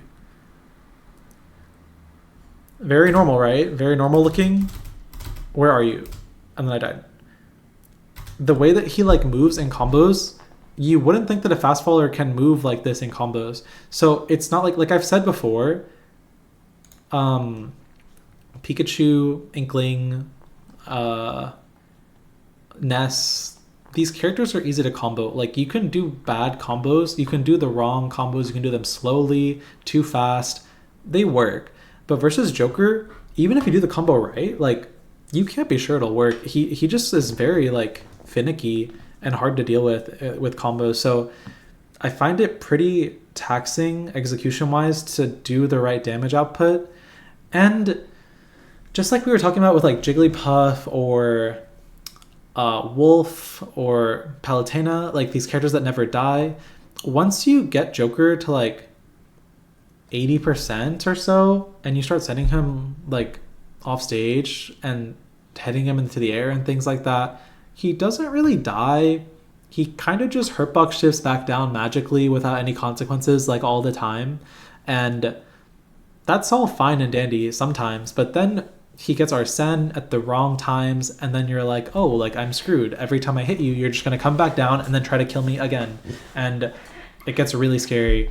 And Bayo doesn't have a big shield again, so you can't ice out Arsene that well. You have to use like really good platforms and like bait and punish movement to like get him to go in early. You can't wait it out forever. If Joker has Arsene and he's looking at you, he can go over there and try to kill you if he really wants to. And you have to like get ready for that. So I find it pretty stressful to deal with, like, and I think it takes a lot of foresight. It's kind of like the hero matchup I was saying earlier, where you can hit him and you didn't really do anything right because you hit him away and he pulled something and he got stronger and then he came back and you couldn't do anything about it. It's kind of like the same thing. You end up in these situations where you do a full combo and then you hear Arsene and you're like, oh shit, like, did I fuck up? Because I can't do that combo anymore. And then you like explode. So it's a complicated matchup. It's a hard matchup. It's not simple because of all the hurtbox shifting. It's also not simple because his neutral B beats ABK. So he's allowed to move a lot. He can either move through movement and stifle yourself, like if Joker's moving around, you can't ABK because you know, oh, this is going to miss. Like it's never going to hit his hurtbox. He's always dodging. And then he can also stifle you by just neutral being you because you're so tall. He can do a short hop side B, a short hop neutral B and still hit you and flinch you and do all this. So it's pretty stressful. It's pretty hard to deal with. And I don't like it. But I believe that if you play the matchup very smart and you purposely don't combo him in moments where he'll get Arsene at the end of it, then I think Bayo does have the advantage. Like let's say Joker's about to get Arsene, right? And you're hitting him at like 40% or something. Here, I'll draw just so you guys can like visualize it a bit. Let's say, oh, I got an up tilt on Joker. I got him. He's right here. I'm going to go fuck him up. And he's at like 40%. And his Arsene meter is like this. What you should do is probably up tilt up air, put him in the air over here somewhere. And then you'll hear Arsene. And then you just track him, you go under and out, and then if you can get a uppy out of shield on his landing or something like that, immediately go there, go to the 40%, and you get rid of Arsene like that. Because multi-hits get rid of Arsene faster than normal hits. Like, not only do they count the damage, they count how many times are you hitting Joker. So if you just do like uppy, ABK, uppy, fair 1, 2, 3, Arsene is gone. And then, like, not a lot of characters can do that. And I think that's a big strength of Bayo, that if you're doing it right and you're paying attention and like you're smart about what's happening and you're keeping track of resources or whatever, Bayo has more tools than a lot of characters have to make Joker have a hard time. Also, how I was talking about how Bayo doesn't have great shield pressure or like block strings, she kind of does on Joker because he doesn't have good out of shield options. So you're allowed to play the game a lot. You have a million options once you get close to Joker. You can kind of click whatever you want. Joker shouldn't let you get close to them, but the fact that if you get close to him, you have the priority is really good quality of life, especially in like brackets or like nervous situations or scraps. It's good to know like, oh, I'm next to Joker. I can take my time. This is my advantage. I don't have to do anything hasty, you know? So that's how I feel about the matchup. I think Bayo punishes mistakes really well, and she can create her own openings too. I would say it's even though he dodges literally everything all the time. Because, I mean, at least Bayo has huge moves, so she's more likely to hit it than anyone else. So, I don't know. He's not that good. But I wouldn't say that Bayo wins, for sure, no. Because he also has the Sephiroth situation where he can try to kill you for going low or going sideways with his counter and down air.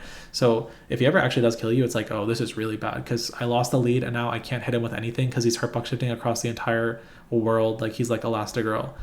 So, yeah. What are we doing now?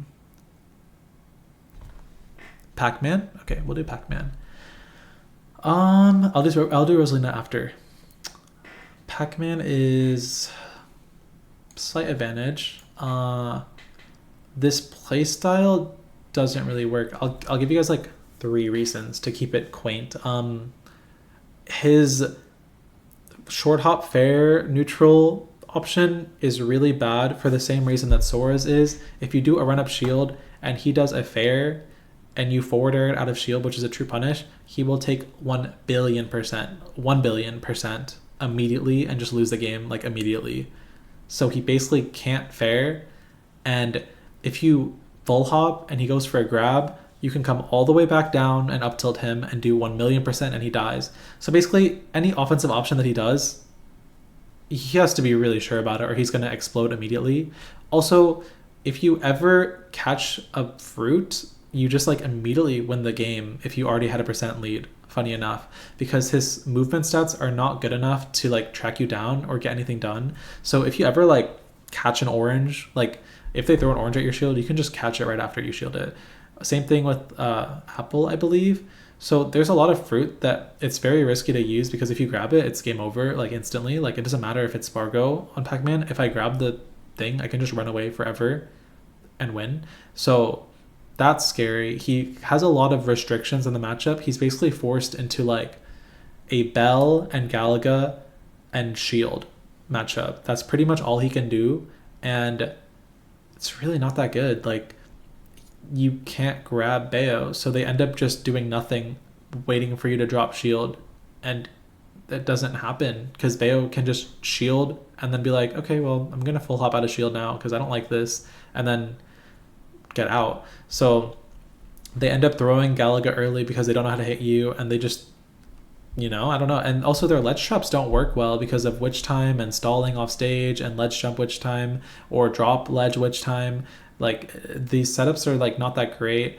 I think Bell is actually pretty good at beating Bayo. Like I think the angle that it goes at kind of counterplays the whole thing. Like in general, if you're fighting Pac-Man, you're shielding and then you're full hopping back like that, or full hopping in like that. And Bell, if Pac-Man's here and just run up Bell toss, it goes like that and it kind of intercepts this area. So, and also kind of like, it kind of keeps you stuck. So I think Bell is really good, but Pac-Man has to play way better than you to get you from 0% to like 80% so that he can start using Bell. And that's really hard. It's really hard to get Bayo to that percent without doing something like wrong by then. And like how you say it, like I just don't see like any reason for Pac-Man to be doing more than like 25% at a time after hitting Bayo. Like maybe hit, I don't know, a orange and then go dash tag her, or hit like a apple and then do a forward air. But he doesn't have much going for him. And in the same way that Bayo does good versus Game & Watch, in a way that classic characters don't, you'll be at the stage and then you throw Pac-Man somewhere and then he does double jump, hydrant like that, and then he'll fall like this, and Bayo can just like stand here and be like, what are you doing? And then jump ABK like that and intercept after the hydrant. She can also witch time the hydrant over here and get advantage.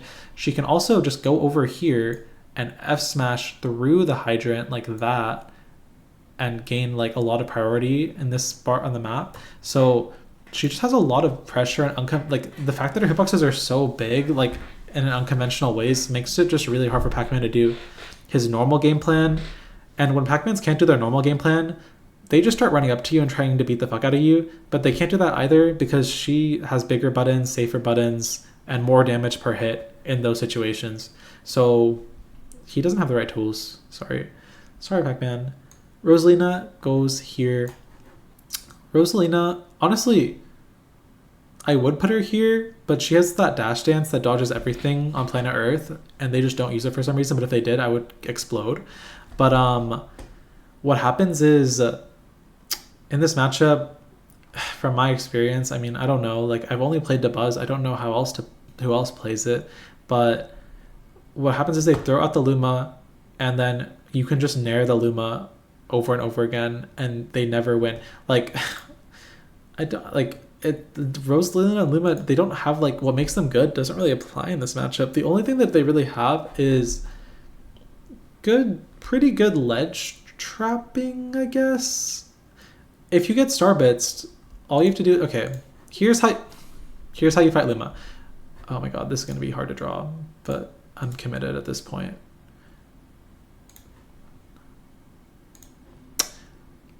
Bump, bump, bump, bump, bump, bump. Oh, that's not a star. Oh, that's not a star. That's not a star. Oh, wait. This is the only way I know how to draw stars. I'm sorry. I can just color it in so no one knows I did that. Is that cheating?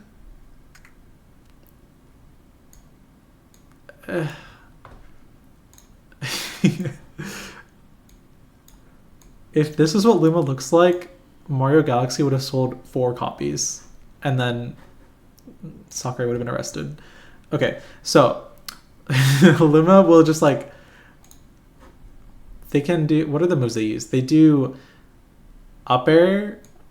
They do star bits, which goes like that. And it is a bit annoying because it catches jump. And they have down tilt. That goes around there. So all of this loses to, all of this loses to shield. You can just shield it. And Rosa can't contest that because like if you full hop backward and she does a dash grab and she misses, she's going to explode instantly. Like she's going to like really bad things are going to happen to her. So it's not in her favor to contest that. Anyway, shield any of these moves. Get around right here-ish. You can be like here if you want. Here or here. Even here is okay.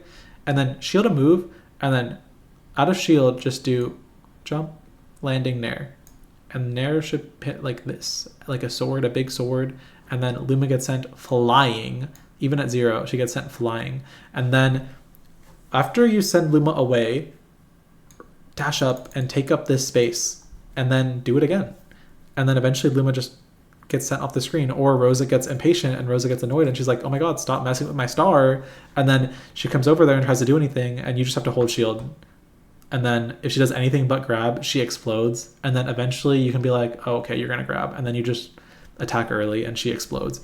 She dies to every combo. It's bad. So if you just use Nair to properly dispatch Luma and then just wait, you get a lot for yourself. Like, the other thing is you don't have to do all these complicated things like versus other characters. Like if I want to pressure like MegaMan and he's like over here just standing there being annoying and I look at him, I'm like, oh my god, like I'm over here and I'm like, this is so annoying. And then I run up and I do like a turnaround twirl and I twirl like this and I do a back air and then I dash back. And it's like so much work and like I hate it. But if if Rosa's just standing somewhere, just go over here a little close and just stand there too and just hold shield. And then if she rolls behind you, you can up B it. If she does like a forwarder out of shield like that, you can just shield it and then ABK it out of shield. If she does anything but shield, you can just ABK. You know what I mean? And then like if she tries to shield back, you can just forward air her shield or nair her shield and just space something on her shield. Because I don't know if you guys have watched Spargo versus Dabuz. Dabuz tries to shield and Spargo uses any of his 12 sword moves on her and then she's screwed. She doesn't have a shield anymore. So it's just pretty easy to like pressure Rosa because you don't have to space anything. You can just shield next to her and force her to take a bad trade. So yeah, I don't know. I find it pretty easy to pressure her. I find it pretty easy to take stage control. I've never thought that Luma was particularly annoying to deal with. So yeah, I don't know. It's pretty easy. The only problem is if you're too impatient and then you fully commit into her shield and then she can like hit you for it. But she can't actually punish Bayo for just like imagine you're Bayo and Rose is here and she knows exactly what you're going to do and you're just going to like short hop, come back down, short hop, come back down, like just nair, like just up and down, short hop nair, short hop nair, short hop nair. She can't do anything about it. Like big ass characters like this, they can't just run in and do whatever they want, like a Fox or a Joker.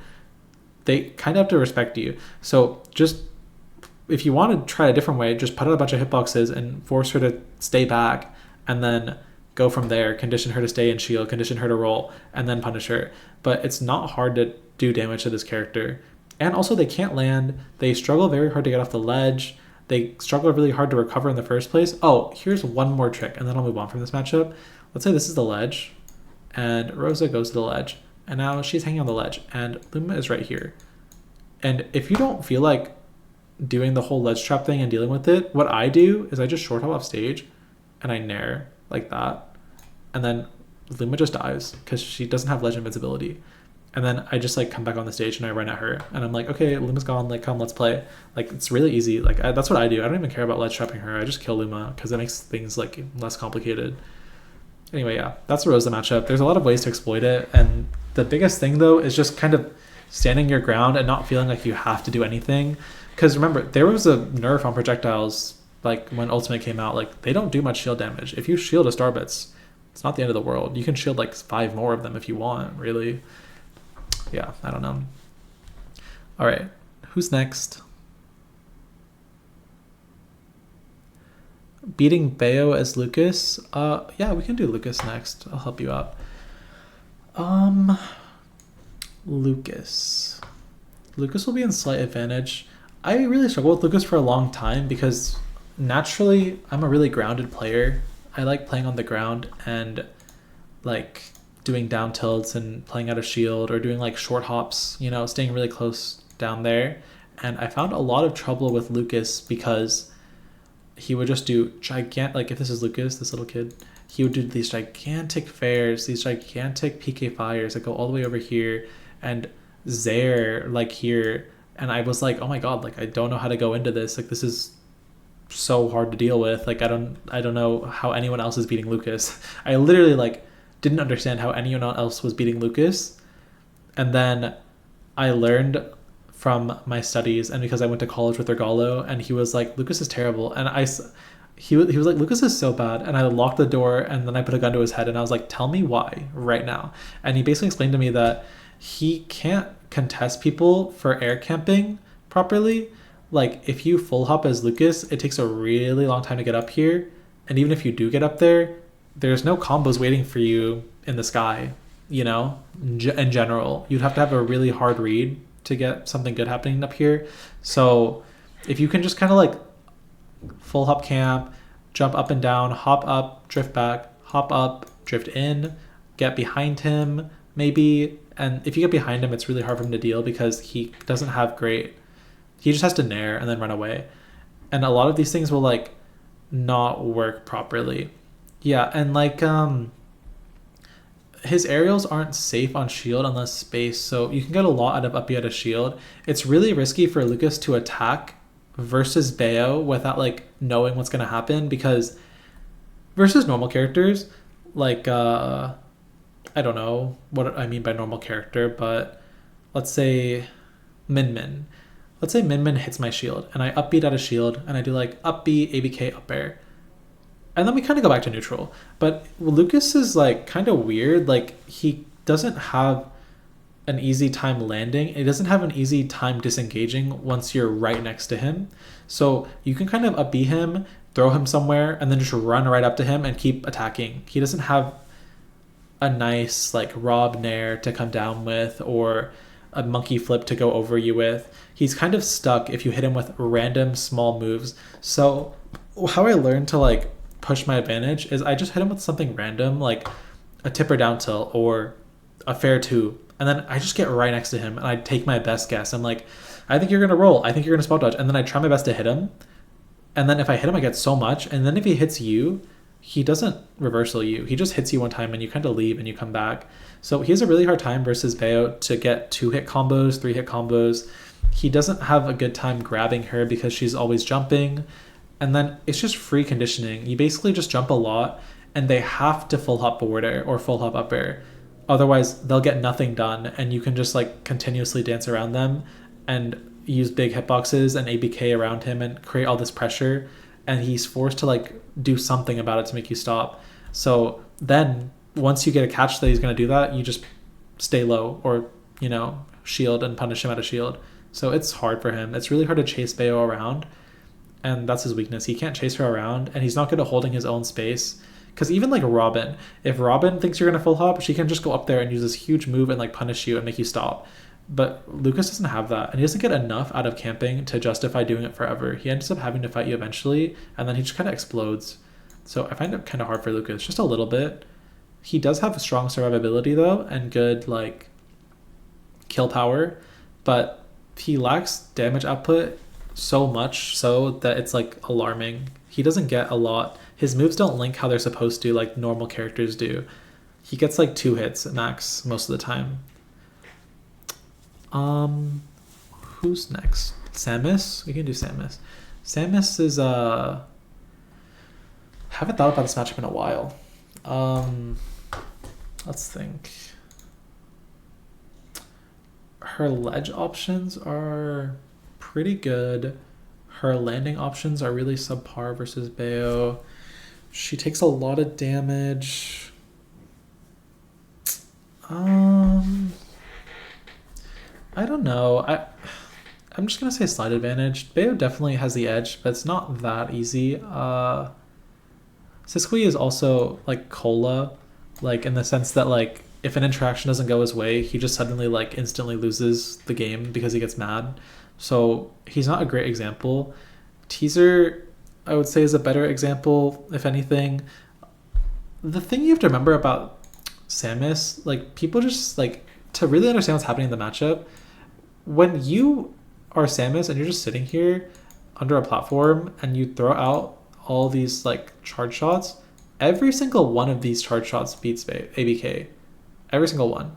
The smallest charge shot that you can do, this one, it also beats ABK, and then they can run up dash attack you, they can run up grab you. So you can't just like do whatever you want. You have to use like good movement and baits and etc. to like get what you want to happen. And she has great out of shield. She has great buttons. Like her down tilt is strong. Her dash attack is very good. Yeah, she's a strong character. Like she works not that bad at all. What do I think? I don't know. Like her full hop fair, like this interaction where Bayo's like, oh, I can't go in this area right here because I'll explode.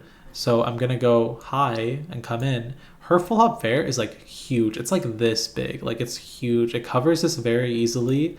And I'll just say a lot of characters wish they could do that. Like Samus players complain about this matchup, but they have no idea what it's like to play Lucas or Meta Knight. And you know Bayo's going to full hop and you can't do anything about it. Like this is a very big privilege to have this. To be able to beat ABK in this zone and beat everything she does in this zone is really good. She doesn't get much. She gets 1 hit and then she goes and charges her charge shot. But that 1 hit is like, it's not about that. It's the fact that she can't just go there for free every time. She does have a good way of getting up damage. She's not that bad at recovering, surprisingly, because of her down B and her drift. So, and her Zair, having a tether is really good versus Bayo. So like, there are times where she does survive a bit too much and then Bayo ends up having to force things. And if you force things a little the wrong way or they catch a hold of like your timings, you can die in like 4 interactions sometimes in this matchup, just like kind of out of nowhere. It's a bit spooky in my opinion. Like things make you tag. Some things just do way too much damage in general. Like sometimes they just like charge shot you and then run up F smash you. And it's like, what the fuck? How is that allowed? Like what just happened? And you'll just like die. So that's scary. Her ledge trapping is okay versus Bayo. Her up tilt is amazing versus Bayo in particular. Like there's not that many relevant characters that are like, or that many characters in the game that are making Bayo have to make quick risky decisions off the ledge in the way that Samus does, because this up tilt is like, dude, like there's no reason for it to be doing that. This is crazy. This basically beats up B, it beats drop double jump nair, it beats drop double jump whatever you like. This is the fact that they can do this is really good. It's kind of slow, so they don't actually do it, but it's the pressure that they could makes it so that you do end up having to do like reactable things off the ledge. You can't just like watch what they're doing and then pick your thing. You can't take your time as much as you would like to. So they have good big buttons, huge normals, good backer out of shield for punishing ABK as well. Like it's a good character for fighting Bayo in my opinion. Like if if you main Samus, I'll say it like this, if you main Samus, there's no need to get a secondary. Like you can win that matchup if you play better.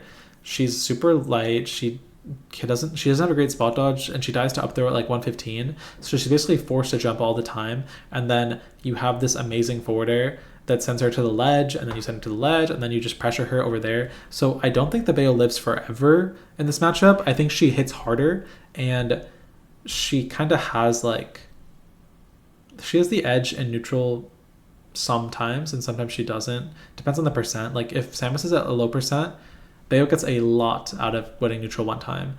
But once you guys both end up at like 80%, Samus has the edge in neutral in my opinion. Like she starts hitting harder than you. Everything she hits sends you to ledge. And once you hit people at 80%, and the thing is like these off the top combos that you see are not realistic. Like they really shouldn't be happening to Samus in my opinion, the way that they are, because you can't win neutral with like, you can't just like, again, this is Samus doing her charge shot. You can't just run up and up tilt her or something. Like you can't just run up and heel side her. You have to do an aerial approach that goes like nair and then ABK off the ground, or you're just in front of her and you do ABK off the ground. These are all like non-elevated combos. The fact that the Samus players, they don't take their time coming back down, or they just do a brain dead down B that you can go witch time or whiff punish and then they die. But if they came down like intelligently, like paying attention to the consequences of their actions and like the factors that are happening right now, they wouldn't die as much as they do. Like they really wouldn't. So I don't know. Like I don't think the matchup is that bad. I think Samus players are bad at surviving, if anything. But Bayo definitely has the edge because every character wishes they had ABK in neutral versus this character, and we actually have it, and that's why I think that Bayo wins. But Samus has a lot of things. She really does. She really does. Marth Lucina. Okay. I would definitely say Marth loses because Bayo has really good movement and she can just run up really close to Marth all the time and take decent hits all the time and not care. And even his tippers are not that safe on shield, like because of ABK. Like for example, if you run up F tilt, for reference, F tilt always tippers for some odd reason. I think this hit is like all tipper or something. Like the way that it comes out from under him, it'll pretty much always tipper. Maybe it prioritizes the tipper or something. Like maybe this crossover prioritizes the tipper, but this always tippers in these interactions. So they loved using this move, but it's minus 16 or minus 14. Either way, you can always upbeat that out of shield, or not upbeat. You can ABK it out of shield and get a bunch of damage. So Marth's grounded neutral is not actually that great. He can't cover the ground and the air versus other characters with F tilt like he can versus Bayo. So shield is really strong versus Marth. And fun fact, you can actually parry his shield breaker on reaction every time. Like it's actually not a real move. Like you can just like, where is it? Frame 19. So you can just like see it and just let go of shield and you're fine. Like nothing's gonna happen to you, you know? Or you can like roll even if you play Bayo. But yeah, so he doesn't have great ways to punish shield, but his dash dance, he has the Roy dash dance, the Fire Emblem dash dance. He has a good out of shield, so you can't cross him up willy-nilly with whatever you want to get close. You have to actually play neutral and like space moves and whatever. But he really struggles to match Bayo's damage output, and he doesn't oppress her in any real way. And his disadvantage is pretty poor because he's so floaty. So he kind of just has to like preemptively do things to land, and then if you wait it out or don't wait it out, like that mix up, that 50-50-ish type thing, you end up getting a lot more damage than you're supposed to. So I don't think he has the right tools for Bayo.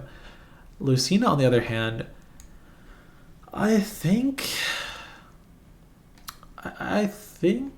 it's even. I always feel like I lose it, but I'm pretty sure it's just even. You just have to play completely differently. Like you have to play to avoid. You have to play like to like be very disciplined and disadvantaged. Like you can't just like do whatever you want because all of her moves beat yours. They're clear cut like big ass swords. So that's annoying. What else? What is it about this character? I just find her nair really hard to deal with.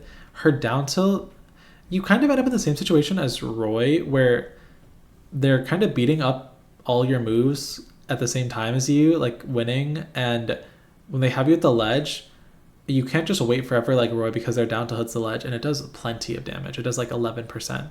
It's a lot of damage. So then you kind of have to jump or you have to do whatever, and then they can preemptively cover all this stuff and react as well to a lot of things. So it's kind of hard. She does a lot of damage at the ledge. You have to do the right mix-ups. You have to do very good like reaction mix-ups and like get them to swing on the wrong moments and stuff like that. It's kind of scary. And her ledge options versus Bayo are great. Like they're amazing. She can just wait for as long as she wants. She can wait for 7 seconds and then neutral get up. And it's like, that's really hard to cover, you know? Like the fact that she has access to so many timing mix-ups, because you can't ledge trump her properly. Like if you're at the ledge, this is the ledge, and Lucina's recovering. And by the way, if she's already made it like in this general area, like it's over. The edge guard is over. You can't do anything anymore. So then you wait here, and then you can't even like ledge trump properly. For those that don't know, after you ledge trump someone, it depends on how fast you grab the ledge after they grab the ledge for like your advantage frames. So if Bayo grabs the ledge right after someone, she can backer them. But if Lucina is like holding ledge for a while and then you go over and ledge trump her, you can't back her anymore. That's how it works, just by the way. So what ends up happening is her up B is this gigantic hitbox right here. You can't get past it. Shielding it doesn't do anything for you. So you can't really pressure with ledge trump how you want to. You would have to go over it, and that puts you in the air, puts you in a vulnerable spot a lot of the time. So I find it really hard to pressure at the ledge. She kind of has the perfect defensive kit for not getting ledge trapped at all. So she ends up living a really long time. Because like a lot of characters, like I don't know, Roy or Luigi, they go to the ledge and then they kind of have to roll out or jump all the way in, and it leaves them vulnerable, and then you can kill them. But Lucina is chilling. Like she's not technically in disadvantage if she's at the ledge. She's kind of just in a neutral state most of the time, in my opinion. So I find it really hard to actually get something good to happen. This character doesn't die early. This character doesn't get janked ever. They live a long time. They have consistent kill options like F tilt, back air, upper. Everything starts killing at like 130 and you can't do much about it. And because of how her sword is like always safe, because it's like one big sword, it's like, okay, she kind of beats Bayo, like low key, but I'm still studying it. I'm still trying to figure out what my options are, but it feels like pretty hard because even if you up throw her, like you don't get much. And her downer is really surprisingly good for landing. It's another one of those downers where they turn into balls. Like, I find it kind of hard mechanically to like get her because she does this when she's landing. She turns into a ball and then she attacks under her like Game & Watch. And I found it pretty hard to consistently deal with it. The reason why I think I play Mystery a lot, and that's why I find it hard to interact with this character how I want to.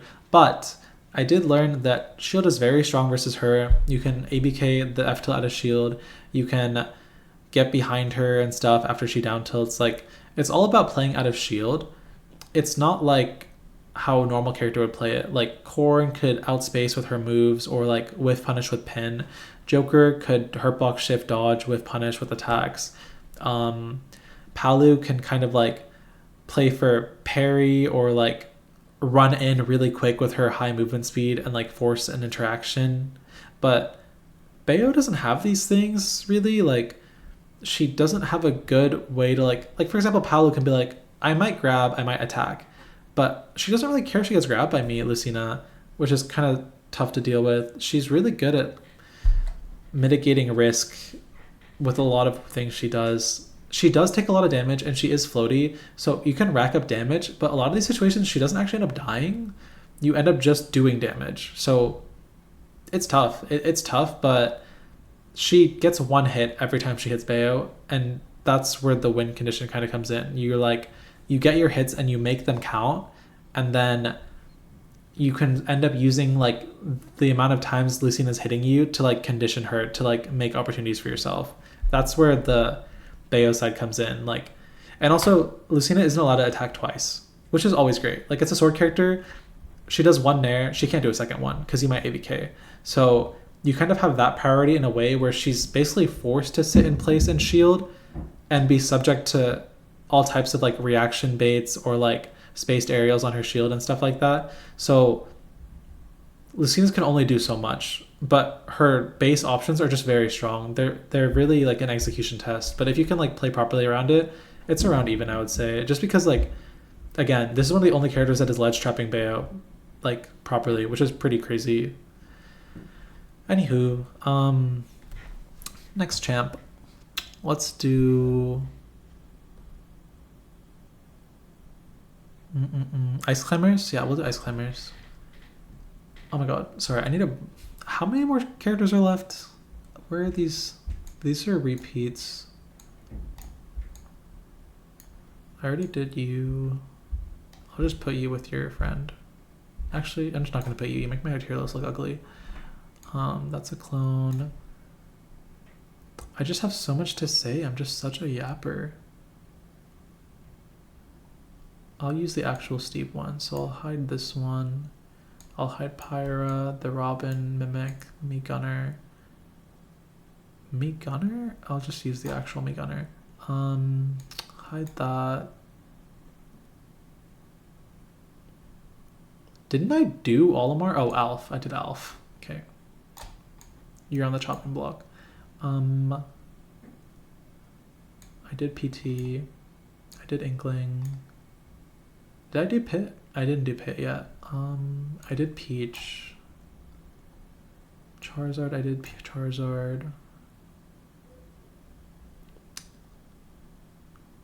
Oh my god, there are so many characters in this game.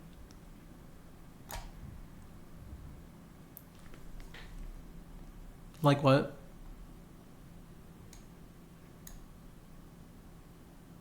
Okay, so this is 1, 2, 3, 7, 28, 35, 39. I'm halfway done. Okay, so we were doing ice climbers. All right, we're gonna say slight advantage. I finally took the time to learn this matchup, by the way. Thank God. Oh my God, that I had to go. The reason why I think I win now, there was just no knowledge or information on the internet about how to beat Ices, but like for some reason, Ouch lives in the same region as Big D, and Ouch has a Bayonetta, and he just went Bayonetta for fun versus Big D for one local, and I found that VOD and I watched it a couple times, and I wrote down notes and I learned how to deal with like things, and I learned basically like where, because Ouch is a very aggressive player, he's very talented at knowing exactly when to take his fights. And so I was watching him and I was like, wait, you're allowed to fight there? Wait, you're allowed to fight here? Wow. And I also noticed like he would hit Ices and stand in very specific spots and then just wait. And Big D was like so terrified of it. Like it was crazy. So I basically learned, to be honest, I forgot. Like it's been a while. I forgot exactly what I learned. But I learned like there's a lot of times where you can just run up grab and like it's allowed, like you can just do it and like then try to murder them after, because, and I also learned like you can mash pummel if you grab the wrong one, and I learned just the positioning for keeping them off stage and avoiding them side being you as like a reversal, basically how far away you're allowed to stay. Oh, another thing I learned that's very important that I actually didn't actually hit when I played Big D because it's so hard for me on my first try, but if you're shielding side B, usually everyone just freaks out and they're like, oh wow, I'm in the middle of a literal blizzard, I hate this. But I learned that I learned from watching Ouch that the last hit has a big pause before the other one, so you can parry it every time, and then you just F smash them and they get sent so far away, and then you can go kill them, because F smash is one of the only Bayo moves that actually sends people in like an edge guardable angle. So he just parry F smash and then murdered them.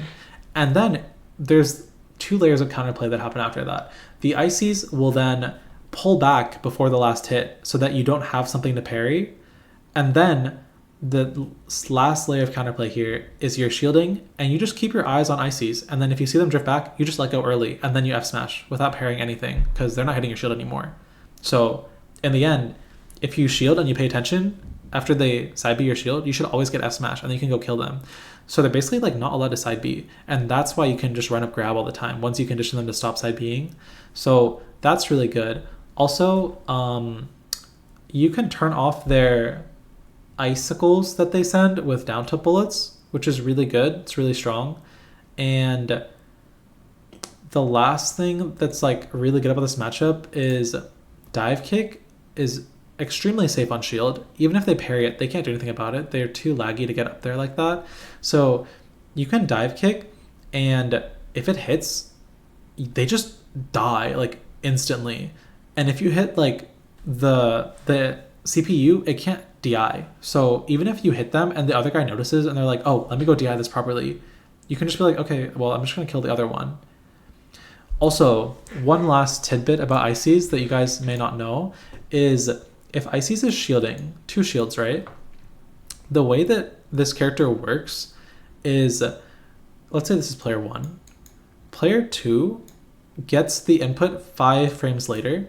So this isn't that big of a deal in most scenarios, but when they're shielding, it's a big deal because when they do run up shield, like if they run up and they shield, player 1 has the shield out and player 2 doesn't yet. Like, oh, I just drew a shield, but there's no shield here. So they leave themselves very vulnerable. It's almost like, imagine you're trying to play Wi-Fi. Like, imagine you're in a doubles tournament and you're trying to play like in a real life bracket, but your partner has to play on Wi-Fi at home. That's basically how it feels. Everything they do is like super slow. So Ices is stuck all the time. They can't actually like in the way that a normal character can run up shield and then drop the shield and then run up shield again. Ices can't do this. Like this is so vulnerable for them. There's so many open frames where they can just get hit by a random thing and like explode. So they're forced to like shield and then jump side B out of shield because they don't have another way to like move out of shield properly. So because of that, if you catch them shield dropping, you can just kill one of them like instantly. Like let's say you dive kick, you'll hit the one that dropped their shield or the one that shield didn't come out yet. And then it naturally leads to these scenarios where you isolate the Ices, one of them, and then once you isolate them, Bayo always kills them because they can't SDI. They're not allowed to. So yeah, if you play the matchup slow and position yourself in ways where they have to overextend to come into you, then they struggle a lot because they're kind of stuck there. And then if they move forward, they die. If they move backward, they die because you just take the space again and you do the same thing you just did again. So with proper spacing, they struggle a lot with approaching. And once they give up on approaching, you kind of just like run up and grab them at a random time. Because again, keep in mind, Ices, like, it's not a normal thing. Like, let's say you are here and Joker is here and you run up grab. They can just see that and spot dodge. But if you're going up to Ices and do this, maybe this guy will spot dodge, but this guy's spot dodge will never come out. It's because it's spot dodge plus 5 frames. That's why grab is strong versus this character. You grab one of them. If you grab the wrong one, which is this one actually, you can just mash pummel. And if you mash pummel, it kind of like flinches this guy out and he can't hurt you. It's like basically like a shield. You grab the wrong one, just start mashing pummel and he can't hurt you. So that's kind of the mix up. And then what they'll end up doing is they'll shield all of your pummels and then F smash. And then like they can actually do that. And then the counterplay to that is you run up, you grab the wrong one, and then you immediately up throw and then you hold shield. And they can't react in time. So that's the mix up. That's all the interactions I learned. And once I learned all the interactions, I was like, okay, well, if I guess right, I kill you instantly. And if I guess wrong, you kind of just like swap me away. So I decided the Bayo wins. She's actually very good at fighting this character because she has these big hitboxes that kind of just like hit by accident almost, just because they're like trying to move towards you or trying to do anything but shield. And then it just works out really well. And also they're really slow. So it's one of those matchups where you can actually down to bullets and it's actually good because they can't just run up and hit you like half the cast can nowadays. So then you just down to bullets and they're kind of out of shield and they have to do something, and then you just position properly and you punish it, and they don't have a lot of like great answers for it. The thing is, it's just hard because sometimes you just die instantly, but Bayo really has no business getting 0 to death. You have no business getting grabbed, you have no business getting side bead, just stay away most of the time, you know? Yeah, anyways. I'll do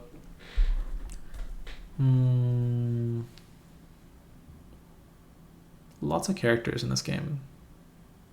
I'm going to title this one The Last Bayonetta Matchup Chart You'll Ever Need. I'll do Pichu and then Byleth. Okay, Pichu, that one is actually even. It's not, this character is scary, but definitely doesn't beat me. Definitely doesn't beat me, but this character is scary. Corrin has already been done. Oh, true. So what to say about this character? their dash grab is super, super fast. Like super duper fast. It's so scary. I hate it. They can just like do it and you can't do anything about it. And then if you're ever stuck in that spot, they can just run up, grab. If it doesn't work, they kind of just like don't care. And then if they hit it, they can try to like murder you. Like they can just kill you. The reason why I put him in slight disadvantage last time is because I was like, oh my god, it's so hard to hit him. But then over time, as I played the matchup more and like made note of the interactions that are happening, I was like, oh, I'm never even really supposed to try to hit him in the first place. I'm just kind of supposed to keep him out. So when you're keeping someone out, I feel like it doesn't matter that much how big or small they are, you know? I don't really care because I'm just putting things in front of me anyway. You know what I mean? So I found myself seeing that it was easier to hit him than I thought because they're always coming into you anyway, and they can't use Teachel unless they're really close to where you can't witch time it. So they're kind of forced into staying really close to Bayo so they can use the moves they want to use, and then you kind of just like dance around them forever. There's two saving graces in this matchup that make it even. Is Pichu's shield doesn't last long because he's a tiny little rat. So when he does run up shield, if you got out of the way in time, now you get your turn back. You can go ahead and like do an aerial or do an ABK or, you know, some movement or bait or whatever, because they can't shield forever in the way that a lot of characters can. You don't really have to grab him.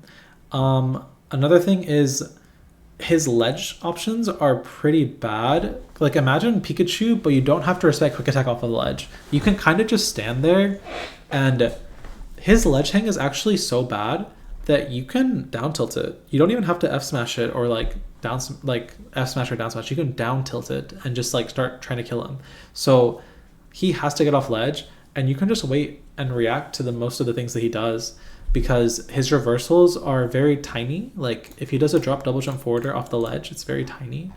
He's not a sword character like Pikachu is.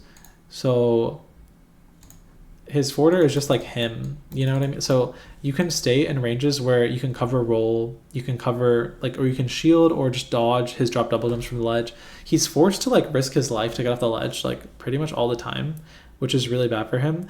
Also, heel slide hits him hanging on the ledge too, and it goes into like back air and things like that. So he has to get off the ledge. He has to get off the ledge and take risks doing it. So I found it pretty good to take off stocks most of the time, because all I had to do was like hit a stray hit, like an ABK. I don't have to actually hit a real like good hit. I just have to hit something, send him off stage, and then do a ledge trap. And he was actually dying pretty often. So I found that pretty good. But that dash grab is just too much. Like the aggressive Pichu playstyle of getting super close, playing for the dash grab, kind of running around in your face, it's scary because you can't disarm it like you can normally. Like let's say a normal character like, I don't know, Peach, Brawler, even like Game & Watch, like if they're being aggressive, you can just attack like in front of you. You can just up tilt or heel slide and be like, stop, go away, like leave me alone.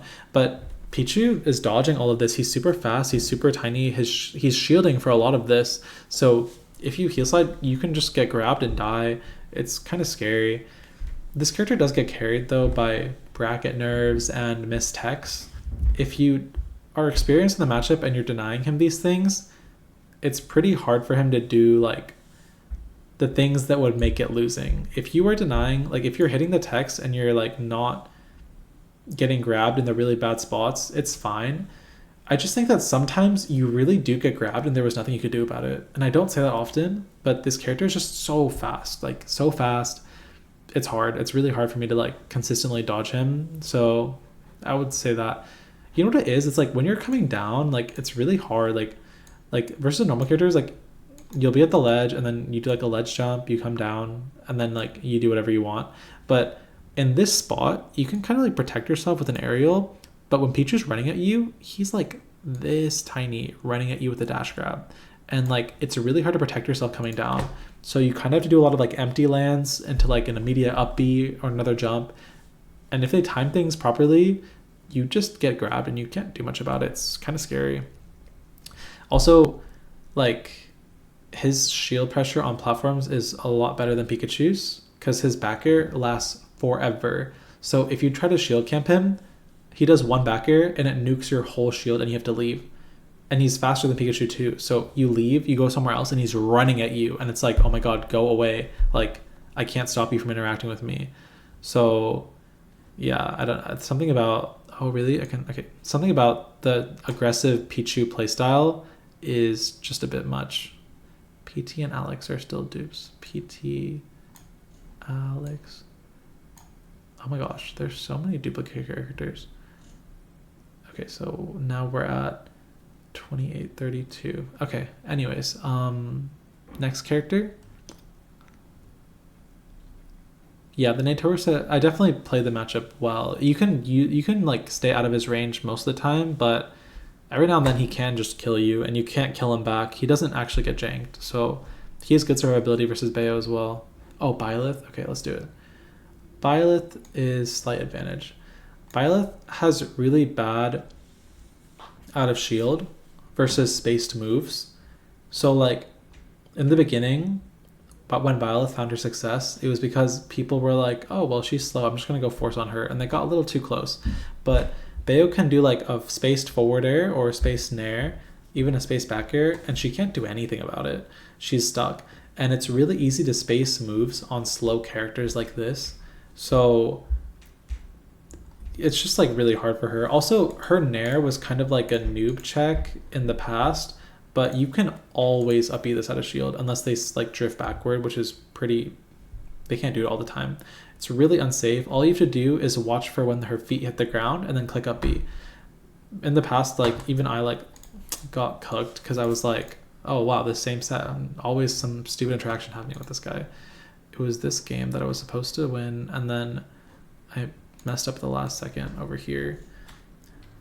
I shielded this nair, and then I clicked up E early, and I died.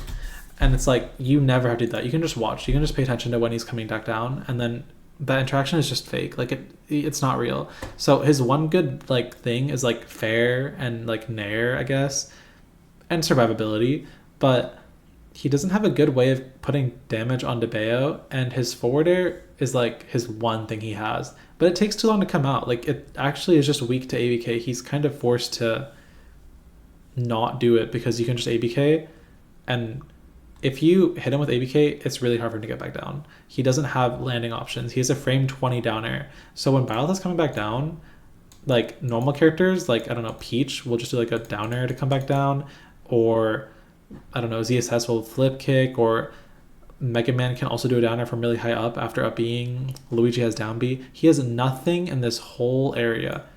So you just, and he's also a floaty. So you just place a hitbox here. If he air dodges, come down with him and trap it again. It's really hard for him to escape advantage. He has to go to the ledge to escape advantage, but you can't always get there.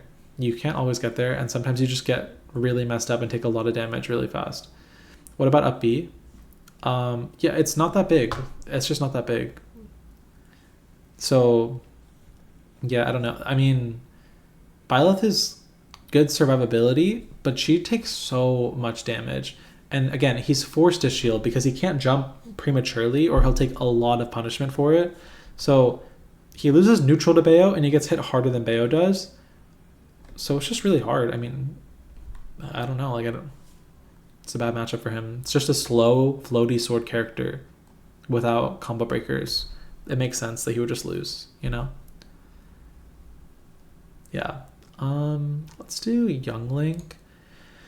You know, I thought the Bayo won, but after playing Super Semi, the only good Young Link, I guess, that exists in the whole world besides like Suinoko, now this character is really, really broken. Like, in particular matchups, this character is broken. I'll say that. There are Super Saiyan characters among us, like Steve and Game & Watch. I'm not going to say they're broken, but there are interactions that normal characters have to do in this game that this character doesn't have to actually do. Like, he can jab to anyone's shield and then just like leave. Like, even if you hard read that he's going to do jab 2, you can't do anything about it. It's actually like crazy. Like, I guess looking at it now, Bayo can up B it if it's like not spaced, or like if she's perfectly timing it. But this shit is like crazy. And down tilt I think is even safer. No, down tilt's not safer, but it pulls back. It's one of those, it's like a Roy again. It comes in, it pulls back. Like that. So it's like also hard to deal with. Basically, if you're ever shielding and he's on the ground, you already lost that interaction. So I found it pretty hard to deal with when I was playing Super Semi. I was like, oh wow, you're throwing a lot of things at me, and like it's kind of hard to deal with. But I wasn't my belief that Young Link's disadvantage is really, really bad was not shifted. I was still edgeguarding him, killing him early, killing him consistently. I was still ledge trapping him with like a lot of things, because this character is like Pichu. He can't fight off of the ledge properly, and he doesn't have any tricks like Link with the bomb to skip ledge. He's just a normal character trying to get off the ledge. So I was getting a lot of kills like that. I was getting a lot of kills where I didn't even KO him. I just pushed him away and he couldn't get back. So yeah, I was able to find my hits just like with really well placed down tilts, or like even just like a random ABK. If you corner Link with your combo, it doesn't have to be a perfect combo. If you just corner him with it, Young Link, you can get anything you want basically. Because if he's not right up in your face, he's a pretty struggling champion. But what I learned from playing him was this arrow is amazing. Like the fire arrow, you can do anything you want with it. It's like, I don't know, like I'm surprised they don't just start the match just throwing a million of them. Like this is really good. It goes like, it doesn't show you, but the angle that it goes at is like, if you're here, and they do like a short hop arrow, it goes like this, and it's like, wait, what? Like, where am I supposed to go then? You know, like this is my character. Like I can't jump, I can't stand still, and I can't shield it, because if I shield it, like you can take space. Like it doesn't do much for me. I mean, you can shield it, but it doesn't get you closer to your end goal of hitting Link, you know?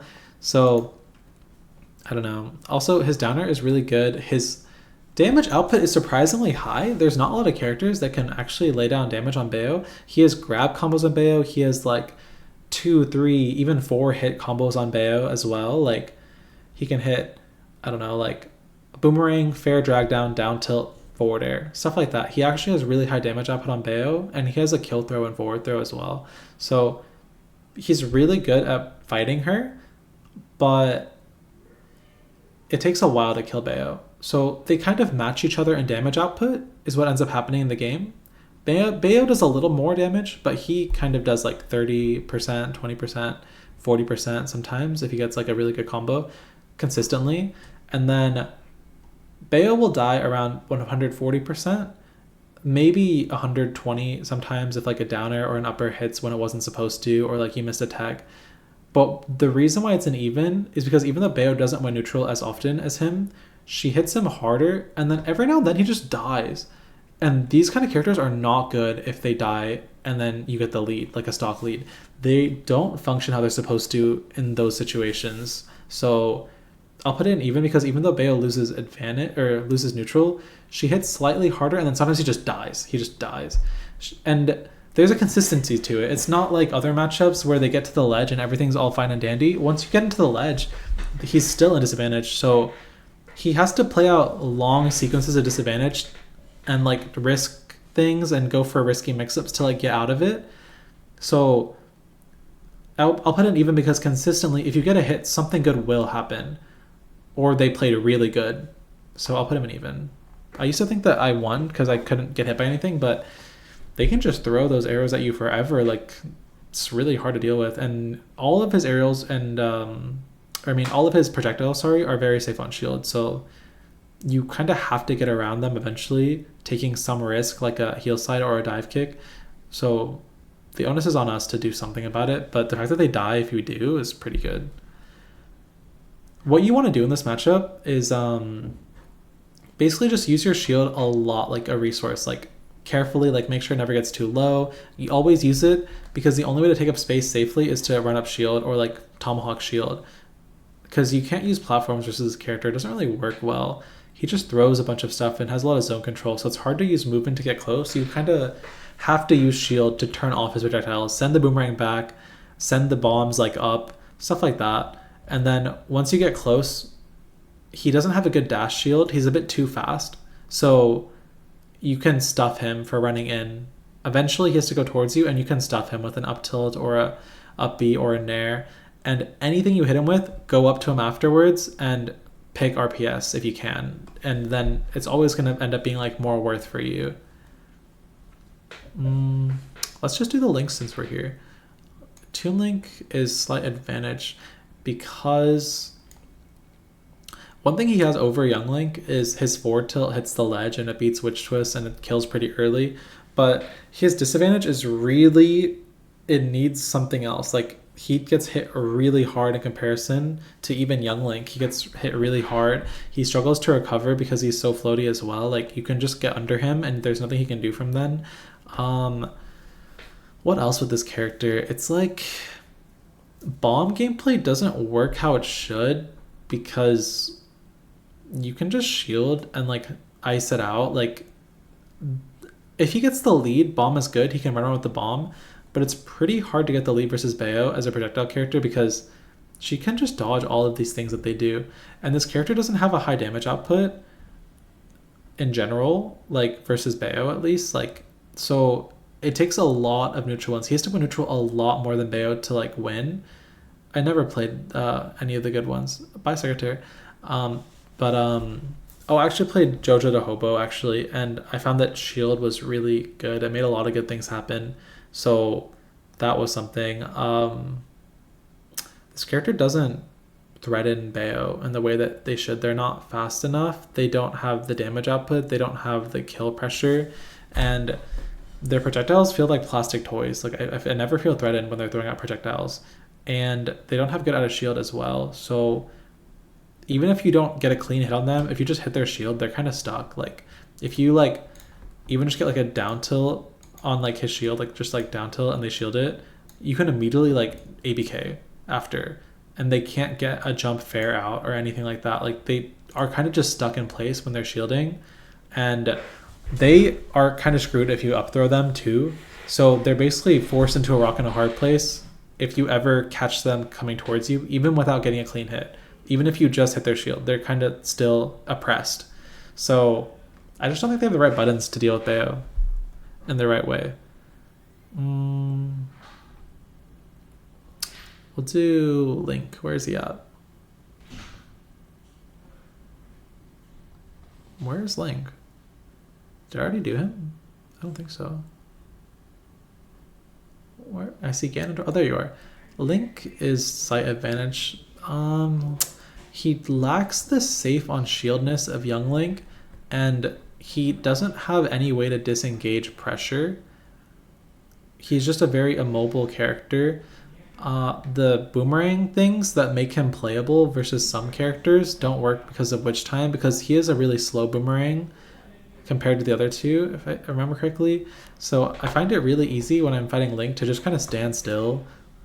And I feel like openings just show themselves. Like I feel like he doesn't have any way to like force Bayo to do anything, really. His smash attacks are like not useful because they're so slow. His forward air even is so slow, and his grabs don't do much. He has some bomb ledge traps, but I've never felt particularly threatened by them. And he takes a lot of damage when he gets hit, like a lot of damage. He's also bad off the ledge. He's bad out of shield. He only has that up B, but you can space around it or like tomahawk shield and get close to Link. He doesn't have great damage output on Bayo either. The one thing he has is survivability with the bomb trick, but it doesn't do much. Like for reference, like K. Rool isn't even, because when K. Rool finally survives, he comes back on the stage and has lethal situations that he can put you in. But Link kind of survives and then just gets put back into the same twister of like losing neutral over and over again. So there's no threat. He doesn't have jank. He doesn't have scary combos. That I know he has like some stuff, but no Link players are doing that in bracket. So yeah, I don't know. He's just not a threatening character to me. Banjo and Kazooie. He's also here with the other projectile characters. He lacks the damage output, and a lot of his projectiles are very slow, which leaves him susceptible to witch time. So he struggles a lot to do much without using his like normals. I played Torguri. It was pretty hard, but it was the first time I ever played a Banjo and I didn't know what was going on. So once I learned what he does from Whompy, I was like, oh yeah, he's like really slow. He doesn't have great physics. His recovery is exploitable. He does have pretty good ledge options, and he's good at landing as well with like in a lot of situations, but I don't know. I just don't feel threatened by him. He kind of plays for his grab a good bit, and there's not much good buttons for him in front of him. He takes a lot of damage. He kind of gets rinse repeat edge guarded, but the one thing he does have that's actually really hard to deal with is this side B move is huge. Like you actually can't dodge this a lot of the time.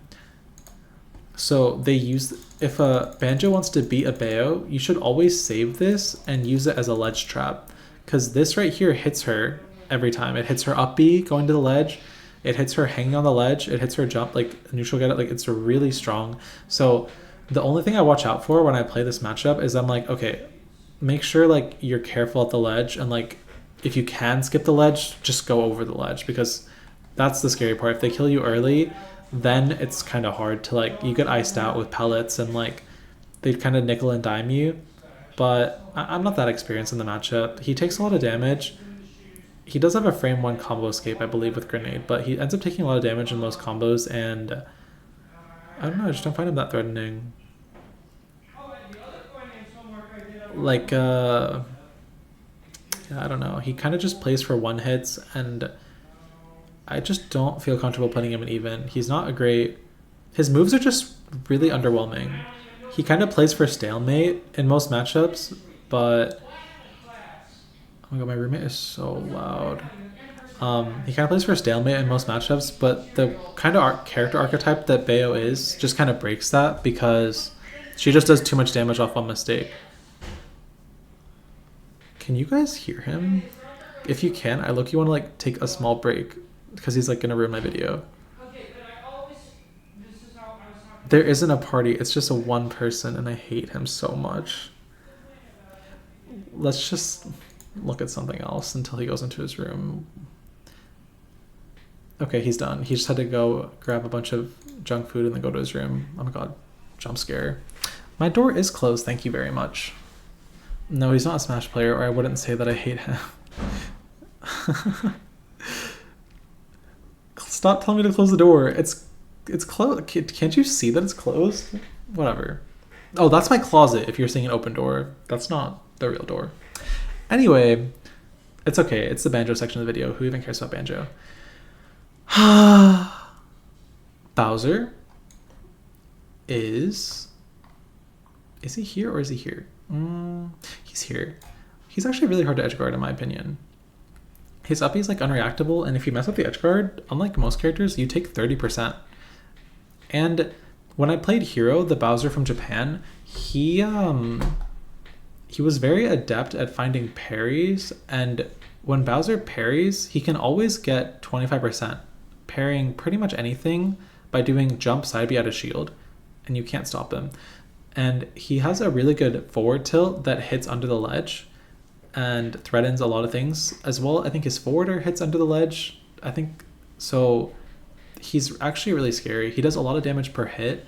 If you try to hit him the wrong way, you take a bunch of percent. His out of shield is actually very good and very respectable. His shield seems to last a long time. It protects him. He can shield for a long time in neutral, and you can't do much about it. So, I mean, Bayo kind of kills him if she hits him. So that's why he's here.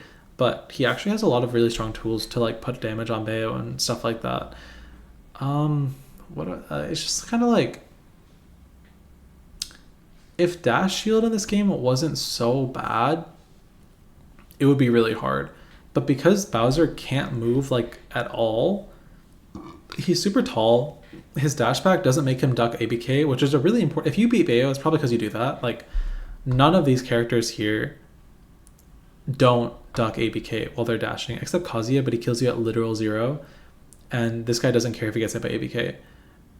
And these guys don't get hit by ABK if they're running. Well, this guy's usually not running.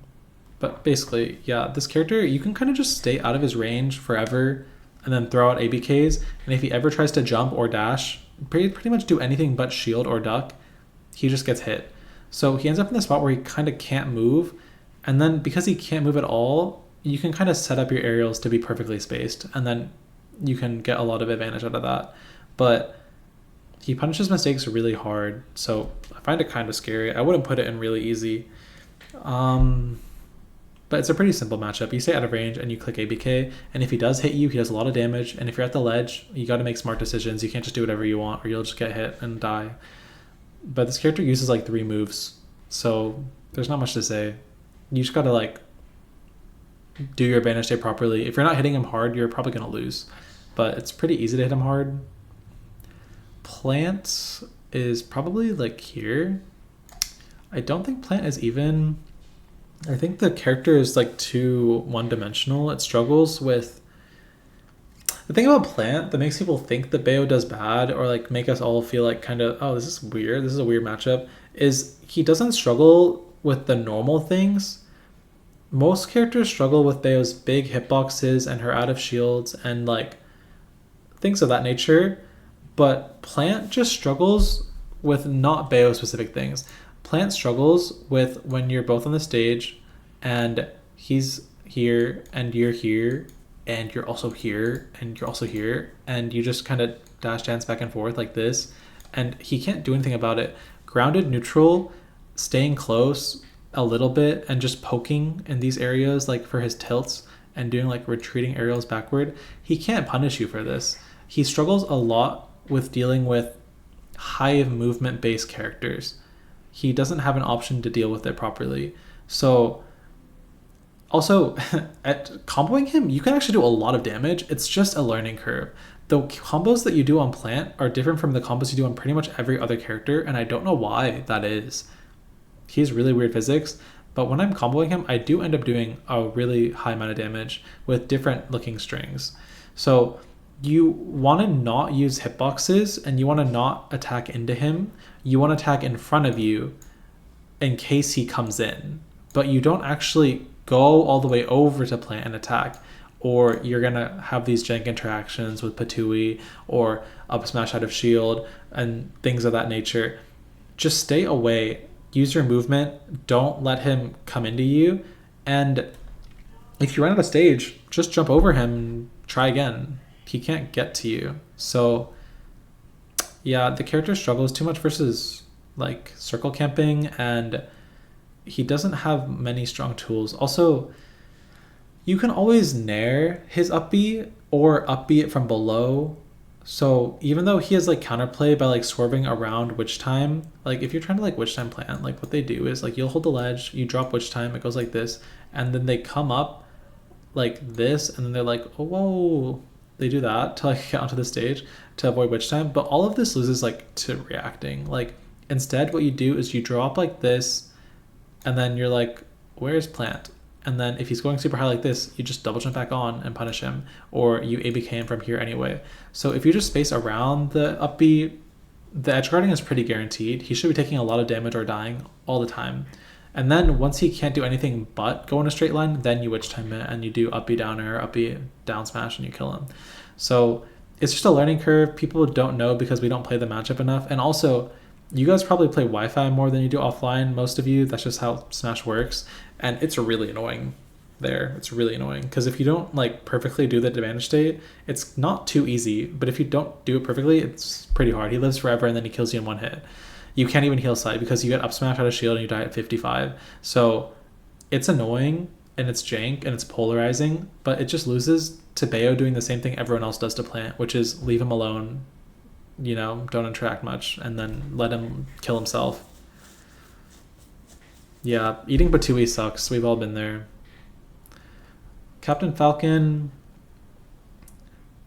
I'll put him here. I'll tell you why. This character has flaw is, where is this? Dash run speed. This is dash frames. We're gonna look at this chart if anyone cares. Where is it? Dash and run speed.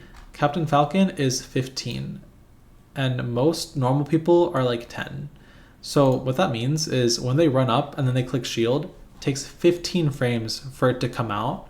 And when you think about that, like, this is a really fast character. So if this is PS2 and Falcon is here and he tries to do a run up shield, the shield is here. Like, he goes all this distance before his shield can come out.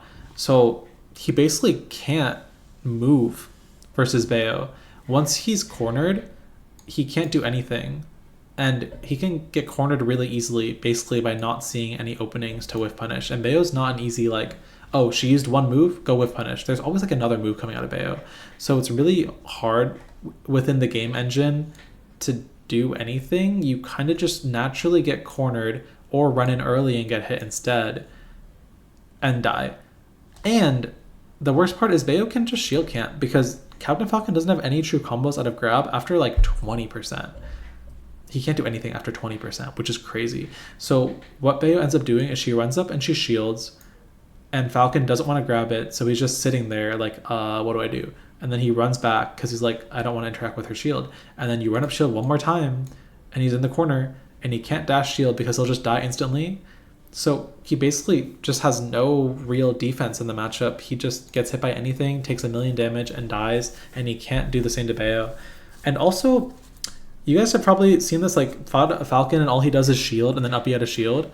If you just do back air on his shield, when you see that he's shielding a lot, back air is -5, and then if you turn around and you do an up tilt after, which is frame 7, where'd you go?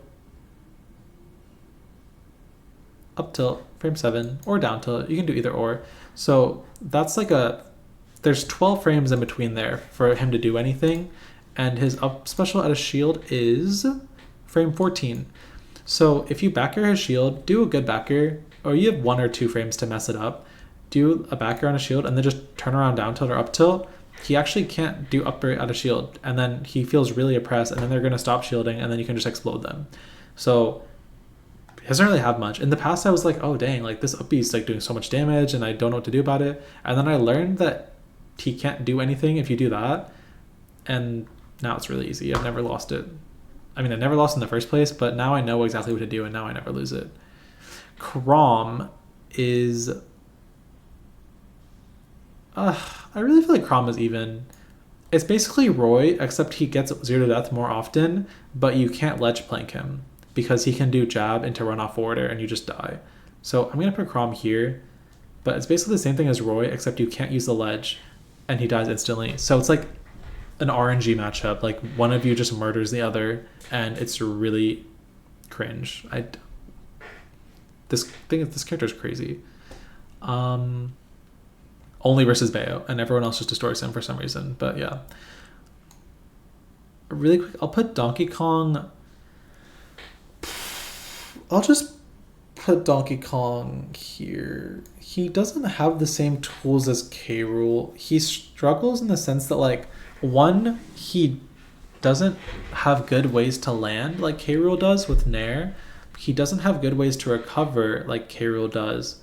Like, K. Rool eventually comes back sometimes, most of the time in my opinion, and like Donkey Kong doesn't.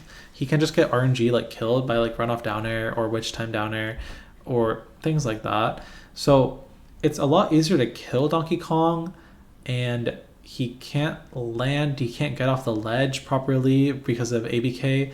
K. Rool has that side B trick. K. Rool has more lethal ledge trapping, like with nairs and down airs. Donkey Kong doesn't actually have ledge trapping versus Bayo. He just has F tilt, which is like, doesn't last that long. It's not that great in comparison to all the stuff he's dealing with.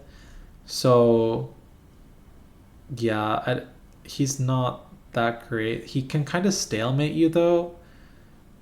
Honestly, it's a really bad matchup for Donkey Kong. All he can really do is shield camp, but shield camping is really good. Like, he can just stand still in neutral like Chunky Kong does, and Bayo doesn't have like a cloud back air, so it's kind of liable to like just getting parried and like dying. So I put him here because grapplers in general have a good chance versus Bayo to win some games. It's definitely not an easy 3-0 every time. You can just kind of not win neutral sometimes when they're just like playing reactively and shielding. Because again, big heavy characters like this, they can shield for a long time before having to do any mix-ups. So I found some struggles with this matchup, to be honest. But because the thing is, like, he doesn't die normally like he does versus other characters. Like, you can't just like backer him off stage and then go and backer him again, because he's floaty and he has a lot of time to mix up his recovery. So if he gets to a higher percent, he does not struggle a bunch to get back to the stage, and his dash tag is really good. That's the one thing he has that's like really good. His dash tag's unreactable. It can be safe on shield, and his aggression forces you to up B out of shield, which isn't setting you up to get kills that often. So it's a weird matchup. He has like 2 good moves, down tilt and dash attack, and then he lives a long time sometimes. So he can win games if the way that you're winning neutral doesn't end up killing him like easily, you know? Because eventually you're not gonna naturally kill Donkey Kong very easily by just using like ABK in neutral, or like, you know, and you can't down tilt because his down tilt destroys yours. So the way that you win neutral is usually very safe with like a spaced ABK, and then you get damage, but that's kind of it. And then you kind of just hope that he doesn't hit you and he eventually dies. So it's kind of a laborious matchup where you don't just like get the fancy zero deaths that you want if they play out of shield properly. So I wouldn't put it in really easy. It's kind of a lot of work if they play it right. Doc is gonna go here. He's a grappler, but that's it. He can't even reach Bayo's full hop. So, and he has a really bad recovery, and he has a really bad ledge options, and Bayo never gets hit by his down throw combos, and pills don't work because of Witch Time, which is like his one thing that makes him good versus some characters. And he plays to trade, but ABK beats all of his moves, so that also doesn't work. She kind of countered all of his game plans really well. And his backer, I don't think his backer is safe on shield in the way that Mario's is. I might be capping. No, it's not. You can always up B this. So he doesn't have any safe pressure. He just kind of explodes for doing anything. I don't have much more to say about that. Duck Hunt. I don't know what I think about you. Definitely a floaty projectile-based character. The thing is, it takes a lot of research and like experience to know how to play neutral properly, because the character has a lot of setups and it's a very flexible archetype, and they kind of play for trades very well, and Bayo's very light, so that can be hard.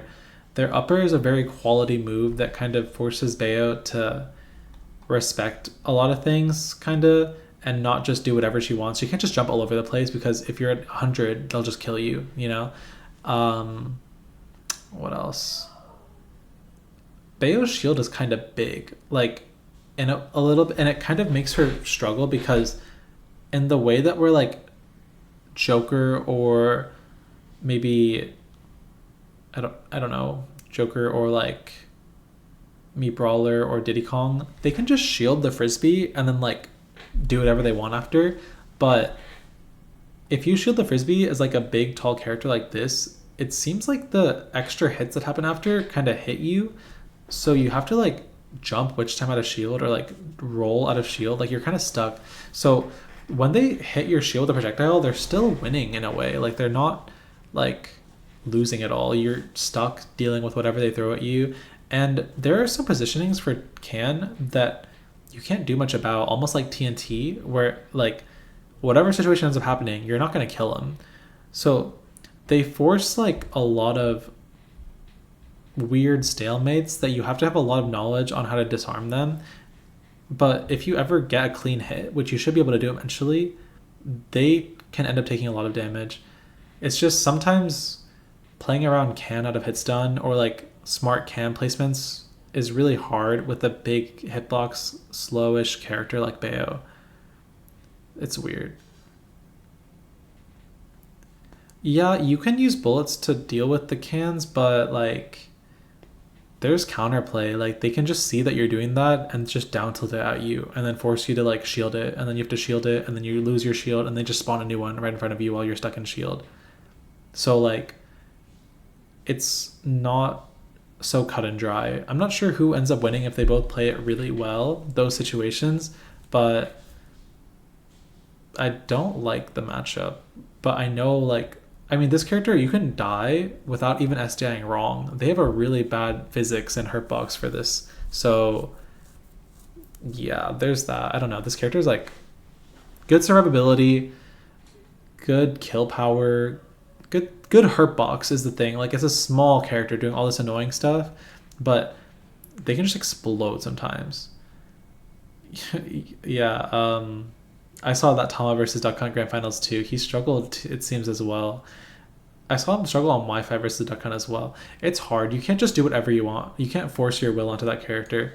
Ganondorf will go here because he doesn't have good options versus Bayo, and he's too tall.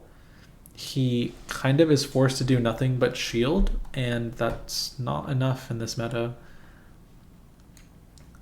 Ike...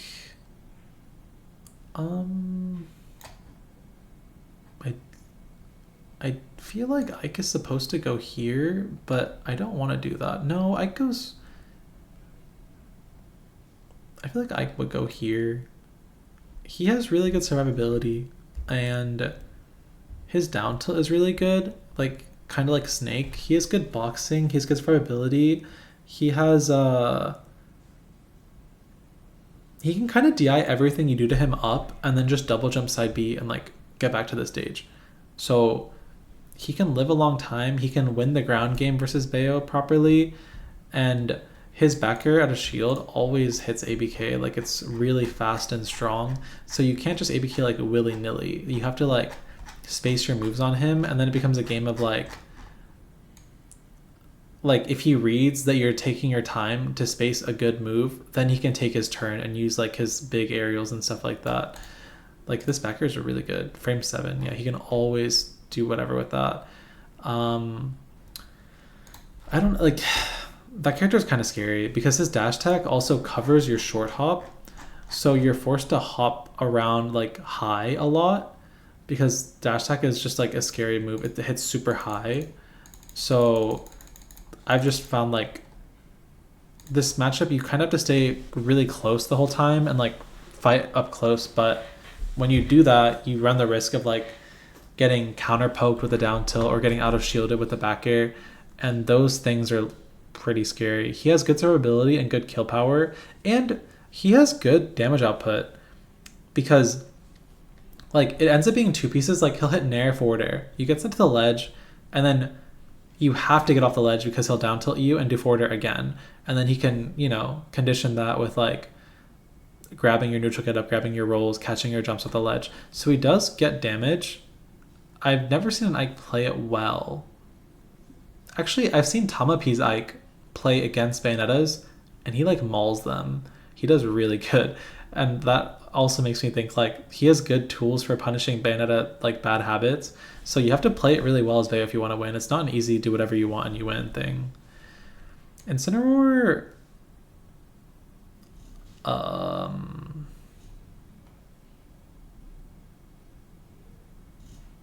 he is like, his survivability is pretty low. His neutral is pretty poor. But why am I not putting him in really easy? It's because he has good ledge trapping. He has really good ledge trapping because his down tilt hits her ledge hang and it's a sword, so you can't challenge it. What else? His lariat is actually kind of hard to play around, like a little bit. And the way that you can play this character, you can kind of play him like a fortress, like just play out of shield, short hop nair out of shield, or like play for parry. Like, he is very free to just go up to Bayo and try to hit her with stuff, and he hits her really hard. He can also use platforms. Yeah, Revenge is actually really good in neutral because I think it's one of the fastest counters. I think it's frame 3, if I remember correctly. So what he can do is he can take space by, like, how do you say it? He can take space by, yeah, it's frame 3. It's very fast. So he can go to platforms and you kind of have to let him do it because if you contest it right away, he'll just revenge you. And once he gets revenge, he can take a lot of space with like forward airs and like dash attacks. And these things require a lot of respect, and then they end up conditioning you to shield, and then you will get lariated every now and then, and there's not much you can do about it. It's just how the game goes, which is terrifying. So I'll put him here. He can definitely take stocks off Bayo, and Bayo can take stocks off him, but Bayo can take them playing safe. Bayo can just space a forward air and then get the right hit and he dies. Lincinor has to take a risk to do the same things back to Bayo, so that's why I would put him in like advantage state. But he can go up to Bayo with the right guess and just win the game. So it's kind of scary in my opinion. And his recovery is not that bad. You have to know how to edgeguard it, and even if you do know, it's still kind of hard to edgeguard it. Isabelle. How many characters are left? I'm tired. 21, 22. Wait, is it 7? 7. 7. 7. Okay, like 18 characters. Okay. Shotos. Let's just do Shotos first. Ryu is slight advantage. He's basically forced to shield all the time, and if you up throw him, he's actually in a bad spot because he can't land into Bayo's multi-hits properly. He's combo food, he's edgeguard food. It's really easy to do bad things to him once you hit him, but his neutral is actually really strong. His neutral is like, he has this gigantic fireball that lasts for half a second, and the entirety of it beats ABK, and the entirety of it shreds your shield. So you have to maneuver around him really well, and it's kind of hard to deal with. Also, the way that Shoto players use their shield, there's this interaction that's really annoying. You can't just like space back here. If you're here and a Shoto's here and you're trying to space it back here, what they do is they shield. They spot dodge right before your feet like hit the ground basically, and then they just down smash. And then if you back air and try to do it slowly to beat their parry, or you try to do it fast to beat their normal shield, they can just spot dodge all of it because it lasts for like 15 frames, and then they just down smash you, and it's a true punish and you can't do anything about it. So you're ending up forced to play this matchup front facing. You have to face in front of him, use your forward air, use your shield, and like you shouldn't down tilt that much, and you have to just play like really fast, like stay pretty close but not too close, and just like react to what he's doing really well and then get a hit that way, which is pretty mechanically intensive, like staying close enough to where you can get what you want. It's not as easy as, oh, just keep away from him and throw things, because he throws things better. So you have to actually brawl with him, and if you get good at that, you should be winning. I mean, he dies instantly, but sometimes like you also die instantly. Like if you get hit by down tilt up B, it's just death at like 70. So that's hard, because what ends up happening is you get a little too close once or twice and you get hit by down tilt, strong down tilt, fireball, and it's 32% or so if I remember correctly. You get hit by that twice, and then you get hit by a weak nair, you have to tech, he catches the tech, he shoryus you, and you're dead. So you basically have to space perfectly, and that's kind of hard, I guess, but they're forced to shield all the time. So there's a lot of free conditioning in there where the onus is on them to do something, and you can just catch them out like right when they're done shielding. So I find nice. I find that matchup like pretty easy because I've played it so much. Yeah, like you guys said, I've played Jazo a lot, I've played Asimo a lot for years now, and I know how to do it, and I know how to space on the edge of his shield. Here's a tip, by the way, if you guys want for like fighting Shotos. When you're fighting a Shoto player and they're here and you're here, don't aim your moves. Like for example, if you're using like forward air, don't aim your move like if this is the forward air, don't do this. You want to aim your move where their shield is. So imagine Shoto's shielding, right? you're going to want to aim your move like that. Try to hit their shield and not them, and then you'll always get perfectly spaced aerials. So in that way, like, you can harass their shield without getting too close and getting parried and getting annoyed by stuff. You can just like hit their shield because they're going to shield. What are they going to do? Not shield? They always shield. So don't worry about actually hitting the person. Just hit the shield. And then you'll stay far away and then you'll be safe. Yeah, the back air getting spot dodged happens versus Terry as well. Kazuya, not so much because they don't have spot dodge cancel moves as like fast and quick like that. But yeah, these rules kind of apply a little bit. But this rule, not so much because you'll try to hit his shield and he'll do shield drop EWGF and then you die. So don't do this one. That one, no. Yeah, Shoto players are obsessed with parrying, but Bayo's forward air is safe on parry and her space nair is safe on parry as well. So it's not actually a big deal. You just have to do your aerials slow, take your time, and do it the right way. Ken, I'm going to be honest, I really don't know the difference. Like, I don't know, like, I'm pretty sure Ken kills earlier, and his side B is bad, but I don't really know what else. He doesn't have access to up air Shoryu like Ryu does. I'm just going to put him here so that Shoto players quote retweet me and I get interactions when I post my matchup chart. Okay, Isabelle. I would say, you know, you would think it's really, really easy, but her projectiles are like crazy. Like dash attack is safe on shield if you're not like right next to her to up B it. Pellets hit you like from everywhere, and if you don't parry it, you're just stuck forever. You can't go anywhere. I find like winning neutral versus character is actually really hard, but they're just gonna go here kind of for the same rules as the other projectile characters that are here.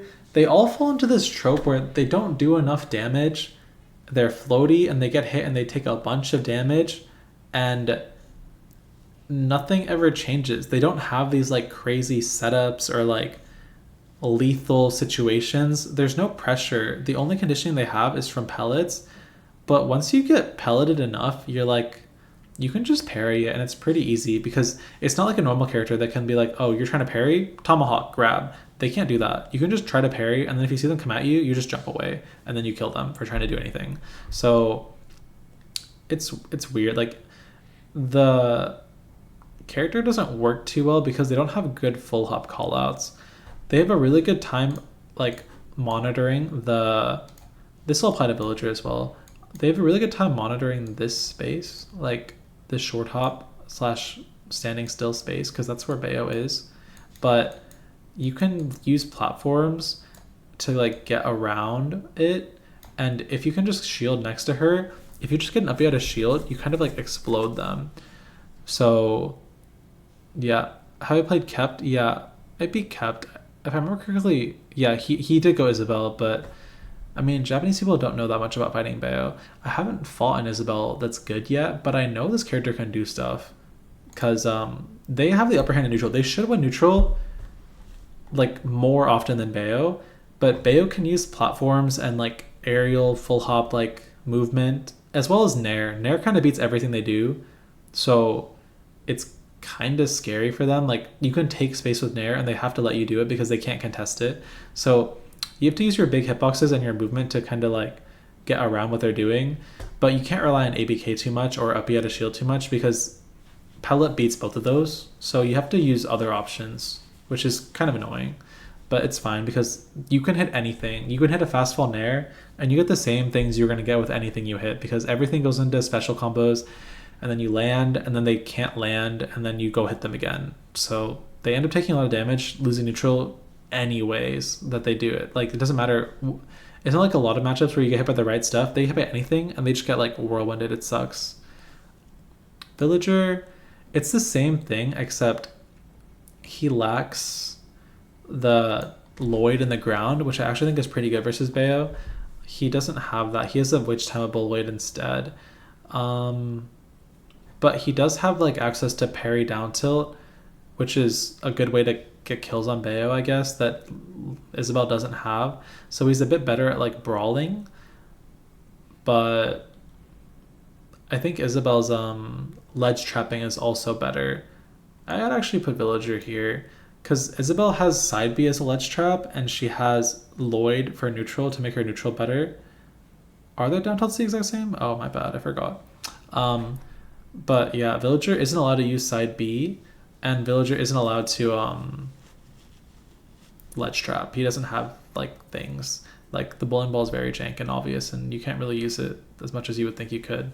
So I would just put him there. I don't think his kit works properly for Bayo. All he has is pellet. And when all you have is one move, it's a really bad sign. You can just start parrying it, witch timing it, heal setting under it, going over it. It's just not that great. I don't know.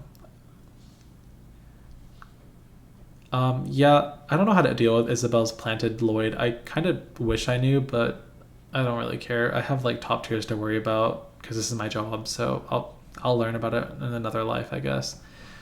Robin is not really easy. Robin will go here. Robin has a lot of hard-hitting moves, and their L Thunder kind of wins neutral for them. So if they go to a stage with platforms and they kind of stay under the platforms, they can get a lot done. Like, oh, that's cool. Down to bullet for a second, and then you can heal side it. That's cool. Okay, so what was I saying? Robin has a really good time of controlling space. He has a good back out of shield, kind of like Ike, so you can't just like force yourself onto him.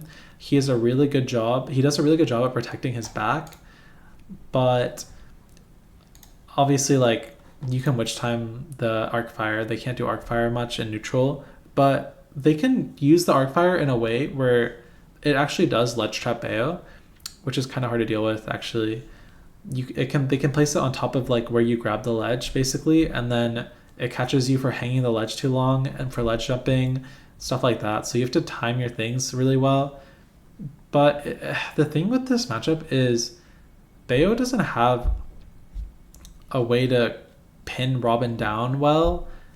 Like if you down tilt Robin's shield, they just fair out of shield immediately, and it's like, oh my god, they claimed so much space just now. Or if you hit their shield with something, they can kind of just roll away or roll through you and force you to like check for that. So it's not that bad of a matchup because I don't know, the L Thunder is just really good. Like it hits super quick. Like Bayo basically has to approach the air or approach really slowly, and she doesn't like doing that. Like she doesn't like slowly approaching on the ground. She likes to like jump in, get behind you, or ABK, cause a scramble. Robin does a good job of like fortressing that a bit. I don't think it's that bad of a matchup, and also his dash attack is really good. It's like you can space it and not get punished by like super bad hits. Like I really think his dash attack is really good.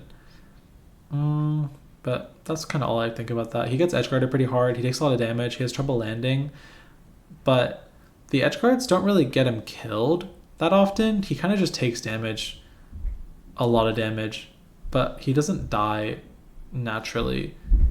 So that's kind of how I feel. I don't know. I feel like they can play really slow and like hold it down. King Diddy is really easy. He doesn't really have any way to win neutral, and he gets really punished and disadvantaged, and he doesn't have a way to threaten Bayo stocks either, as far as I know. I mean, every Diddy I play just throws a Gordo and I just hit it back at him, and that's the whole ledge trap. It's not the same as like King K. Rool. Like it's not scary like him. Mewtwo has the same thing as L Thunder, and it makes neutral kind of hard, and he hits really hard, and he has a good grab game and out of shield game, and teleport is a very strong way of recovering. So he will go here because he just takes way too much damage for how light he is and disadvantage. But I would not put it here because he's still a functional character. Mii Gunner also goes here. Mii Gunner's out of shield is like what really gets them. Like if you space an aerial, they can't really do anything after. So you can kind of just like ABK over to them and space an aerial, and then you're close to them, and now they have to do something about it. And their ledge trapping doesn't work very well versus Bayo because you can hit the things back, like the bombs and stuff.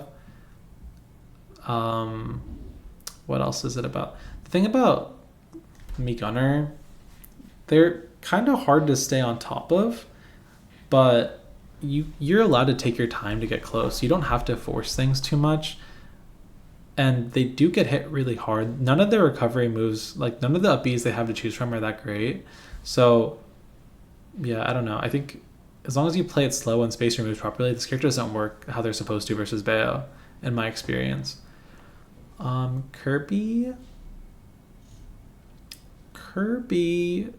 is probably, you would think that you get stalemated by Kirby, but there's two things that make that not true.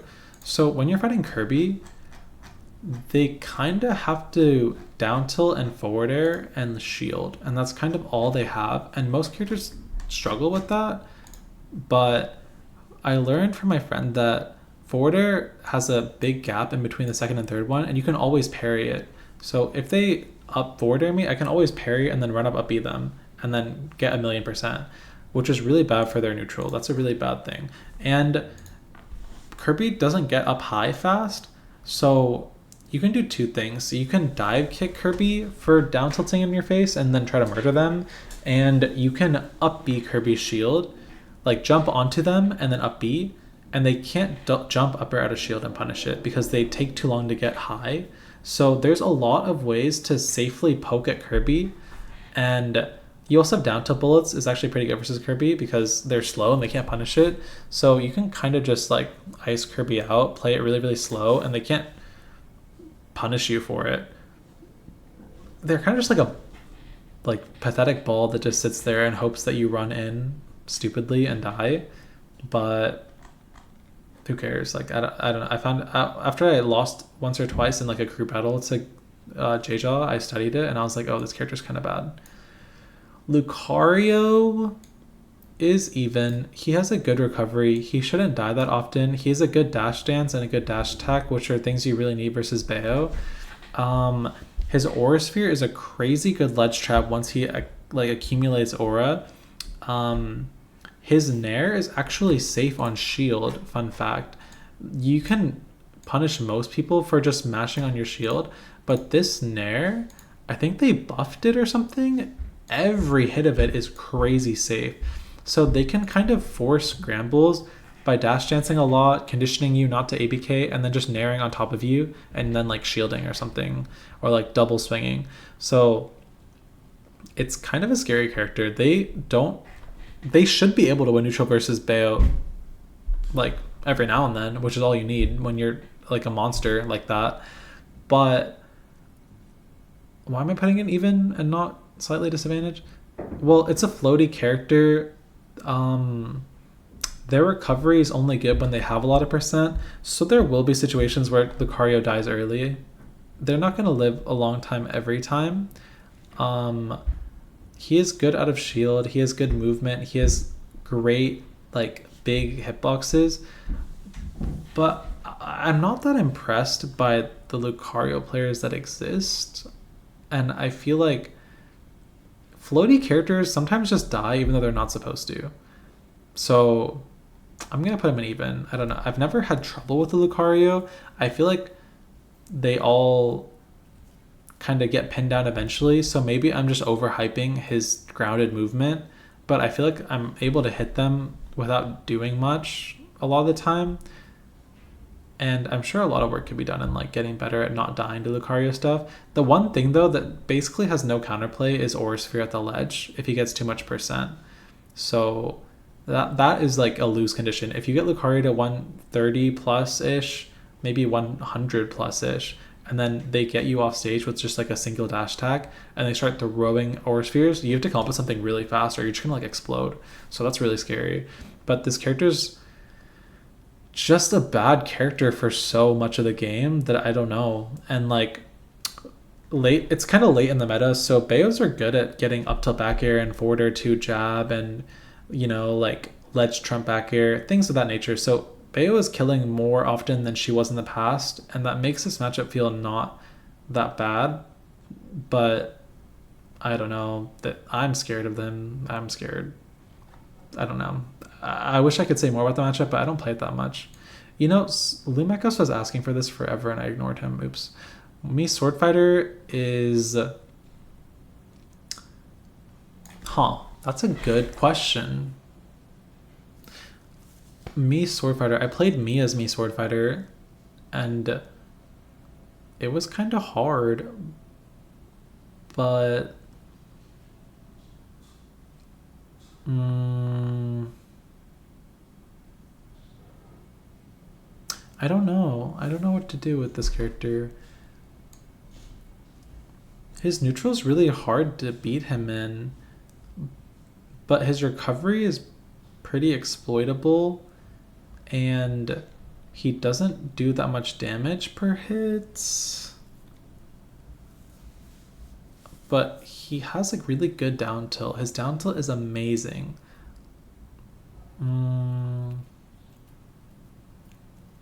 And his dash attack is amazing. And his grab combos are hard to deal with. They do a lot of damage. I don't know. I think I'll put him in even. He has really good tools. Versus Bayo. He actually can kill Bayo. He can down tilt her ledge hang a lot and then condition her to get off the ledge, and his backer is like a very clean cut, like super strong move. Yeah, I mean, I guess you could say he can't kill Bayo, but he does eventually kill with just like an F tilt or something like that at like 130, 150, and all of his damage is like a big chunk of damage, like shuriken into dash attack, shuriken into the side B like lunge move, like all these like chunks are like a lot of damage. I don't know. I did not lose to Mii Sword Fighter at SmashCon. I don't think so. Okay, Pit. Pit. Oh, I lost to Mii Sword Fighter in pools of coin box one time, but I SD'd like 3 times. Okay, Pit. We'll do Pit. He's an amazing character. He's a grappler that's super fast with great survivability, and he traps bat within well with his combos. He has huge swords on the ground and in the air. He does not struggle to kill. He has safe on shield kill moves. He struggles with ABK in neutral, but I don't know. His dash attack is really good too. I will say even just because Bayo does way more damage, but this character has all the tools, and I always beat Pit players and I'm like, oh my god, thank god. Like even like bad Pit players, I'm like, oh phew, like so glad they didn't do this and this. Like I feel like there's a way for Pit to play to where it can be really, really tough.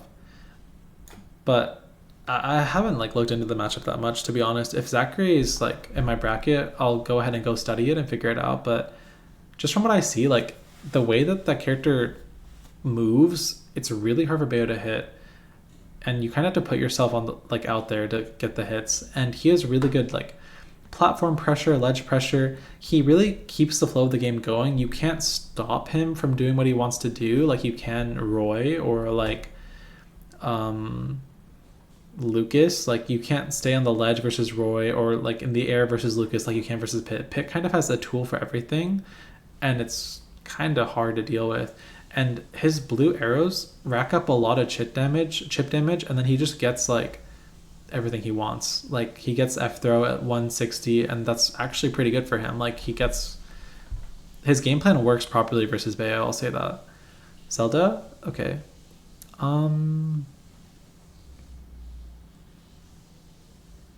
Where is she?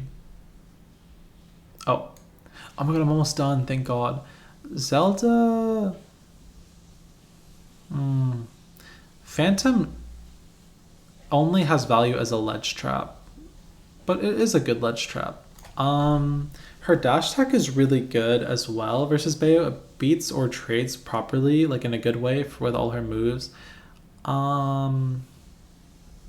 She does struggle to land and play out of shield and get out of the corner. Is she easy or is she slight advantage? I think I would say really easy.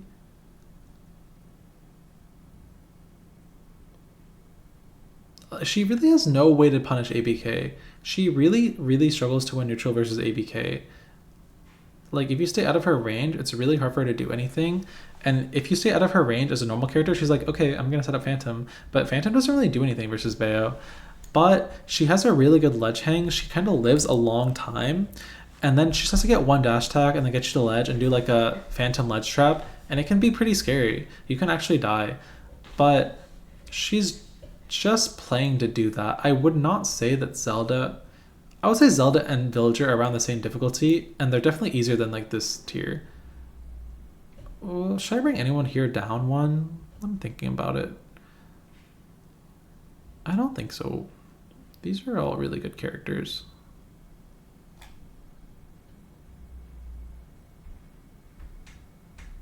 DK is... No, this is right. Anyways, Ridley kinda... I'm just gonna put Ridley here. He actually dies like a lot to a lot of things. Like, he doesn't have great longevity at all, which is alarming. His ledge planking isn't very effective because like Bayo can just like wait and she can threaten down smash in witch time and like bullets. Like, she can just like poke at him for doing that, so he has no real way of like slowing down the game well. It's just kind of hard to land that first hit on Ridley, but once you do, he just explodes, and he doesn't have a way to like kill Bayo like properly at all, and his jumps don't take him anywhere, so it's really hard for him to outspace or like maneuver around Bayo's big hitboxes. I don't see what he has versus Bayo besides like the down tilt is okay, but jumping at Ridley and just clicking an aerial and trying to kill him is like my go-to, and so that stuff doesn't really work that well. I don't know.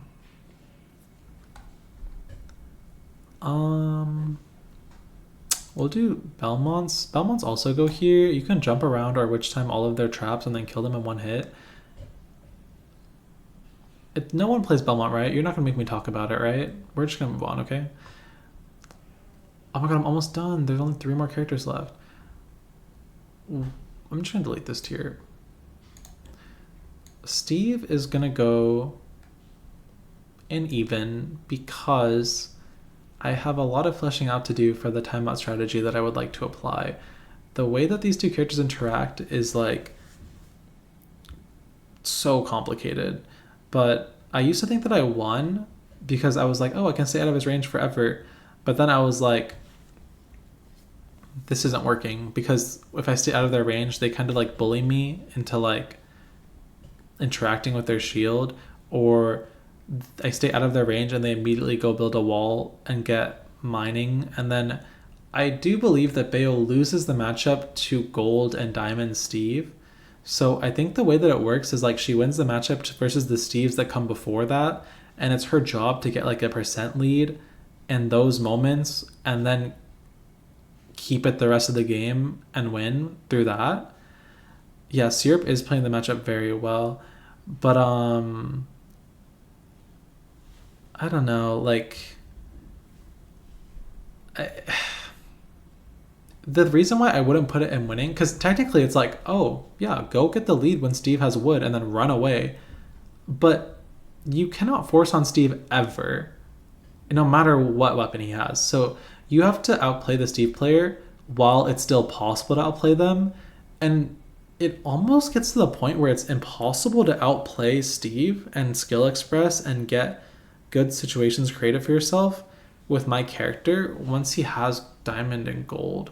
So I feel like I'm on this timer where I'm like, okay, you have about like a minute, maybe 90 seconds before he gets Diamond, and if you don't find an opening right here, you are going to lose this game. That's honestly how I feel. It might not be true. I might just need to study more, but like it's so crazy. It's crazy. Like I'm just struggling really hard lately with how to interact with his attacks, and yeah, I don't know. I have a lot more work to do with that, but I definitely think it would be a bad attitude to put him in slight disadvantage. He gets one shot by Bayo often. Even if you kind of like mess up, you can still get rage and kill him at like low percent sometimes.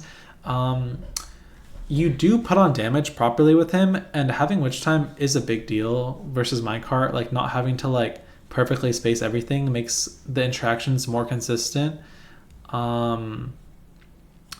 It's just like the dash tech is pretty hard to deal with, and when Steve gets point blank next to Bayo and shields, you're screwed. You have to run the F away. It's really hard to deal with, and I just find it hard to punish run up shield.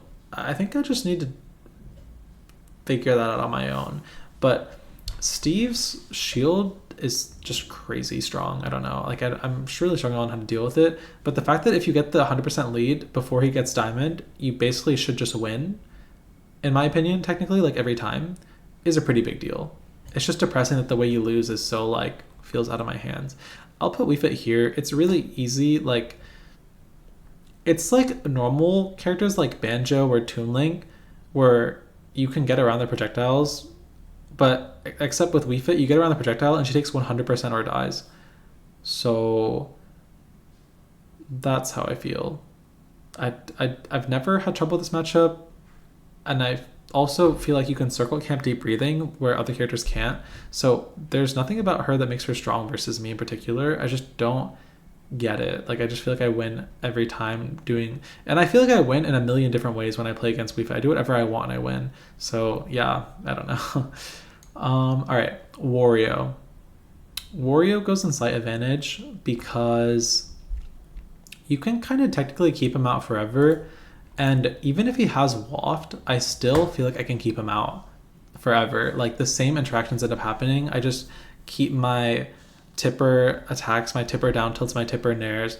I ABK through him because he's slow and he can't punish me, and I retreat again and I do it all over again. I basically, when I fight Gluto, I pretend I'm Sonic, and I just kind of like if Gluto's here, I'm here.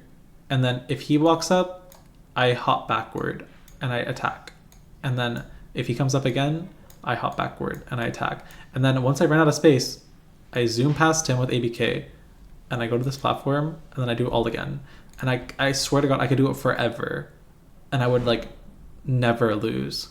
But if you lose the lead, you can't do that anymore.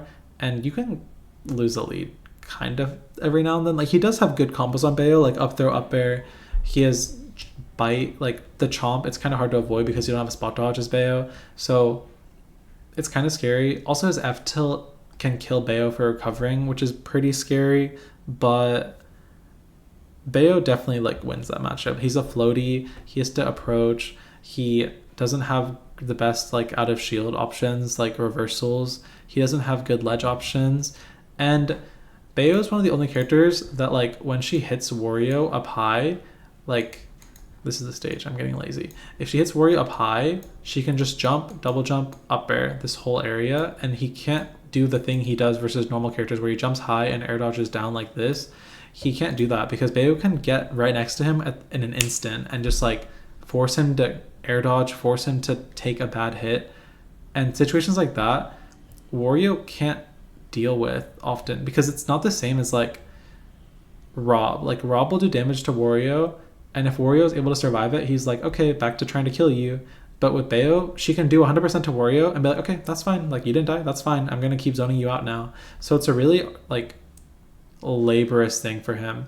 And even if he does end up getting close to Bayo, her up tilt is broken. Like he can't just like get close to Bayo and then do whatever he wants. He can't jump onto her or run into her willy-nilly, or he'll get up tilted and he'll take 50 right then and there immediately, and now the game's like over. So she basically has all the tools to keep Wario out and play around what he wants to do, and it's up to the Wario player to basically hard read Bayo and get like parry grabs or like dash attacks on like timings, stuff like that. But she should never be in a situation where she gets hit by run up nair.